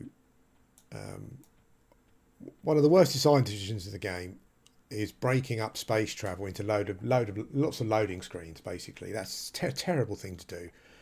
I mean, I travelled from one side of the, not the galaxy. Is it a galaxy? I travelled from one side of the galaxy to the other. So from the lowest level systems up until the highest level 75 systems, just as an experiment. And I didn't feel any sense of space exploration or the fact that I was a space traveller or an explorer or anything at all, because there were probably 15, 20 loading screens to get from one side of the galaxy to the other. I wasn't expecting like Star Citizen or No Man's Sky, but what they could have done was they could have simulated light speed or grav jumping. For people that wanted to do it, I don't understand why they didn't do that. It would have just been. I mean, you can, like, when you jump to a planet and it loads in and you're in your ship, you can get up and walk around your ship while you're in space. So it's not an engine thing. The technology is always there. What they could have done is just simulated like a light speed effect outside your ship. You could have had a readout on your ship to the distance to travel to the next system, and they could have let people like me who want to be immersed more in it. They could have simulated grav jumping. And it would have been exactly like Star Citizen, because in Star Citizen, when you're travelling through light speed from one system to another, you're just in your ship and you've just got a light show going past you. I mean, in Star Citizen, obviously, you're actually travelling that distance. It's not simulated, but they could have simulated light speed travel quite easily with just a rotating loading screen, basically. Obviously, you could skip it because a lot of gamers nowadays just couldn't cope with having to wait. But for us who want that, we could have stood in our ship, gone around, done some activities, spoken to the crew while we were actually travelling the distance, and then it would have felt like it would have simulated travel, and it would have felt like you were. Because when you get to the other end of the galaxy where the high level systems are, you can just jump back again in one loading screen. So there's no sense of adventure, there's no sense of travel, there's no trepidation because, when I get to the highest level zones, call them zones, but systems, I want to feel in danger. I want there to be some kind of anxiety on my part. Am I going to get back again? Have I got enough fuel? You don't need fuel because it just refuels itself. More survival elements, but there's just none of that. It's a game made for people who have just got no patience. They don't want any immersive aspects of the game. They just want to. Yeah, I think the consoles have probably got something to do with it. But the thing is you can simulate grav jumping or light speed travel. Even on a console you could do it because all you need to do is just take the ship and then just to cover the surrounding areas with an animation, of a light show animation, to kind of simulate that you're traveling at light speed, and then just have a counter on. So it's all fake, it's not real, but at least for someone like me who wants that kind of experience, you've got the option. Yeah, but it's ridiculous the way the space travel works. The amount of loading screens you have to go through, it's crazy. But I just kept going back, I don't know why. There was something about it. I think there were moments, I think landing on a moon, and getting out and just that moment when you get out of the ship and you look around you and stuff, that's quite compelling. There were one or two quests that were really interesting. There was a quest where I landed at a place and there were all these clones of famous people from history, and there was something going on there. That was quite an interesting quest. So there are good moments, but it's just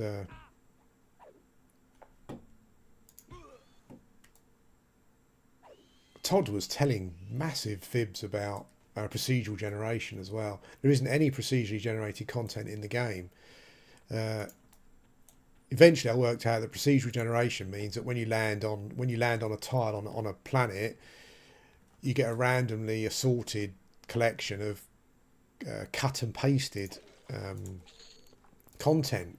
I mean, I thought I was going mad at one point, but I kept coming across the same base. I thought, this is weird, and so I started like drawing a little record of stuff, and in the end I visited the same base about 50 times. And when I say the same, I mean it's been copy and pasted. It's exactly the same. So the this science base or whatever it is hadn't been procedurally generated. It had just been copy and pasted. So all of the loot crates and ammo crates and stuff were all in exactly the same place. The mobs were exactly the same. There was one thing I noticed particularly where there was an NPC that had been crushed by a gangway that had fallen down. And after I saw that about 4 times, I thought, hang on a minute, this content's all the same, no matter what planet you go to. If it loads this base in for you, it's always the same. Yeah, and the NPC looked exactly the same, wearing the same clothes. It was the same model. It was a female with like blonde hair. I can remember the actual model itself. So there isn't actually any procedurally generated content in the game. Um, the only randomness is when you land on a planet of a tile of a planet, and it decides what what content it's going to copy in, but all the content is just copy and pasted. I mean, it was so disappointing to go to the level 75 systems because again they're all the same. The content is exactly the same. It was a real shame. I mean, I covered every system from about level 50 onwards. I went to every planet because I was praying, please just show me something different, like a crashed alien vessel with some environmental storytelling, something different. But it was all the same, and it was a real shame.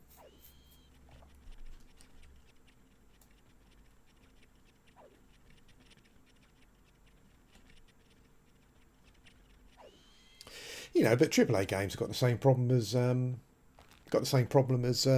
indie ones, haven't they? Really, if you go to the Starfield Reddit, you know, you'll find loads of people saying, "I don't understand what everyone's complaining about." So, yeah, obviously, some of them will be Bethesda people who can't bear the fact that people are criticising the company, but yeah, I guess there are some people that are generally, you know, genuinely enjoying it, I suppose. Hey mate, how you going? Yeah, I'm really enjoying it at the moment. Playing a Paladin, which is different. I mean, I'm enjoying it a lot. Don't get me wrong. But for the first 9 levels, I guess it is just a you know a bad warrior until you get to level 9. But it's yeah, it's fine. Leveling speed and everything seems very similar to P99. Lots of the same quests and all that kind of thing, turn-ins, whatever it may be. They've added a mouse scrolling thing to the TACP client, so that's much appreciated.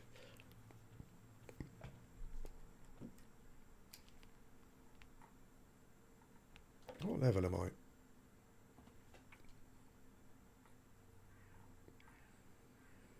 I'm not sure if I'm correct, but I think I've started hitting the 19. I think 18 was my max hit at level 4. So is level 5 this tiny little damage cap increase? I'm not sure. I don't think I was hitting for level 9. I don't think I was hitting for 19 max at level 4, but maybe I just missed it.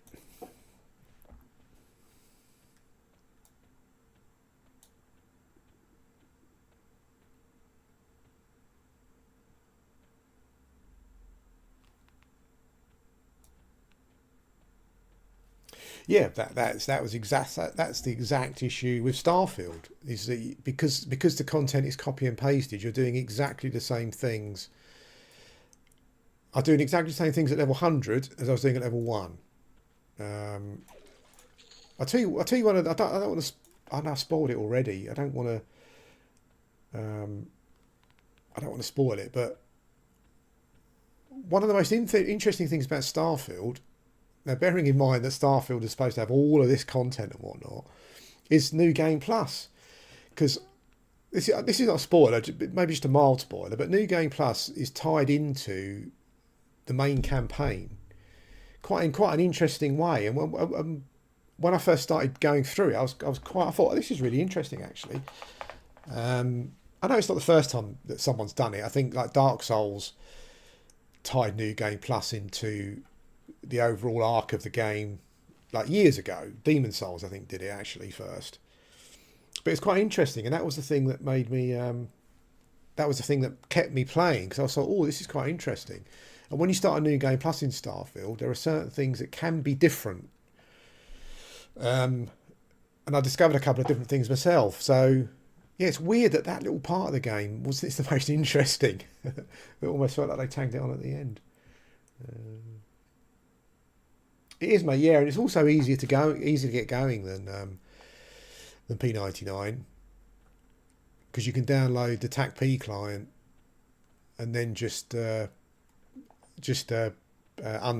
the Quarm files to that folder. They've got a Discord where it's easy to get it running. They've got instructions on the Discord if you want to get it running.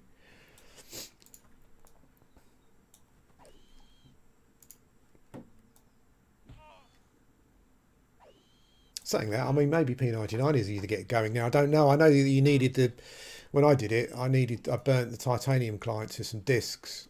I'm sure I saw someone somewhere on the forums a while ago saying that they had the client on a Google Drive or something and they'd share it with people, but I don't know. I'm not gonna die on that hill. But I think I saw it somewhere at some point.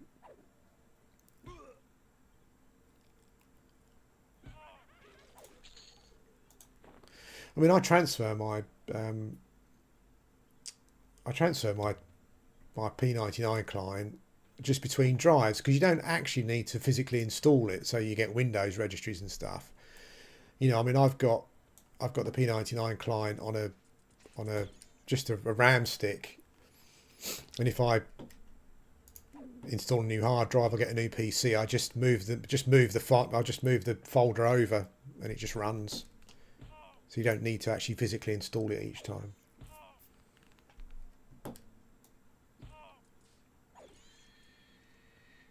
Yeah, if you like P99, mate, I think you'll love it. And if you like the idea of a one box emulated server that goes to POP rather than just Velius, then yeah, I think you'll like it even more. A lot of people liked POP, and I always see people asking for P99 to do POP. I don't think they ever will, but this is a good alternative. Right, I've got to go. I need to go and have some lunch and stuff. I need to go and see what type of animal fat and protein I'm going to have for lunch today. You don't get too many choices, but you know, I try not to eat too much pork because I think there's quite a lot of omega-6 in pork. But I'm sure I've said that before.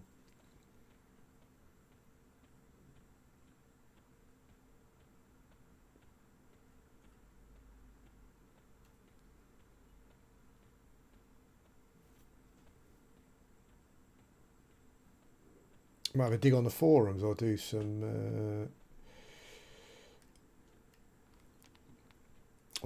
research later just to try and get some idea of a item progression for my character, for like a tank or a melee character. Maybe maybe try and find somewhere that drops some low level chain or maybe some bronze armor or something at some point in the future, and yeah, I've got a tarnished two-handed weapon. I guess bronze is the next up, is it, from a progression point of view? Then fine steel maybe, or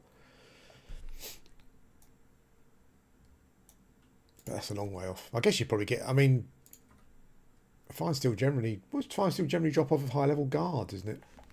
Or the lower level mobs that drop it. You've probably got more chance of camping a magic weapon, haven't you, than before you get a, you know, like getting to unrest or something and look for a weapon that drops somewhere. Yeah, I liked when I played POP on TAC P. I liked it because I think that, I don't know, as I said before, like maybe I'm just getting a bit of a wimp in my old age, but I think POP added some quality of life stuff that I wished P99 had. I know most people on P99 would probably disagree, but yeah, I quite like some of the stuff that it had. I was at bronze mace. Oh, okay, mate. I haven't started leveling one-handed blunt yet, so I'll start doing that. Combine weapon, magic. Yeah, they're only buyable off of NPCs, aren't they, Bob? But I thought they were quite expensive. Maybe they're not. You know, maybe it's save upable for a new character. Yeah, I was aware of the combines from the gypsies, but I thought they were just expensive.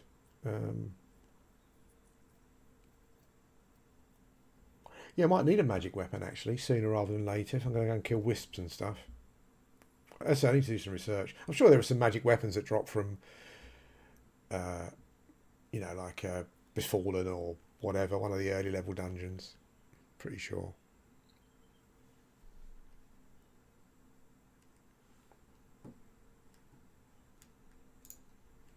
But yeah, research. That's what it's all about.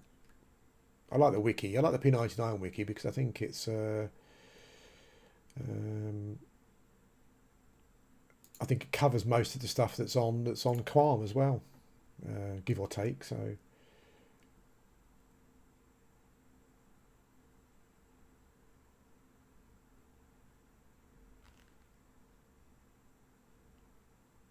I liked the idea of those super mega group buffs on on on pop. I like that.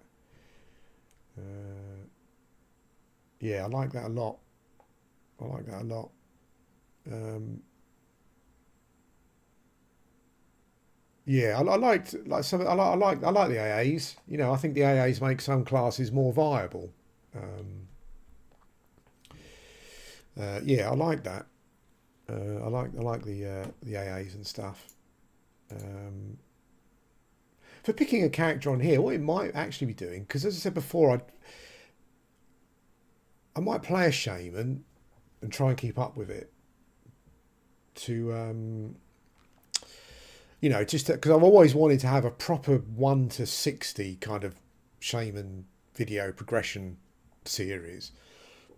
I've never quite done it for whatever reason. Um, but that would be a secondary. I'd like, as I said, I'd like to play a class. Um, I'd like to play a class that I haven't played before. That's got some interesting quests to do as you go through. So like the, you know, like on some of the low level armor quests, like the equivalent of sorry, I'm just flagging now, so my brain is dying. Like the totemic armor quest for shaman, so the equivalent of that for different classes. It's got an interesting tool set. You know, paladins kind of fit that role. I think rangers and shadow knights fit that role as well. Um,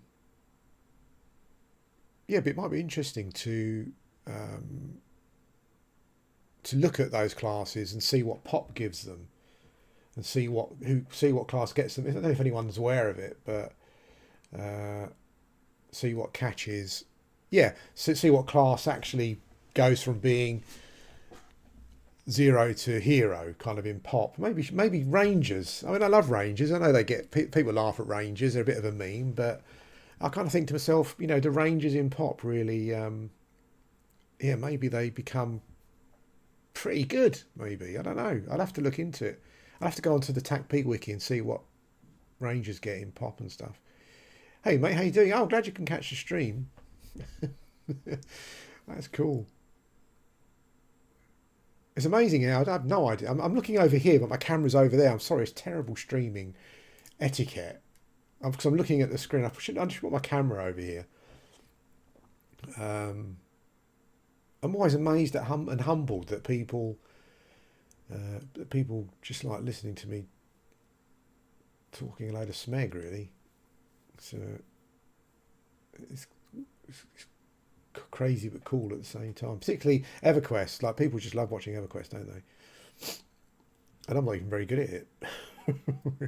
I did kind of. Sorry, I'm just kind of winding down the stream, but I did go looking for.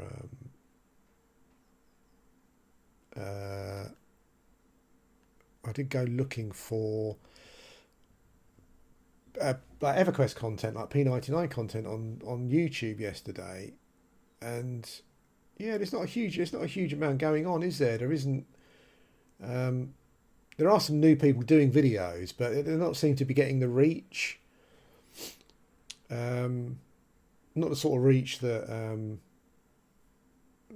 like myself and like, you know, like level one used to get a few years ago. Pop request. I'll take that, mate. That's very, very kind of you.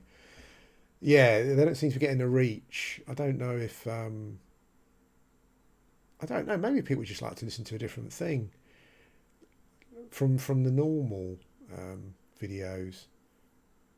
I mean, people always used to say to me that, you know, that my videos I don't get as many subscriptions as other people because like my content's not scripted and stuff. But I don't really like scripted content that much.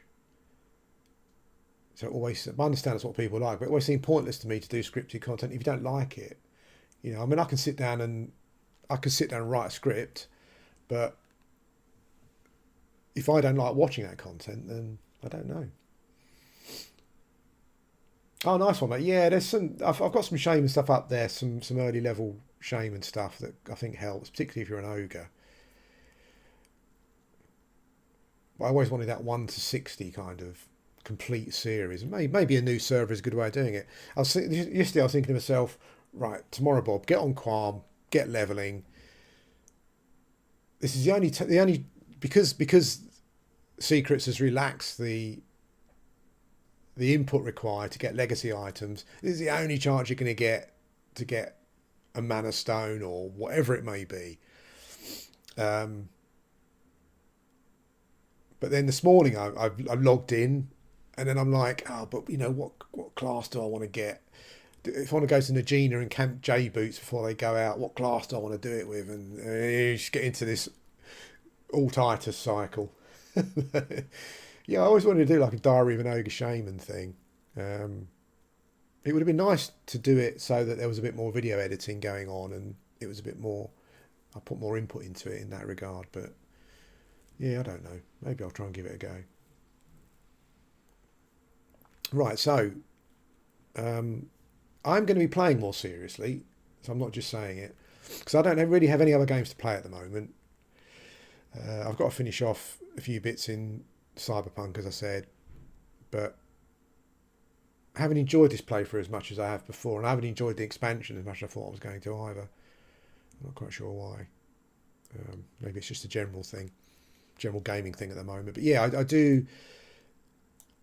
I'd like some Everquest winter projects. So, but you need to bear with me while I pick a class. What we do tomorrow is, what day is it tomorrow? Thursday tomorrow.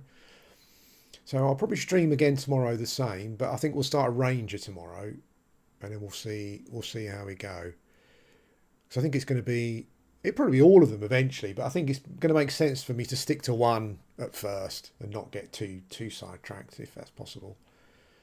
So maybe we'll do a human ranger tomorrow, because I always like the idea of the role playing of the ranger, so like making my own arrows and all that kind of stuff and whatnot. Yeah, maybe we'll do that tomorrow. See how we go. Anyway, thanks for watching. I appreciate you all.